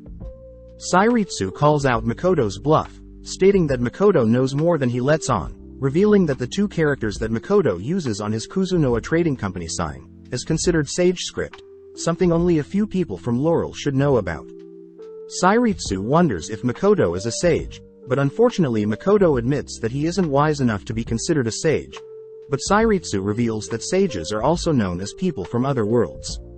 Makoto attempts to hide the fact that he is a sage, but Sairitsu shows how her name is written out, stating that it's very similar to how Makoto's name would be written. Sairitsu also calls out Makoto's unique face, stating that she and her people promise to protect and fight for sages in Laurel, but Makoto simply says he'll inform Sairitsu if he runs into any sages in the future. Seeing as Makoto is not budging, Sairitsu reveals that she suspects the two heroes brought to this world are sages as well, but keeping a stern face, Makoto simply says he can't be sure since he's never met the heroes. With nothing left, Sairitsu takes her leave, but wonders if the term Kuzu in Makoto's store name stands for medicine, but Makoto reveals that Kuzu is the name of a plant, impressing Sairitsu as Makoto is very knowledgeable in sage script. As Makoto voices his amazement that a country would be centered around protecting sages, we cut to Lily greeting Sairitsu, all whilst fearing that Tomoki's obsession with Tomo and Kuzunoa Trading Company may ruin her future plans. Sairitsu wonders what Lily was tracking her, but Lily simply asks what she was doing with Makoto, both acknowledging that they know Makoto's trading company produces highly valuable medicine, employs demi-humans and is even a teacher at the academy. Sairitsu dances around Lily's question, allowing Lily to deduce that Sairitsu is not close with Makoto whatsoever, wondering if she should buy some medicine of her own. Sairitsu cuts her off, offering to purchase anything Lily needs for her, which Lily recognizes as a tactic to keep her away from Makoto.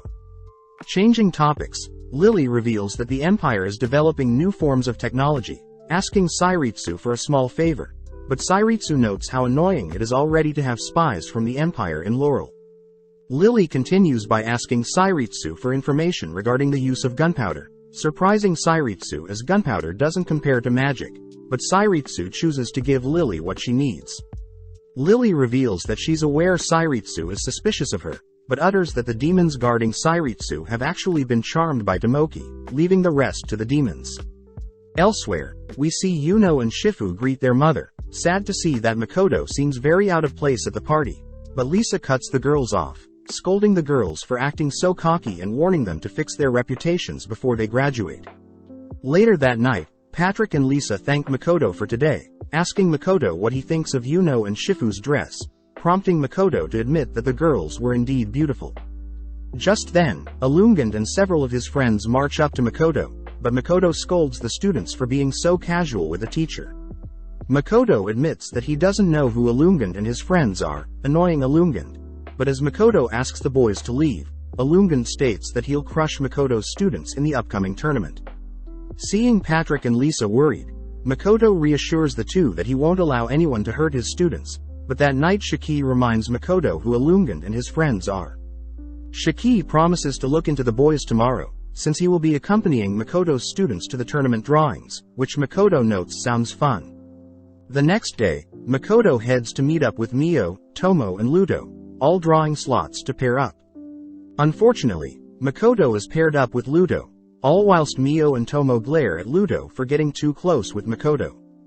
Taking the opportunity, Makoto asks Ludo about this sage script, something Ludo knows is similar to kanji in Japan. Ludo states that the sage script is very different from Japanese, being more vulgar and only a language used by scholars, but this makes Makoto wonder if these scholars can understand him if he speaks Japanese. Ludo scolds Makoto for making bold assumptions, as only the heroes would understand Japanese, but just then Mio butts in, offering Makoto a snack.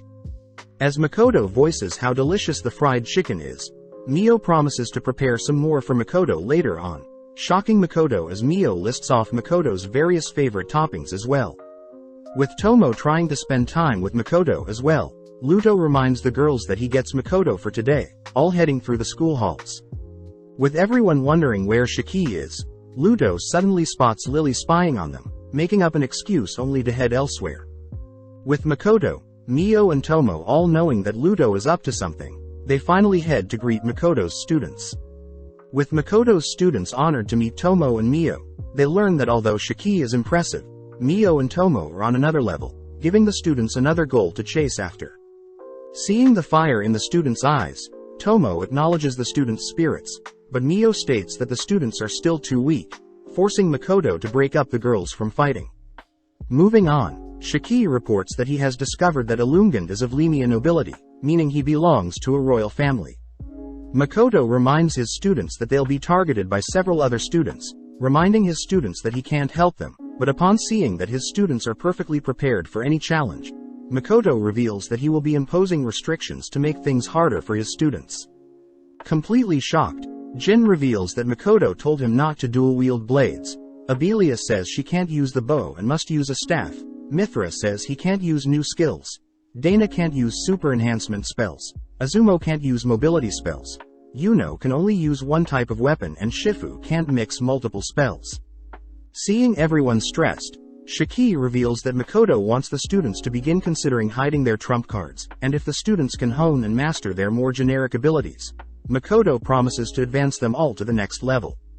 At the same time, we see Ludo chatting with Lily, who seems very stressed having learnt that Ludo is hanging around Makoto. Getting serious, Lily demands to know if Ludo is working with Makoto, but Ludo reassures Lily that his Adventures Guild does not side with anyone. Changing topics, Lily mentions how Tomoki wants to make Tomo his, asking Ludo if she herself could defeat Tomo. Ludo blatantly says Tomo would destroy Lily, warning Lily that Makoto's trading company is on par with the entirety of the demon army, shocking Lily as this means Tomo isn't their only fighter. Ludo reminds Lily that she'll be starting a war soon, wondering why Lily is not spending more time on preparations, but Lily reassures Ludo that everything is going smoothly. Lily wonders why Ludo gave her information on Sophia's treachery and the demon rings, but Ludo simply says that everything will make sense in due time. Lily wonders if she should focus her power on retaking Fort Stella, but admits that she needs to find suitable candidates during this upcoming tournament, or else she'll have to return to the Empire.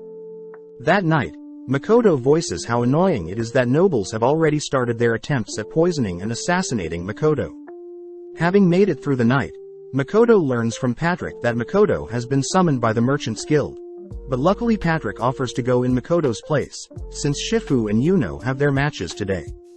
With the tournament starting, Makoto reads through the fighters list, seeing that for the warrior category, Dana is set to fight Yuno and Jin is set to fight Mithra. As for the mage category, Abelia fights Shifu and the winner will face Azumo, exciting both Tomo and Mio. Makoto is surprised that the Hopleys are able to influence the fighters and who they face, annoyed at how unfair the world is, but chooses to hold back his anger for now. With Dana and Yuno starting their duel, Dana and Yuno are well aware of each other's abilities, both parrying each other's blows, but when Dana ditches his blade to block Yuno's spear, Dana rushes in, knocking out Yuno and winning the duel. Next up, Jin and Mithra are set to face each other, with both being level 97. The judge announces that since the students are above level 90, they both are restricted to wooden swords, something Makoto knows is to handicap his students. The judge also announces that for safety reasons, dolls have been placed to substitute any damage dealt to students, and even if a single doll falls the duel is over. Additionally, 3 dolls are provided in case of dangerous amounts of damage, but before the duel starts, the judge reminds the students that only self-supporting spells are allowed and attacking and healing spells are forbidden. As the duel starts, Jin dashes forward, prompting Mithra to nonchalantly parry Jin's strikes, something the crowd finds boring. Tomo notes how Mithra's defensive abilities and positioning has improved, as his Mithra's fighting style is to defend and allow his opponents to tire themselves out. Sadly, Jin is aware of such facts, so he continues to barrage Mithra with strikes, but seeing as 10 minutes is up and both haven't fallen, Jin is deemed the victor, as he portrayed the personality of a true warrior. Hearing this, Mio states that she believes Mithra had won, which Makoto agrees with, as Mithra ended up using less energy to defend all of Jin's attacks. Next up is the mage category, with an ice and fire mage both accidentally knocking each other out, something Tomo and Mio note is very sloppy of them, but Makoto can't help but notice the students cheering them on. Next up is Abelia and Shifu, but as their duel starts, Makoto notes how the two girls' levels were relatively even before summer break. With Shifu initiating with a fire incantation, Abelia rushes in close, all whilst preparing a barrier spell. As Abelia predicts and blocks Shifu's fire spell, Abelia is caught off guard, being hit by a second fire spell Shifu had prepared, knowing that Abelia would block her first. Giving Abelia no second to think, Shifu follows up with Earth-binding spell, forcing Abelia to surrender, ending the duel in Shifu's favor. Up in the stands, one of the nobles accused Shifu of using her wealth to purchase expensive gear in order to claim victory. Butting in, Lily scolds the noble for such accusations, as it's apparent that Shifu worked hard and is trying new tactics to win the duel.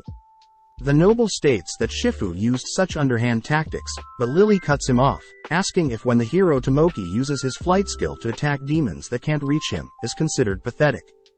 Piling on, the representative of Lemia states that on a battlefield, soldiers must do anything they can to gain the upper hand, silencing the nobles for good. With Pluto diffusing the situation, we cut to Izumo and Shifu starting their duel, but instantly Shifu conjures an earth barrier, blocking and regenerating from Izumo's wind magic. Shifu also begins firing fireballs behind her earth shield, something Izumo fails to defend against, making Shifu the winner. Next up is Jin and Dana for their match, both seemingly fired up as they evenly exchange blows, but having caught Dana off guard, Jin manages to win with an empowered strike to Dana's body, something Makoto praises Jin for. Cutting to Shifu, we see her up against an older mage student, someone that had been given offers to by the kingdom of Lemia. As their duel starts, the older student begins chanting a spell, but seeing it take too long, Shifu opens a hole beneath the student, trapping him. When the judge refuses to declare Shifu the winner, Shifu is forced to follow up with a powerful fire spell, ending the duel. Speaking with Jin, Shifu states that she only scared the senior a bit, since he'll probably be in Hopley's team tomorrow. But as Shifu holds back her anger against the tournament's judges, Jin heads up to make Makoto proud. Upon entering the arena, Jin is annoyed to see Ilum suited up with the finest of equipment, but holding back his disdain, Jin readies his wooden blade. As Illumgand insults Jin for taking Makoto's class, the judge announces that Jin and Ilum's duel is the finals in the warrior category, officially starting the duel. Making the first move, Ilum rushes towards Jin, but Jin embarrasses Ilum, disarming Ilum's rare blade. Crawling over to pick up his blade, Ilum casts an enhancement spell on himself, dashing towards Jin once more, but gets hit by Jin's blindingly fast strikes. Falling to the ground, Ilum cries for the judge to intervene, prompting the judge to give Jin a warning for being passive. Pissed, Jin goes on the offense, kicking and knocking Ilum back, but when the judge refuses to stop the duel, Jin glares at the judge, all whilst Jin brutalizes Ilum. Only when Ilum is knocked out, does the judge declare Jin the victor, but as the crowd goes silent, Makoto smirks, happy to see that Jin's skills easily overcame Ilum's cheap tricks. As Ilum heads back to his locker, he reiterates that his revenge isn't over yet, knowing that there will be a Tima tournament tomorrow, reaching for his secret serum. For the final duel of the day, Shifu is set to face Jin, a match both Tomo and Mio knows will end in Shifu's victory. When the match starts, Shifu instantly catches Jin off guard by melting the ground below him, following up with a fireball, that makes Shifu the ultimate victor. As Makoto's students rush to congratulate Shifu and Jin, we cut to later that night where Patrick apologizes, as the Merchant Guild insists on speaking with Makoto, something Patrick warns Makoto to be wary of. The next day marks the first day of the group tournament, but we cut to the students who are sad that Makoto can't watch their matches, but Abelia gets called out, pleased to hear that at least Shiki will be watching.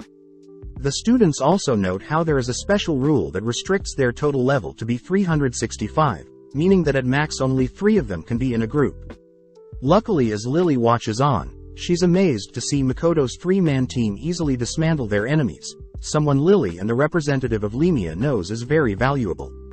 Cutting to Makoto, he's seen in the presence of Zara Hardy's, the leader of the Rotskerd Merchant Guild, but getting down to business, Zara accuses Makoto of working with the demons to run his trading company. Insulted, Makoto reassures he doesn't use underhand tactics, but Zara reveals that he had reached out to the temple, and know that Makoto is hiding how he obtains his raw goods, as there are no records of Makoto's shipments. Not wanting to reveal the mist gates or the demi-plane, Makoto states that he uses wagons and carts under the Rembrandt name, but Zara states that the items Makoto are selling are way below market price, meaning Makoto is intentionally giving away money. Makoto states that if he's being interrogated, he is more than happy to show Zara how he runs and creates things, but Zara calls Makoto naive, mocking Makoto's status and circumstance. Completely cornered, Makoto demands to know what Zara wants, prompting Zara to demand Makoto hand over his knowledge of transportation methods and any other secrets, but Makoto simply refuses. Hearing this, Zara states that Makoto isn't fit to be a merchant, deducing that Makoto is indeed keeping secrets, admitting that he had expected greater things from Makoto, but now knows Makoto is simply a spoiled child. Zara states that moving forward, Makoto will have to hand over 90% of profits to the guild, and only then will other merchants stop annoying Makoto, something Zara states is the only option. Getting more annoyed, Makoto accuses Zara and other merchants for not being honest, but Zara fires back by suggesting Makoto set up a shop elsewhere, and only sell to demi-humans, something Makoto knows isn't profitable. Zara reminds Makoto that he must stay in line, threatening to label Makoto and his trading company as allies with the demons, if Makoto chooses to resort to violence. Zara states that Makoto has no choice but to close down his store in Rotskerd and head back to Sieg, but Makoto finds it strange that Zara is acting awfully nice, shocked to learn that Zara was holding back, knowing that Patrick will now owe him a favor.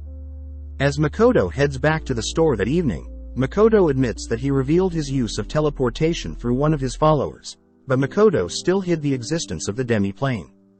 Hearing all of this, Mio offers to slay all those who oppose Makoto, but Tomo asks Mio to calm down.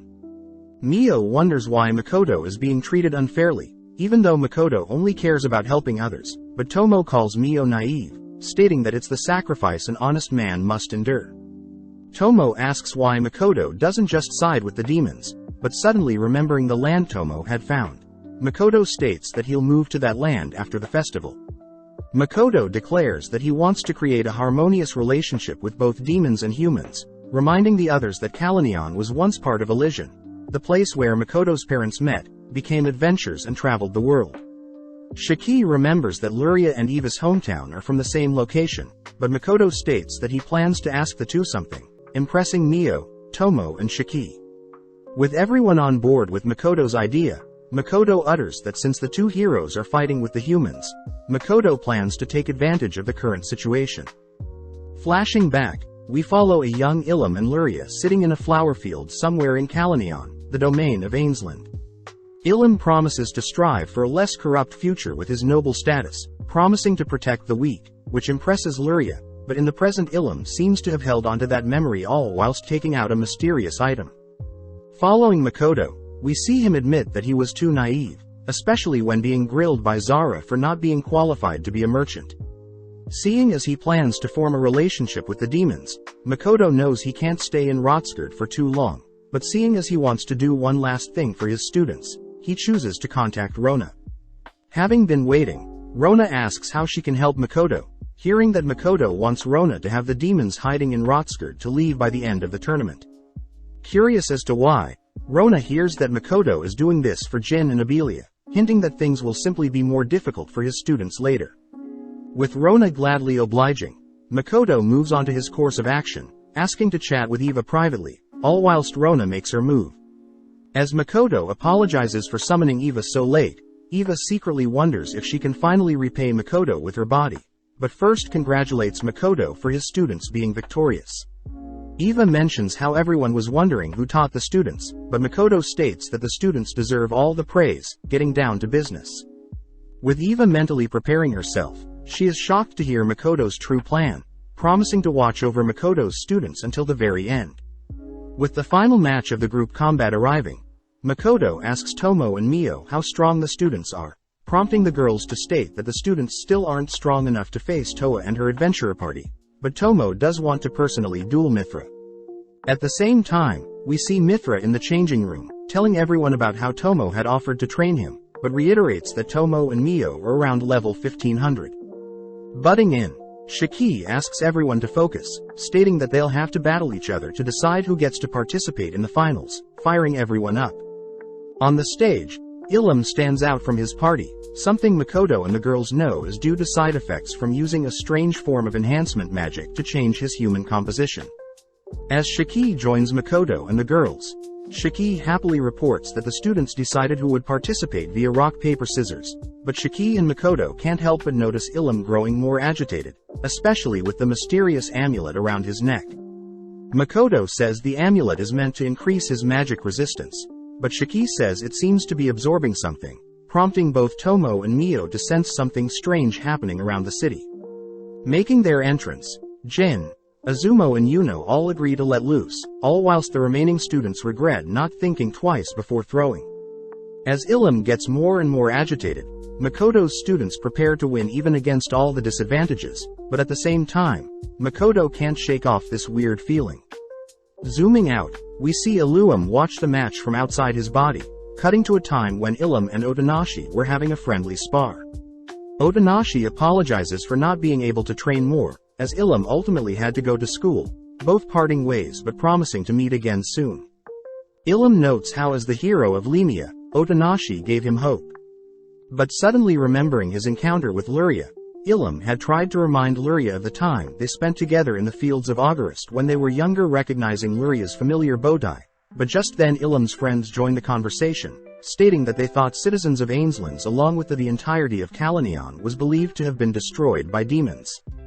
Hearing his friends say such insensitive things, Ilum orders his friends to be quiet, properly introducing Luria as a noble, only to wonder why a noble like Luria is in town. Luria apologizes if she's forgotten who Ilum was, stating that her family had sent her to safety before the demons could attack, something Ilum was shocked to hear, pissed that Luria doesn't remember their promise together. As Ilum's friends begin insulting Luria for abandoning her home for her own safety, Luria coldly remarks that they have no idea what death looks like, shocking Ilum. As the boys try to scold Luria for being so rude, Luria once again shuts them all up, attempting to leave, but out of nowhere Ilum shoves Luria aside, ultimately leading to Makoto and Shiki intervening to embarrassing Ilum and his friends. Ilum admits that he should have apologized and made up with Luria, revealing that he instead chose to accept a strange medicine offered to him by another student. Ilum was promised power to defeat Makoto and in turn reclaim Luria, but this ultimately led Ilum yearning for more of this mysterious medicine, something that Rona is revealed to have provided from Ilum, even giving him the mysterious amulet. With Ilum seemingly reaching his breaking point, the group battle is seen to be started, prompting Azumo and Yuno to dash past Ilum with speed enhancements, all whilst Jin deals with Ilum. As Jin blocks Ilum's first slash, he immediately senses abnormal strength from the slash, caught off guard as Ilum kicks Jin aside. Apologizing for underestimating Ilum, Jin prepares to take the fight more seriously, prompting the two to rush at each other. At the same time, Yuno initiates the 2 versus 6, tossing her spear at one of the students, following up by knocking down another 3, all whilst Azumo only manages to defeat 2. With Yuno bragging about defeating more students than Azumo, they both suddenly get jealous, seeing Jin dismantling Ilum's, having promised to defeat Ilum together. As Jin lands blow after blow, he manages to carve off parts of Ilum's armor, but Azumo finds it strange that none of Ilum's dolls have taken any damage. Out of nowhere, Ilum begins swinging maniacally, weirding out Jin and the onlookers, but when Jin asks if the referees want to stop the match, the referees simply ask them to continue fighting. Ilum continues to utter Makoto's name, but having heard enough, Jin orders Azumo and Yuno to help finish Ilum off for good. Thrusting his wooden sword at Ilum, Jin is shocked to see Ilum catch it with his mouth, but this leaves him wide open to be caught up in Azumo's wind spell, prompting Yuno to follow up with several combination strikes whilst in mid-air, impressing Makoto. Putting some distance between herself and Ilum, Yuno tosses her spear for the finishing blow, falling to the ground as Azumo and Jin rush to catch Yuno, but Yuno reveals her weak floating magic. As Ilum is seen falling to the ground, his dolls all blow up, marking the end of the duel. Both Mio and Tomo are impressed by the students' teamwork, but as Makoto heads off to congratulate his students and check up on Ilum, he suddenly spots Ilum twitching, something his students notice as well. Out of nowhere, Ilum's amulet begins releasing some dense mana, something Mio and Tomo know stems from his old emotions. Shiki utters that there is no hope for Ilum anymore, revealing that Ilum has begun to mutate. Something Makoto learns is the work of Rona. Makoto wonders why Rona would do such a thing even after promising to help him out, but Shiki asks if Rona had promised to not do anything in Rotskirt, stating that demons are very deceiving. Makoto begins wondering if he should have trusted the demons at all, something Tomo and Mio gets pissed about, seeing as Makoto has been quite unlucky recently. Makoto reveals that he had told Eva that he plans on retaking Kalanion and hide his identity and his trading company there, but at the same time we see Rona excited to have the King of Lemia and Princess Lily witnessing what she is about to do. As Makoto's students stand guard, we hear Ilum apologize for his mistakes, admitting that he only wanted to see Luria again, but as this happens various other townsfolk become consumed by this dense mana, cutting back to Ilum who cries out for help. As Makoto demands to know what is happening, we see someone outside being affected by the dense mana as well, suddenly transform into a monster. As Ilum also begins to morph into a hideous creature, the crowd all flee from the stand, prompting Tomo and Mio to wonder if they should help Makoto's students. Makoto asks the girls to wait for a bit, suddenly spotting Eva and Luria rushing to report that there are several other monsters that have appeared across town, due to the demons scheming. With Luria and Eva suggesting that they all flee, Makoto knows that he could probably handle everything, but knows he must play his cards right. Asking Eva and Luria to relax a bit, Makoto asks once again if the girls would like to join Makoto in retaking their homeland, but as Luria and Eva agree they will sacrifice anything to retake their home, we see Ilum continue to transform further. Satisfied, Makoto asks the girls to hide for now, spotting Ilum howling as he has begun to drain the life force from his fellow students. As Abelia passes Jin a sword from Makoto, Mio notes how Ilum looks pretty disgusting to eat, all whilst Makoto asks Shiki if he has any way of reverting Ilum's transformation. Shiki states that it's not impossible, but Shiki admits that he doesn't even want to bother, prompting Makoto to ask everyone to survey the damage done to the town as a result of these monstrous transformations. Tomo says she'll summon Lime and a few others to help scout out the area, but suddenly Tomo gets excited, reasoning that in the films she watched, when the bad guys reveal the master plan, the good guys can finally show off their skills, telling Makoto he can gain the trust of the town. Shiki takes the opportunity to mention that the rival merchants will probably suffer as a result of the monster attacks, piquing Mio's interest as she suggests they use the commotion to take out Makoto's competition, but Tomo cuts Mio off, stating that they must remain honest merchant and play fairly throughout. Makoto applauds Tomo for being so reasonable, but Shiki wonders if they should even clean up the monsters in town, fearing that they damage any future relationships Makoto plans to establish with the demons. Makoto states that he still plans to partner with the demons, but as Makoto thinks about how Rona betrayed him, Makoto gets pissed, stating that he'll clean up this mess and avoid any confrontations with the demons. Cutting to Rona, we see Io wonder why Rona ignored their battle plan, wondering if Rona is becoming like Sophia, but Rona denies such things. Rona asks if preparations are done, smirking as she states she hasn't broken the promise she made with Makoto, impressing Io. Io states that they've finally finished up the ring, declaring that they'll use the rings to suppress the heroes blessed by the goddess and finally claim another nation. Back with Makoto, we see him order Eva and Luria to head towards his store, stating that they'll be led to a safer place. As the girls leave, Patrick and Lisa rush to speak with Makoto, shocked to hear Yuno and Shifu are dead set on slaying the monsters. Wondering what may happen to his sweet daughters, Patrick begins to panic, but Lisa cries for Patrick to calm down and trust in Makoto. Apologizing for overreacting, Patrick says he'll head over to check on the Merchants Guild, prompting Lisa to ask to join, revealing that herself and Zara used to run rivaling stores. As Patrick asks how Makoto's meeting with Zara was, Makoto says it didn't go well, learning that Zara can be kind at times, but Lisa says Patrick is far worse than Zara as he backstabs people. Seeing as Patrick and Lisa will begin heading off, Makoto says he'll assign them bodyguards, suddenly conjuring 2 misty gates, only to summon 2 mist lizards that will protect Patrick and Lisa. Now alone, Makoto turns to watch over his students who are completely in shock, having watched Ilum devour and consume his own friends. Rejoining the others, Makoto wonders why the academy hasn't reacted yet, suddenly spotting several cloaked mages appear, recognizing the purple coats as the most powerful fighter in the academy. As the mages prepare all 4 elemental spells, the mages fire and fuse their spells, all shocked to see Ilum has deflected 3 of the 4 magical affinities, choosing to absorb the water spell and is barely bruised by the fire spell. Following up, the 4 mages call for blessing from the goddess, but Makoto and the gang know that increasing their mana means nothing if the mages can't conjure a strong enough fire spell. As expected, Ilum simply absorbed the mages' spells once more, taking them all out in an instant, but just then Shiki reports his findings. Having telepathically communicated with the others, Shiki confirms around 50 monsters in town along with telepathic interference, shocking Makoto as it seems to be a planned attack. Makoto suddenly spots Ilum devouring the 4 purple-coated mages as well, leaving only Makoto's students, but sadly they seem terrified. Mio states that she is quite disappointed in Makoto's students, scolding Shiki for not being more harsh on Makoto's students. Makoto admits that he too needs to be more broad with how he fights, ordering Shiki and Mio to help guide his students to take down Ilum, but demands they only intervene if his students are on the brink of death. As for Tomo, Makoto is impressed hearing Tomo has figured out he plans to save the guests in order to have them indebted to Makoto. As the guests begin to panic, having seen the Academy's strongest fighters be defeated, Makoto and Tomo suddenly appear, spotting Lily, the bishop, Shinai, Sairitsu and Ludo.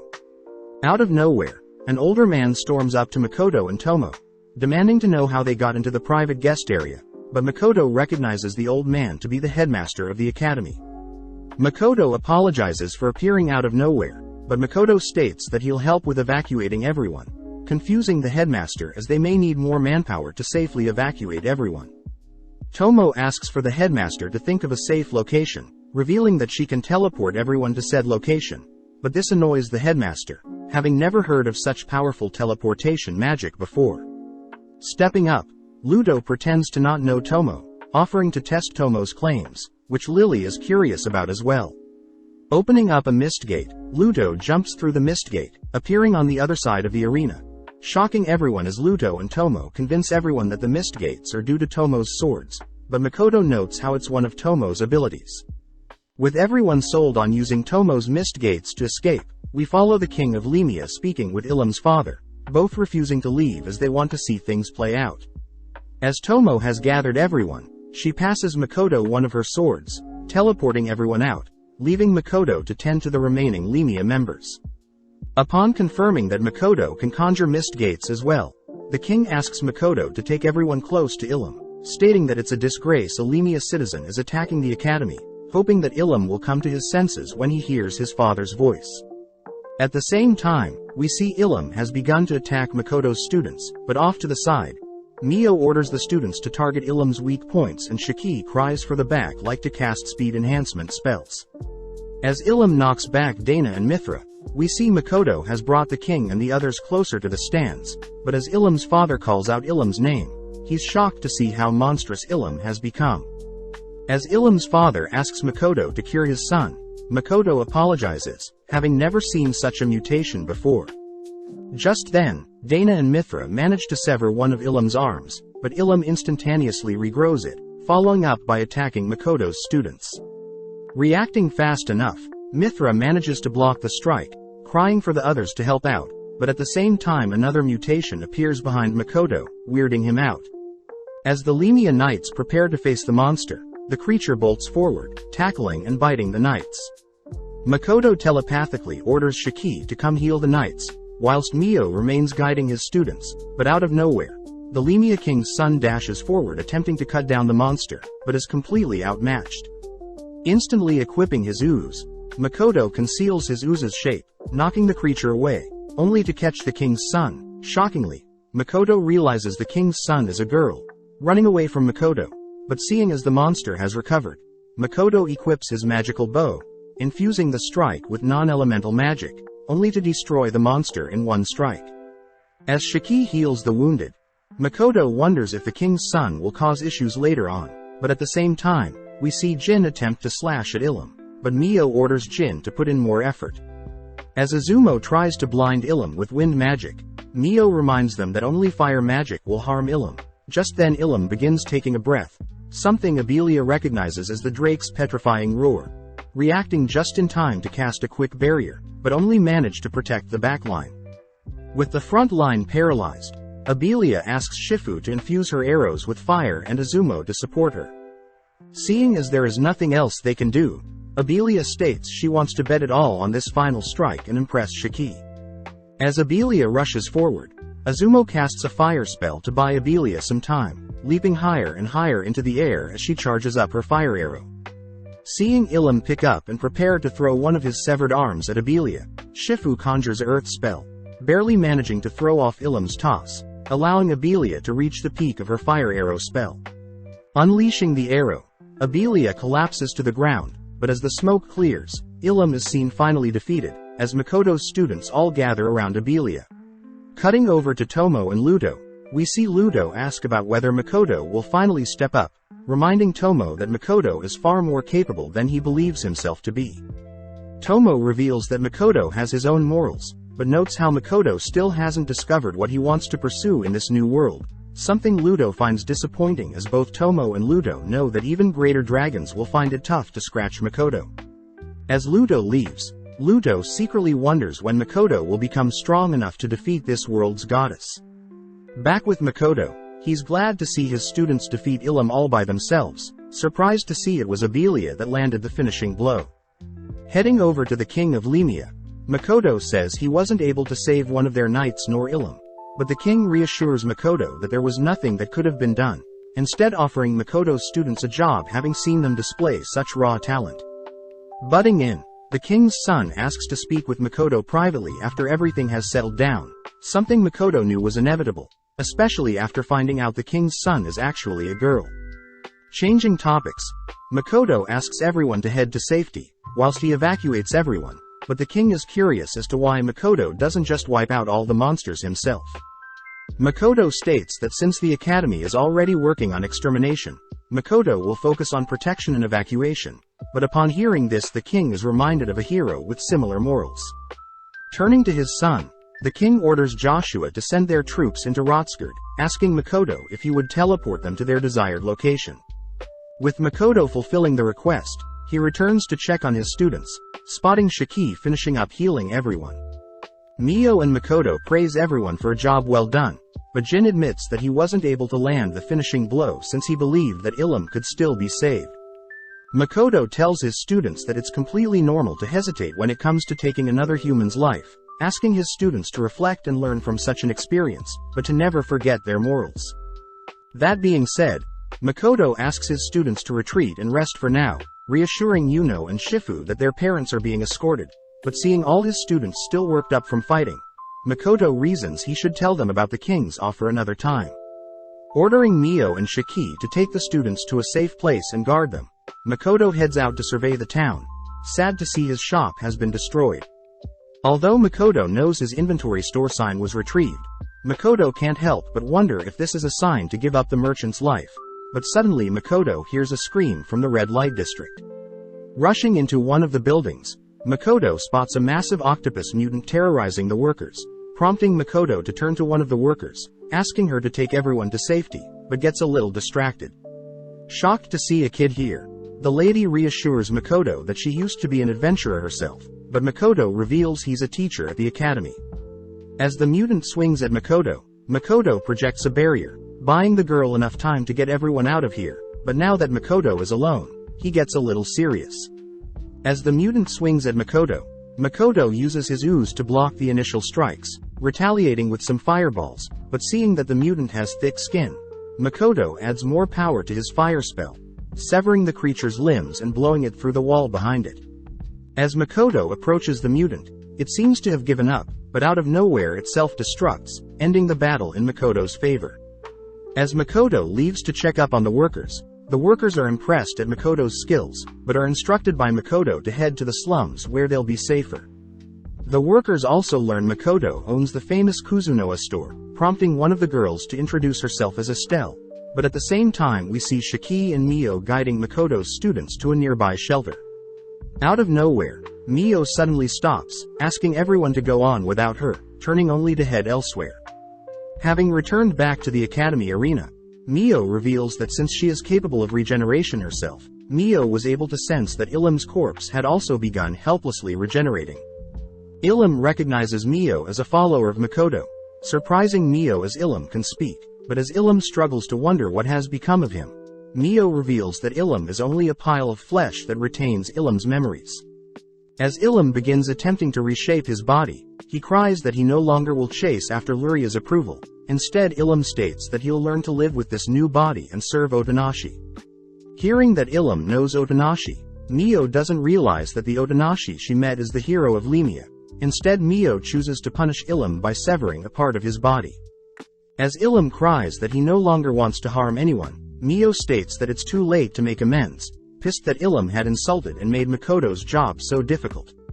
As Mio fires a dark magic spell at Ilum, Mio is surprised that the spell didn't obliterate Ilum's body, following up with several more projectiles, only to completely erase Ilum for good. That night, Makoto reports that there are a total of 80 mutants in town, several teleportation gates, and that communication networks are still disabled, making telepathy almost impossible in town. Aris and Aqua also add that evacuation is quite congested due to the monsters roaming around, meaning the town has been cut off from the outside world, but at the same time Mio can't help but munch on some snacks. Shiki reports that he's discovered the device that has been jamming human telepathy, but Tomo reveals that they along with the demons can still use their own version of telepathy. As Makoto wonders how much the demons have put into this attack, Shiki reveals that the remaining Purple Coat members and several academy instructors have begun to form teams to take out the mutants, meaning that other nations will begin sending reinforcements as well. Hearing this, Tomo states that they must hurry and claim the glory of saving the town, but Makoto is curious as to whether people have asked Tomo to help teleport them around, relieved to learn that Tomo and Ludo had intentionally pinned the teleportation powers on Tomo's sword and had made up a limit on the amount of times Tomo could teleport. Shiki adds that the number of mutants are increasing the longer they wait, all because people have accepted medicine and accessories from the demons, but Lime adds that the demi-humans that were experimented on had the same drug injected into them as these mutants. Hearing that the demons might be connected to Mr. Blight's organization, Makoto racks his brain to figure out what the demons are truly after, but cutting to the next day, we see Makoto speaking to Bol.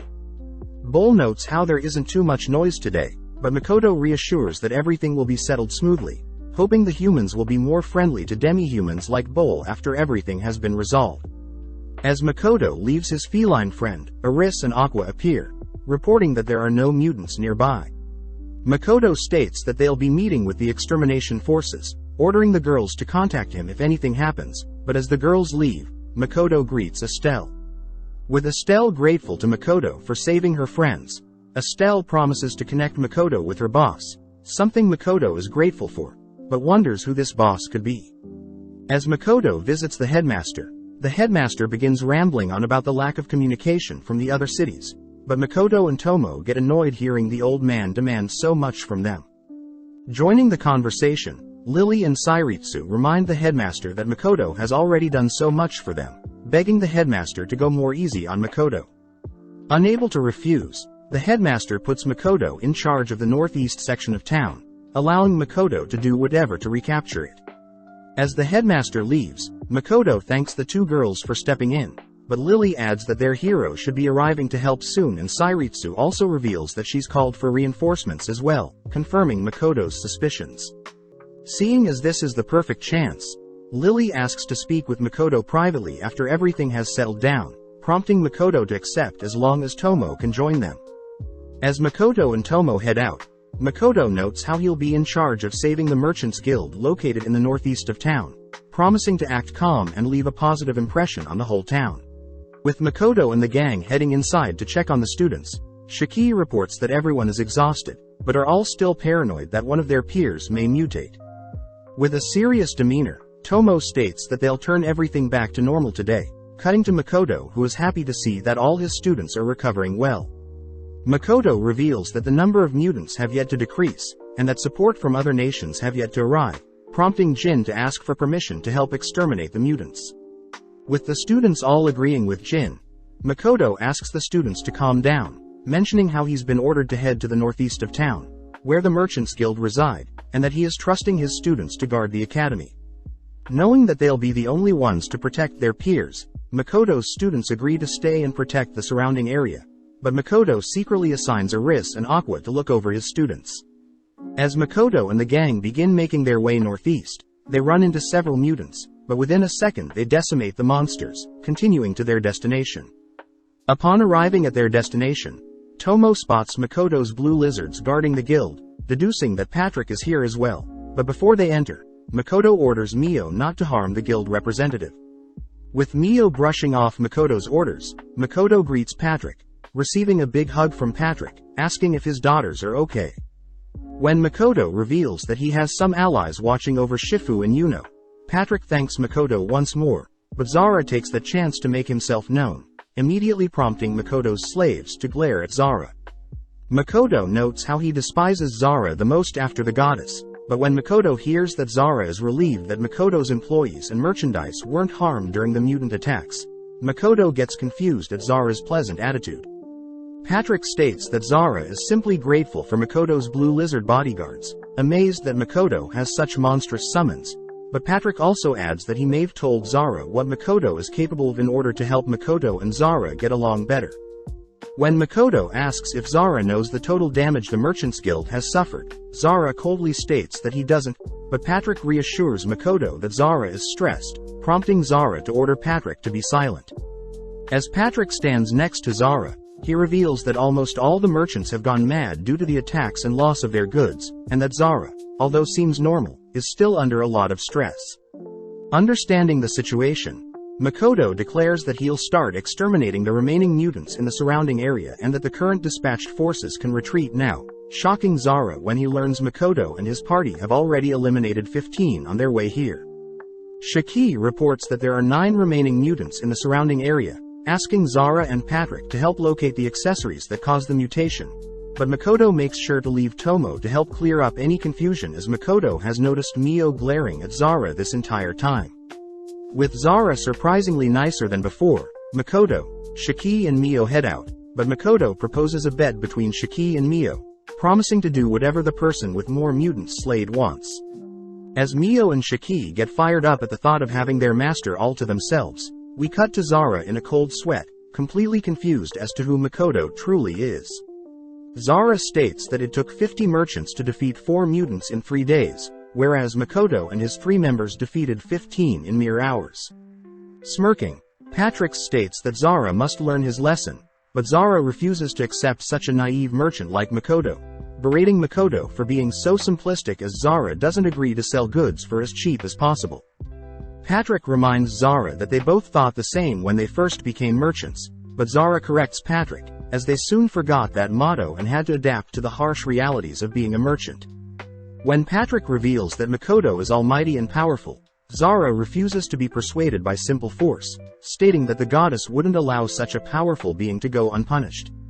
With a calm expression, Patrick states that he has full faith in Makoto, even if it means going against the goddess herself, as Makoto is clearly striving to cure those less fortunate, reminding Zara of the expression, betraying anything for a golden egg.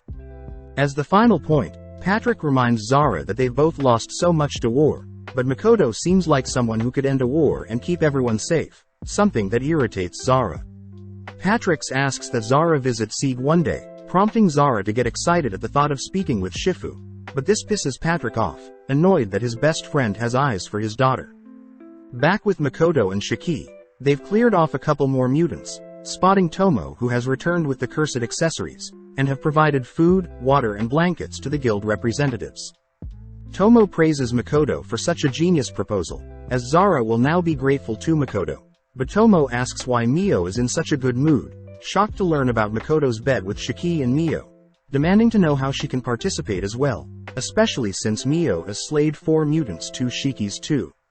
As Makoto continues to head deeper northeast, we cut to Mondo who has joined the fight, easily tackling and converting a mutant into a tree, impressing Lime as he reports Makoto and the others will be here soon. As Lime and Mondo wonder what the demons are truly after, they continue to hack away at the nearest mutant. We cut to the academy where the headmaster is ordering Makoto's students to head outside and exterminate the mutants. Having heard everything, Aris states that they'll protect the academy with their killer technique, managing to trick Aqua into lending her some mana, both conjuring their Cocytus ice barrier spell around the academy. Sadly, the girls realize that no one can leave now, cutting to Mondo, who apologizes for Aqua and Arisa's mistake, but Makoto reassures Mondo that it's better for the students to be safe behind the ice barrier, especially since they have food that'll last them several days. Sitting down, Makoto recounts their plans, stating that tomorrow they'll finish off any remaining mutants, whilst the other nation's reinforcements arrive.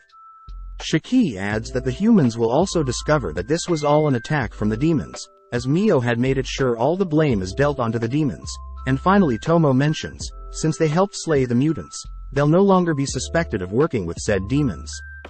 With Makoto grateful to have such reliable servants, Makoto heads inside the barrier, asking Aris and Aqua why they used their killer spell. With Makoto reassuring the girls he isn't mad, Aris utters that she had detected a device within the rich part of town that is drawing in more mutants. Grateful for the information, Makoto asks if the girls need help leaving the ice barrier, but is amused to see the girls are frightened to confront their master Mondo. With night falling, Makoto is seen heading somewhere, only to run into Sairitsu, who is acting very formal, revealing that herself and some others have learned of Makoto's otherworldly strength. Sairitsu asks if Makoto could restore everyone's telepathy, but before Makoto can give a response, we cut to Ludo, who is amazed at Aris and Aqua's ice barrier. Ludo asks Tomo what their plan is, impressed to hear Makoto plans to sort everything out by tomorrow, but Tomo does mention how they need to handle an additional thing they've kept from Makoto, revealing that Mio will be dealing with a spy that has been working with the demons. With Ludo a little frightened at how serious Tomo is, Tomo reassures Ludo that there is no way they could have let a demi-human that hated humans so much remain alive. As Tomo receives a message, notifying her that Makoto will be restoring the humans' telepathy, Tomo accuses Ludo of hiding something, but Ludo simply asks for Tomo to wait and see. Out of nowhere, a single arrow is fired into the sky, bursting like a firework, revealed to be a technique of Makoto's that was meant to disable all the demon devices that blocked the humans' telepathy. As Ludo sighs at how brilliant Makoto is, we cut to Lily, the king of Lemia, and Sairitsu having a chat, with Sairitsu learning that the royal capital and the empire are under attack by demons. When the Lemia king reveals that Otonashi and Shia will probably have to fight off the demons, Sairitsu gets stressed out, but Lily orders Sairitsu to remain calm. The three deduce that the demons had intentionally attacked Rotskerd, knowing that so many important figures would be present, only to attack the empire and the royal capital. The Lemia king and Lily state that since Makoto was willing to restore their telepathy, they confirm that Makoto is not working with the demons, but right as Makoto arrives, Lily and the Lemia king ask for Makoto's help. Sitting down with everyone, Makoto learns that the royal capital of Lemia, and the imperial capital of Gratonia, Ruinas, is being attacked as they speak. When Joshua, Lily and the king of Lemia wonder how the demons moved their armies without them realizing, Makoto notes how Sairitsu was able to disguise her demons' bodyguards as human, meaning Makoto should be wary, as the demons must also have influence in Laurel. With Joshua reporting that their Lemia army has been stuck in a neighboring city for a while, the king and Lily reason they should head back to their countries, asking Makoto to teleport them back to their countries. Sadly, Tomo interjects, revealing that her blade is reaching its limit for number of teleportations, prompting Lily and the king to beg and threaten Makoto to help. With Tomo giving Makoto the signal, Makoto puts on an act, stating that if it's to help out the empire and the kingdom, they'll gladly sacrifice the sword, prompting Tomo to open 2 mist gates. As for Joshua, the king orders Joshua to wait for the supporting army to arrive, only for the king and Lily to leave through the mist gates. Out of nowhere Tomo's blade shatters, signaling to the others that she can no longer create mist gates, but Tomo secretly commends herself for her beautiful acting, leaving to head back to the demi-plane. Cutting back several hours prior, Shiki and Makoto are seen walking around at night, only for Shiki to suspect that the demons are far more stronger than the humans think. Shiki adds that he believes that the demon's true target is the kingdom of Lemia, surprising Makoto as he knows the Lemia's hero has the ability to charm and forcefully rally together allies, whereas Gratonia's hero strengthens her own skills, encouraging allies to join her, making the Lemia hero a more dangerous threat overall. Although Makoto doesn't know the heroes personally, he notes how he should still help them out, but wonders how they'll be able to fight, now that they've convinced the humans they can't teleport anymore. Shiki proposes asking some of their denizens to fight for them, but Makoto scolds Shiki, not wanting his citizens to risk their lives for them. With Makoto racking his brain for a way to support the heroes secretly, we cut to Ludo, who praises Makoto for restoring the humans' telepathy at the right time, as Makoto has now gained the trust of all the elites of powerful nations. But out of nowhere Ludo suddenly spots the clouds opening. Back with Makoto and Shiki, they both realize that the goddess's light is consuming them, sucking them both up towards the heavens. But Makoto gets pissed, anchoring himself to the ground. Sadly, as the goddess's powers are still too strong, Makoto is forced to give in, cutting to Shiki and Makoto now standing in the goddess's throne room. Upon realizing that the goddess isn't present, Makoto begins to laugh maniacally, stating that he may get a chance to smack the goddess sooner than he expected, taking out his arrow, only to shatter an invisible wall concealing the goddess. With the goddess commending Makoto's ugly looks, the goddess asks why Makoto is causing her so much trouble, but Makoto reveals that Tsukiyomi had granted him permission to roam freely. Getting down to business, the goddess states that she'll be sending Makoto to help out against the demons in Lemia, but when Makoto refuses, the goddess calls Makoto out for being a child, threatening to erase Makoto here and now. Luckily, Makoto reminds the goddess that she had failed to kill him once already, as Makoto was able to overcome Sophia and Mitsurugi, annoying the goddess as Makoto declares the goddess isn't almighty. Smirking, the goddess glares at Shiki, preparing a powerful spell, but is suddenly interrupted by one of her followers, informing the goddess that she has a visitor from the original world. Upon hearing that the visitor is forcefully entering her throne room, the goddess tries to negotiate with Makoto, stating that if Makoto helps her out, she'll promise to allow Makoto to do whatever in the future, as long as he isn't opposing the humans. Still not satisfied, Makoto demands that he be rewarded, but Makoto can't think of any suitable rewards. Annoyed, the goddess prepares to send Makoto away without a reward, but Shiki intervenes, asking that the goddess grant Makoto the ability to speak human, something the goddess mocks Makoto for, as he should have learnt the language by now. Casting her spell, the goddess spell forces Makoto onto his knees, all whilst the goddess orders Makoto to eliminate the demons and retake Fort Stella. With Makoto all bloodied, he smirks at the goddess, prompting the goddess to open a hole beneath the two, sending them away. With Shiki terrified of the free fall, Makoto reassures Shiki that they are simply falling towards the kingdom of Lemia, asking Shiki to shield them in a dark magic barrier to hide their presence. With Makoto promising to protect Shiki, Makoto wonders why the goddess seems so stressed, but suddenly gets an idea. Contacting Mio and Tomo via telepathy, Makoto reassures the girls that he's fine, but most importantly orders the girls to rally together their most elite Highland Orcs, Mist Lizards and any other volunteers to retake Kalanion. With both girls surprised, Makoto asks that the girls inform Eva and Luria as well, stating that he has high hopes for Mio and Tomo. As Makoto ends the telepathy, Tomo and Mio get excited, noting how this is the first time Makoto has ordered the girls to fight for him, promising to succeed. Immediately rallying together the Highland Orcs and the Mist Lizards, Tomo declares that they'll be waging war against the demons in Makoto's name, ordering them all to fight and make Makoto proud. With a loud roar from the crowd, Tomo opens up a mist gate towards the demon territory Kalanion, only for Mio to immediately spread her webbing around the town to mark her targets. As Mio heads inside the fort, Tomo states that she'll go and secure the demi-plane gate, prompting Emma to step up, reporting that there are 2,000 demons compared to their 100 soldiers. Emma reassures everyone that Tomo will teleport them through the gates, firing everyone up, as this will be an uphill battle, but unable to wait any longer they make their move.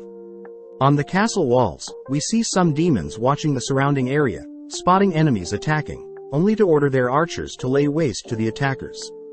Replying to the arrows, Emma nonchalantly conjures a massive barrier, allowing Agaras to reach the gates, easily smashing through the castle's fortified gate. As Emma and her army flood through the gates, the Mist Lizards immediately spring into action, decimating the demons with their mist breath, all whilst the orcs march through the demons. Cutting to the Mirage City, we see Akina and Haruna introduce Luria and Eva to their city, asking why the girls are here. When Eva and Luria state that they have promised to give Makoto everything they have once their home has been reclaimed, Haruna scolds the girls for being so simple-minded, revealing that since everyone but the girls have been slayed, Luria and Eva will be deemed the saviors once Kalanion has been reclaimed. Akina adds that Luria and Eva will need the skills to redevelop their nation, but reassures the girls that their denizens will help rebuild their nation. Cutting to Mio, we see she has infiltrated the kingdom, running into a soldier that directly serves the Demon King, introducing himself as Left the Mutant Mildy Dragon. With Mio amazed that Left is a mutated dragon, Left demands to know who Mio is, but Mio states that she isn't too sure what to call herself, but she does declare she'll be offering this land to Makoto. With Left accepting Mio's challenge, we cut to Makoto and Shiki almost reaching the royal capital, making Makoto curious, as he'll be finally meeting the two heroes of this world. As Makoto's denizens continue to overwhelm the demons of Kalanion, Emma is seen ordering the orcs and lizards to wrap things up, cutting to Mio, who seems to have been completely beat up by Left.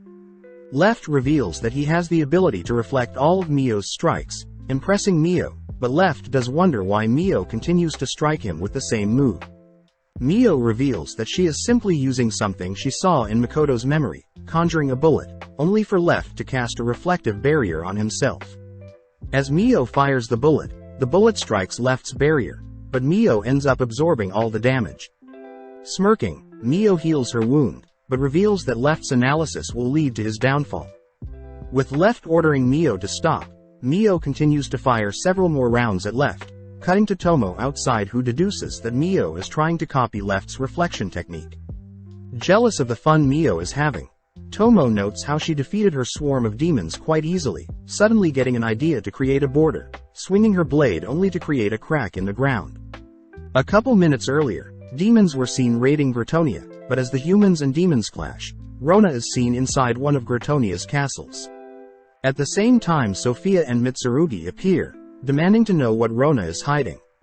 Rona reveals that she learnt Tomoki the hero fights differently depending if it's day or night, meaning Tomoki's healing only works at night, intriguing Sophia. Rona reminds Sophia that they need to target the hero of Limia, but since Mitsurugi had detected that Lily had returned to Gratonia to help defend the capital, Rona realizes something is wrong, stating that they should head back to Fort Stella to defend it. With Sophia choosing to remain in town, we cut to Sophia and Mitsurugi on top of the walls, watching as Tomoki and his party head out onto the battlefield on Nagi the dragon.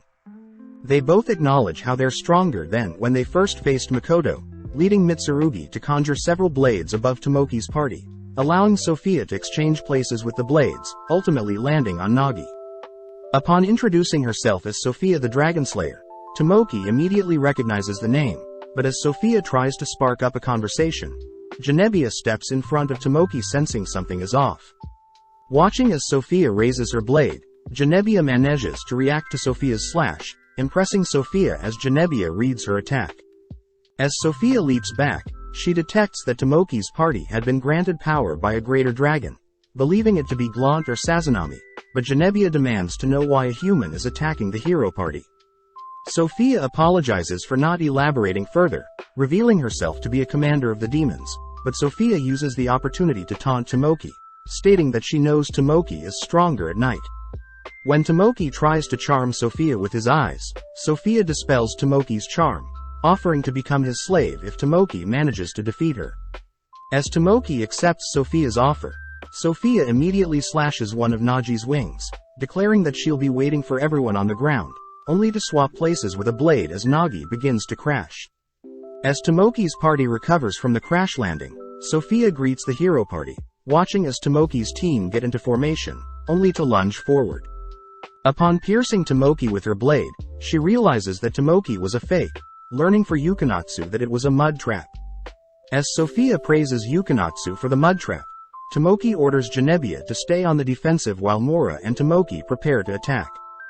Seeing Sophia's disturbing grin, Mora prepares a spell, all whilst Tomoki conjures several more weapons, making use of multiple elemental affinities only to all simultaneously fire at Sophia. With Genevieve shielding her party from the explosion, Tomoki arrogantly checks on Sophia's body, but is shocked to see Sophia didn't even feel any pain from their combined attack.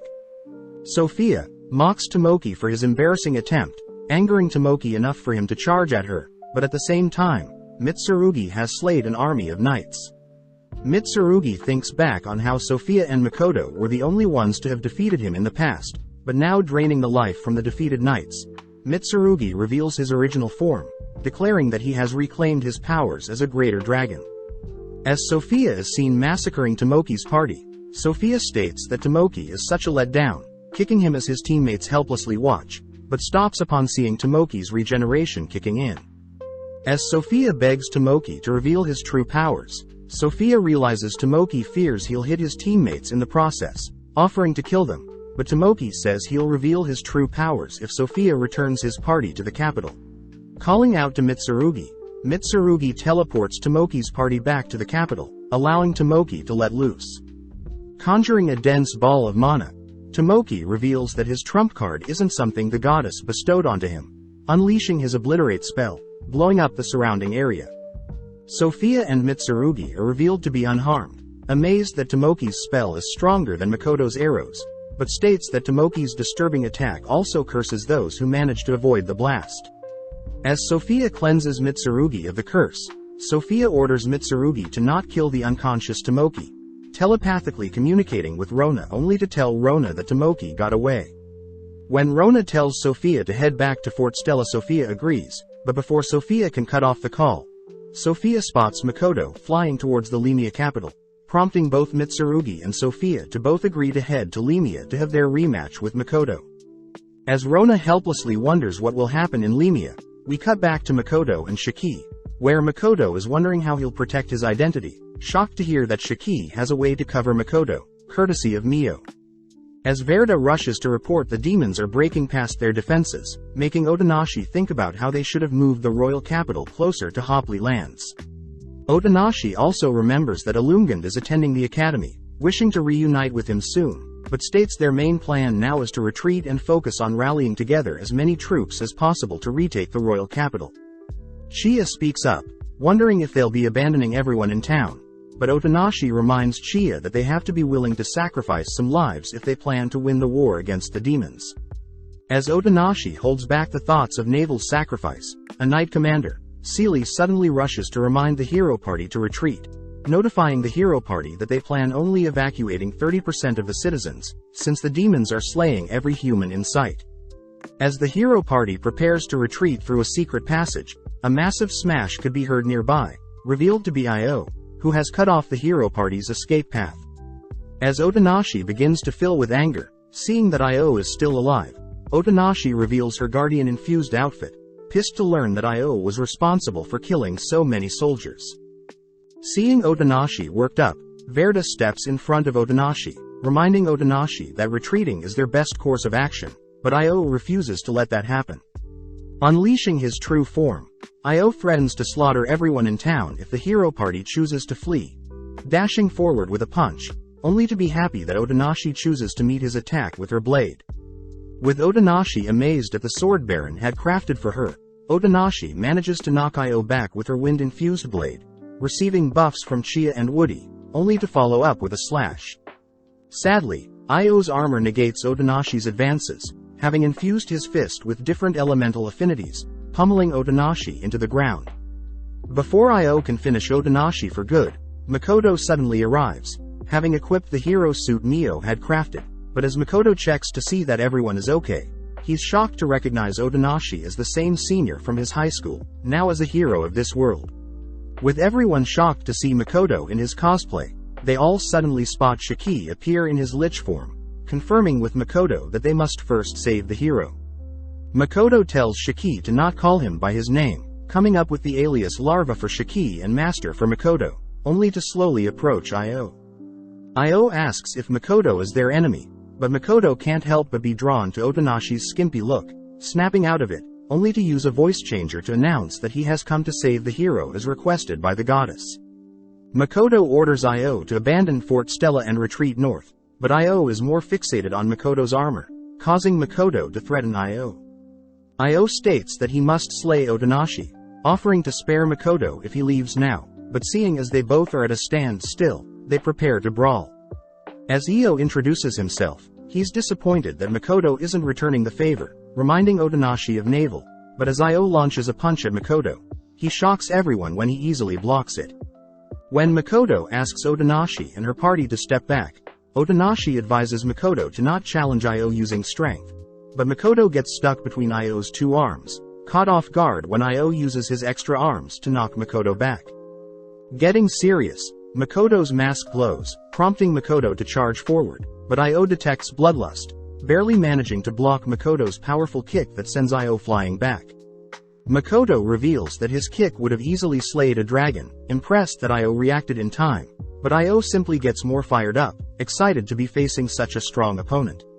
Off to the side, Otonashi suggests that they help Makoto, but Shiki appears, ordering Otonashi and her party to stay put, saying that his master won't lose. Shiki compliments Otonashi's wind sword, revealing that he had once fed a wind spirit to create a monster mantis, but this makes Otonashi curious as to who the lich truly is.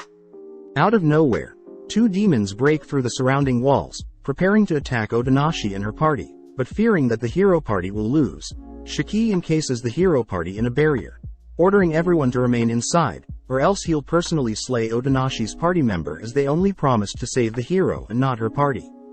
With everyone pissed, they ultimately ask for Shiki's assistance, watching as Shiki evades the axe of the demon bull only to disintegrate the arrow from the demon horse.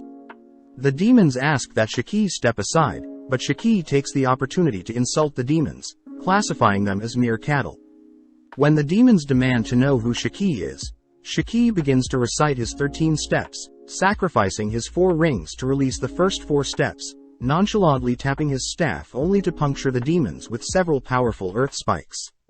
Impressed that the horse evaded the spikes and the bull survived the damage, Shiki gets serious, casting an inferno spell that dissolves the demons' weapons only to completely erase them from existence. At the same time, Makoto wonders if Shiki overdid it, suddenly blocking Io's punch, annoyed that Makoto isn't taking their fight seriously.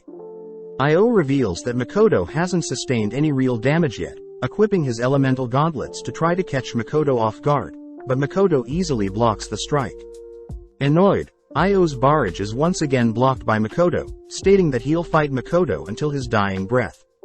Hearing this, Makoto asks Shiki to half-open his 7th step, surprising Io as Makoto isn't fighting fair, but Makoto reveals that he doesn't plan to use any special moves, deducing that he'll have an even greater fight later.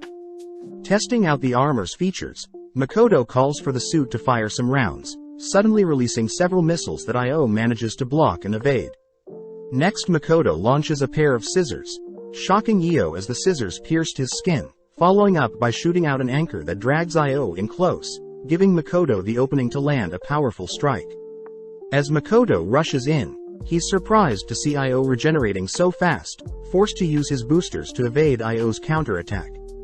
Now in the air, Makoto makes use of his jet kick, puncturing a massive hole in Io's torso, but when Makoto asks if Io would like to surrender, Io grabs hold of Makoto, revealed to have regenerated his wounds.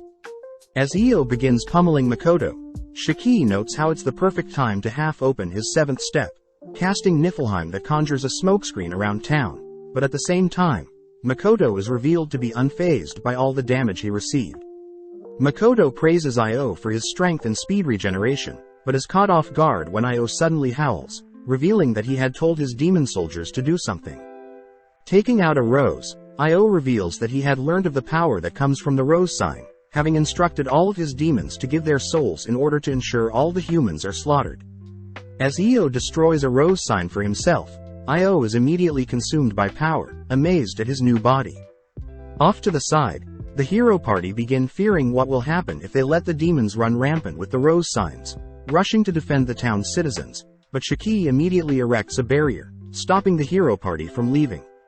As the hero party begs Shiki to set them free, Shiki is reminded of Makoto's students, stating that he'll let the hero party do whatever they want, as long as they can break his barrier. Accepting the challenge, Otonashi steps up, hacking away at the barrier but eventually falls, shaking at how powerless she is. Out of nowhere, Otonashi is suddenly suspended in space, suddenly hearing a voice that greets her, reassuring Otonashi that time spent in this new space won't affect the outside world. The voice reveals that Tomoki has already received the traveler's privilege, offering Otonashi power if she promises to answer their questions. With Otonashi wearing a blank stare, the voice announces her color is black, a high-ranking color that Tomoki received as well, and a color gods can't acquire. The voice states that black represents all attributes, offering to make Otonashi an ability, but when Otonashi asks for an ability to conquer the world, the voice asks for all of Otonashi's mana and 80% of her lifespan. Realizing that the offer is not reasonable, Otonashi asks for an ability to dispel all spells, but the voice tells Otonashi that she can simply learn dispelling, revealing that Makoto is capable of such things. Otonashi asks if the voice knows Makoto, but the voice mentions that they do, but doubts Makoto will ever need its help. Thinking about all the suffering her party went through, Otonashi asks for the ability to become stronger based on the emotions of people around her, something the voice praises Otonashi as a heroic wish. At the cost of reducing Otonashi's maximum mana, the voice grants Otonashi her new ability, placing Otonashi back into her body. Forcing herself to stand up, Otonashi rallies the emotions of her allies, gathering enough strength to shatter Shiki's barrier. As the hero party leave, Shiki suddenly detects more enemies approaching, but Makoto orders Shiki to follow the hero party, all whilst Io reminds Makoto to focus on their fight. Out of nowhere, a swarm of projectiles rains onto Io and Makoto, making Makoto wonder if Io is pissed that his ally is attacking him, but Io says he can't control those above him. Knowing that he should probably weaken Io a bit, Makoto charges at Io, activating his Kai barrier, only to locate and dispel Io's rose marking. With Makoto suggesting that Io give up, they both suddenly hear Sophia chanting a long incantation, but Makoto suddenly realizes something is off with her spell. Spotting Sophia teleporting in front of him, Makoto barely manages to dodge her slash that destroys part of his helmet, but as Sophia greets Makoto, Makoto unequips his armor, glaring at Sophia. With Sophia glad that Makoto has remembered her, she praises Makoto for surviving her new attacks, confirming that Makoto is indeed stronger than Tomoki. Hearing this, Makoto demands to know if Sophia slayed Tomoki, but Sophia reveals that she let Tomoki live since he impressed her, refusing to leave when Makoto kindly asks her to and instead declaring that Mitsurugi and herself need their revenge. With Makoto calming himself, he knows that he'll have to try much harder against Sophia and Mitsurugi, but out of nowhere Rona appears, asking everyone to listen. When Rona greets Makoto, Io suddenly realizes Makoto is the owner of the Kuzunoa trading company, but both Rona and Sophia also realize that Makoto can now speak common as well. When Makoto tries to explain himself, Rona demands to know how Makoto got here from Rotskirt, learning from Io that Makoto plans to save the kingdom and take back Fort Stella. Hearing this, Sophia accuses Makoto of working under the goddess, but Makoto reassures everyone that he is simply doing the goddess a favor, disappointing Rona as she believed Makoto despised humans. Makoto fires back, reminding Rona that he returned Rona's favor, annoying Rona as the destruction she caused in Rotskirt was to help Makoto's trading business. Makoto reminds Rona that he had to clean up the mess, asking if all the demons left the city, but when Makoto sees that Rona agrees with a smirk, Makoto deduces that there must have been demi-humans that assisted the demons among the rich part of town. Changing topics, Rona asks to make another deal where Makoto leaves and in exchange she'll help Makoto bargain with the demons, but Makoto flat out refuses, ordering Rona and Io to retreat and give up Fort Stella. Annoyed, Rona asks if Makoto will really be able to defeat Io and Sophia combined, but Makoto asks that Rona join in to make things more interesting, shocking Rona as she learns Makoto easily defended against Io when he had the rose sign. Rona suddenly gets flustered, scolding Io for using the rose sign, but Io states that he would rather die with his men if it means taking down Makoto, but Rona refuses to let that happen, showing signs that she cares for Io. When Rona demands to know how long Io has left, Rona is frightened to hear that Makoto was able to dispel the rose sign, bringing Sophia to tears as she is amazed at how powerful Makoto must be. As Sophia declares she'll go all out to face Makoto, Rona states that she doesn't want to get caught in this mess, but as Sophia equips her blade, she reveals that the monster that created the Star Lake was actually Makoto himself. Suddenly disappearing, Makoto is forced to focus, nonchalantly equipping his ooze to defend against Sophia's surprise attack. Makoto remembers how Sophia used a similar attack to cut off his fingers the last time they met, but Sophia gets pissed channeling a dark magic spell, surprising Makoto as it's a new affinity for Sophia, but sadly Makoto easily defends against the projectile. Disturbed, Sophia wonders how Makoto defended against her dragon sword and dragon's flame spell, but Makoto simply mocks Sophia's pathetic attempt. Enraged, Sophia dashes forth, slashing with her dragon blade, but Io and Rona note how Makoto's ooze armor has no scratches, something that even Makoto praises himself for. Sophia wonders what type of defensive spell Makoto's mana ooze is from, but Makoto simply launches forward with a strike, suddenly cutting over to Ludo to watch the battle unfold. Ludo laughs at how amusing Makoto is, revealing that he's watching Makoto through Sophia, but suddenly Ludo talks about the secret of alchemy, the Philosopher's Stone, an elixir purely composed of pure mana. Ludo remembers the moment when Makoto told him that his mana was infinite, something that caught Ludo's attention, and is something that Ludo wants all to himself. Back to the battle. Sophia has managed to withstand Makoto's basic strikes, retaliating with multiple slashes of her own, but both seem to be holding their own. When Makoto asks if Sophia had borrowed strength from a greater dragon other than Mitsurugi, Sophia disappears, making Makoto wonder if she's using shadow dragon powers. Appearing above, Sophia conjures an orb, slicing it only to have several lasers appear, but the lasers simply bounce off Makoto's ooze. Shocked that nothing is working, Sophia wonders how Akari, the greater dragon of flames, attacks aren't harming Makoto, especially since Akari has the strongest attacks of all the greater dragons. Makoto butts in, asking why Sophia is only using attacks from greater dragons, but Sophia ignores him, dashing forward. Replying with a beam of his own, Makoto is impressed that Sophia can defend his attack, multiplying the beam only to blast Sophia, but Sophia suddenly disappears. Casting his Kai barrier, Makoto detects Sophia's hiding behind a piece of rubble, having his beams curve to force Sophia out of hiding. As Makoto's beam chases after Sophia, Io prepares to intervene, but with a single glare, Makoto orders Io to stand and watch. Seeing Sophia alive, Makoto commends Sophia for growing stronger since they last fought, but Sophia cries that she's consumed 4 greater dragons, Mitsurugi, Bakufu, Akari and Yomatoi. Shocked to hear Sophia consume them, Makoto learns that Sophia has the skill to steal the dragon's skills by consuming them, revealing that she currently has the strength to conquer a nation alone. Makoto doesn't believe Sophia is that strong, wondering if he underestimated his enemies, but just then Sophia declares that she plans to consume Sazanami and Muteki in order to defeat Banshoku. Surprised that Ludo is who Sophia is after, Makoto watches as Sophia undergoes a transformation, revealing her dragon scales, but Makoto states that Sophia still won't be able to defeat Ludo nor Tomo. Ignorantly, Sophia wonders how Makoto knows who Ludo or Tomo is, restarting the fight with a dark spell, only to slice at the same location her spell hit. With Sophia finally cutting through Makoto's ooze, Sophia continues to fire off multiple projectiles, but out of nowhere Io joins the battle with an attack from behind, but is surprised when Makoto suddenly grows another ooze arm. Glaring at Io, Makoto warns Io to back off, shooting him into the sky with his rocket punch. With no time to think, Makoto sacrifices his ooze to evade Sophia's slash, but when Sophia smirks having finally removed Makoto's ooze armor, Makoto simply creates a new one. Catching Sophia off guard, Makoto grabs hold of Sophia, blasting her with some magic, but is impressed that Sophia is still able to survive after his basic attack. Cutting to Otonashi and her party, we see them slowly working through the demons with rose signs, forced to retreat after each slain demon as their bodies explode after death due to the rose signs.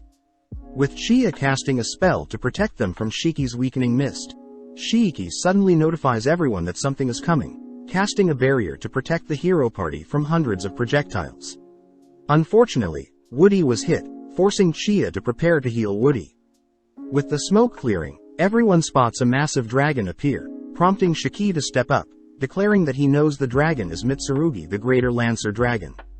With Shiki revealing that he is a follower of Makoto, we cut back to Sophia, who is clearly struggling against Makoto's impenetrable ooze armor, forced to tank Makoto's basic strikes. Off to the side, Rona wonders if she can secretly help Sophia, beginning to cast her trump card, but Makoto speaks up, glaring and reminding Rona to not intervene. Frozen in fear, Rona realizes that she had underestimated Makoto, offering to retreat and relinquish Fort Stella along with leaving the heroes alone. With Makoto allowing Rona to leave alive, Makoto turns back to Sophia, noticing her blade is slowly fusing with her hand every time she unleashes the dragon's power. Makoto gets annoyed at how boring Sophia is, reminding Sophia he can kill her at any moment, but Sophia states she is already prepared, asking why Makoto's attacks are weaker than Tomoki's. Makoto reveals that he's never met Tomoki, wondering why Sophia is suddenly bringing up how charming and powerful Tomoki is, but having heard enough, Makoto reveals that Sophia is charmed by Tomoki. Suddenly realizing this, Sophia gets pissed at how weak she is, but Makoto mocks Sophia by offering to dispel Tomoki's charm. Annoyed, Sophia reveals her wings, dancing around Makoto as she lands several strikes, but Makoto easily detects her flight path, swatting her onto the floor.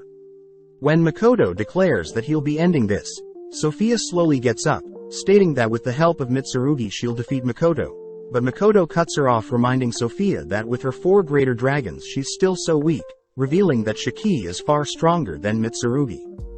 Back outside, Mitsurugi is seen showering Shiki with hundreds of blades, but Shiki seems to be barely holding on. Seeing as Shiki is weaker than him, Mitsurugi transforms back to his human form, beginning to head towards Sophia, but Shiki declares that he'll be paying Mitsurugi back for harming Makoto. As Mitsurugi and Shiki glare at each other, Mitsurugi declares that he'll first pick off Makoto's followers, beginning to gesture several hand signs. With a swarm of blades heading towards Shiki, Shiki is forced to cast a barrier, enduring the rain of blades. As the smoke clears, Shiki appears unharmed, but Mitsurugi continues to smirk, prompting Otonashi to ask Shiki to dispel his mist to allow her hero party to help. Taking a breath, Shiki declares that he's not struggling, but Mitsurugi calls Shiki's bluff. Otonashi states that she wants to slay the dragon that ruined their town, but Shiki states that if Otonashi and her party stay back he'll promise to heal Woody. With Chie skeptical that a lich can heal someone, Otonashi decides to trust Shiki, something Seely agrees with since Shiki doesn't seem like the usual cunning lich. When Otonashi asks Shiki to dispel the mist, Shiki agrees, instantly dispersing the mist and allowing Otonashi and her party to defend their position more comfortably. Having waited long enough, Mitsurugi unveils his true sword, but Shiki begins reciting the history of Mitsurugi the Lancer Dragon. Shiki states that he knows Mitsurugi has 2 lives but uses a humanoid body to enhance its strength, something Shiki learned from Ludo, but Mitsurugi is surprised Shiki has heard of Ludo. Shiki continues by revealing that he knows the true swords are from warriors that challenged Mitsurugi in the past, but Mitsurugi realizes Shiki knows too much. Launching his blades at Shiki, Shiki takes a battle stance, casting his gross shear spell. As a dark crimson barrier forms around Shiki, Mitsurugi's blades bounce off Shiki's barrier, but as Shiki adds his Marugiri incantation to the barrier, Shiki is easily able to deflect and wither away Mitsurugi's blades. Completely speechless, Mitsurugi demands to know how Shiki defended against his true blades, but Shiki reveals that Ludo had given him intel on Mitsurugi and Shiki simply used his intellect to come up with a way to defeat Mitsurugi. Gripping his staff, Shiki calls for his blade Askaran, amusing Mitsurugi as a mage is wielding a sword. Shiki reveals that Askaran is covered in poison and curses, specially crafted to take Mitsurugi's life, but Mitsurugi says he doesn't feel any fear seeing Shiki wield such a boring blade. Shiki utters that he doesn't need a special blade to slay a dragon, equipping a ring that enhances Shiki aura, but seeing as things are escalating Mitsurugi conjures several blades of his own. Sending his blades all across town, Mitsurugi slays as many people as possible, converting their bodies into blades and retrieving them ready to fight. Annoyed that Mitsurugi isn't taking his cursed blades seriously, Shiki lunges forward, prompting Mitsurugi to cover himself with blades, but Shiki easily cuts through Mitsurugi's blade. As Mitsurugi jumps back, he begins writhing in pain, revealed to have lost some fingers, but Shiki mentions how he's paying Mitsurugi back for cutting Makoto's fingers during their first encounter. As Shiki continues to slash at Mitsurugi, Mitsurugi sacrifices his swords to evade, but having all his blades shattered, Shiki wonders if the blades used to belong to past heroes. Taking the chance, Mitsurugi combines all the blades into a compressed ball of energy, firing it directly at Shiki, but meeting the projectile head-on. Shiki uses his palm to deflect the projectile, completely terrifying Mitsurugi. Firing several more blades at Shiki, Mitsurugi has no choice but to stay on the defensive, but seeing an opening, Shiki chants a binding spell, catching Mitsurugi off guard as Shiki can cast spells between slashes. Preparing to land a potent slash, Shiki spots Mitsurugi escape from his bind, forced to destroy Mitsurugi's oncoming blades. But Mitsurugi is terrified seeing his blades shatter upon striking Shiki's body.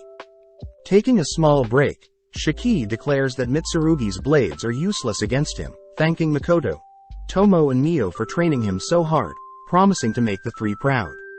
As Mitsurugi equips a blade of his own, he refuses to lose to Makoto's slave, but Shiki thinks about how sad it is that Ascarone's poison is slowly eating away at him.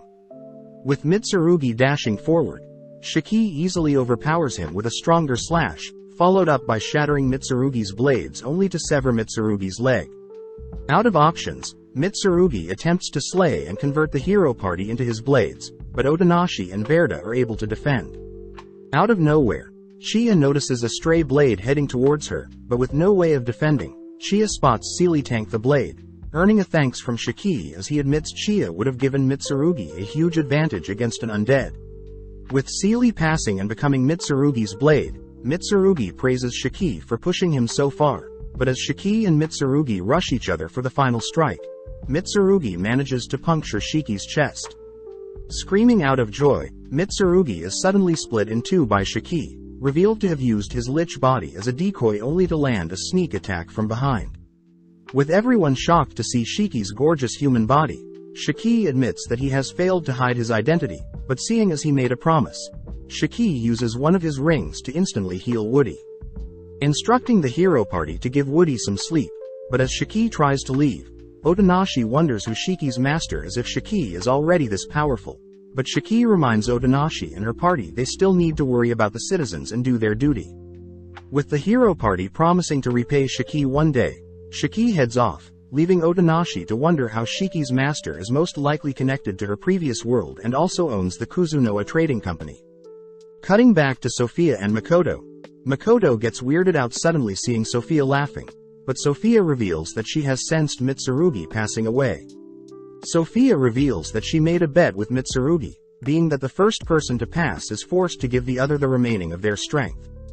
In that moment, Sophia is engulfed with Mitsurugi's power, but Makoto wonders how Sophia will still defeat him. Annoyed at Makoto's cocky attitude, Sophia states she'll show off her trump card, encasing Makoto in her domain. Revealed to be Mitsurugi's prison of swords, Sophia declares she'll be executing Makoto in this new realm, but Makoto is amazed that Sophia dragged him into a separate space.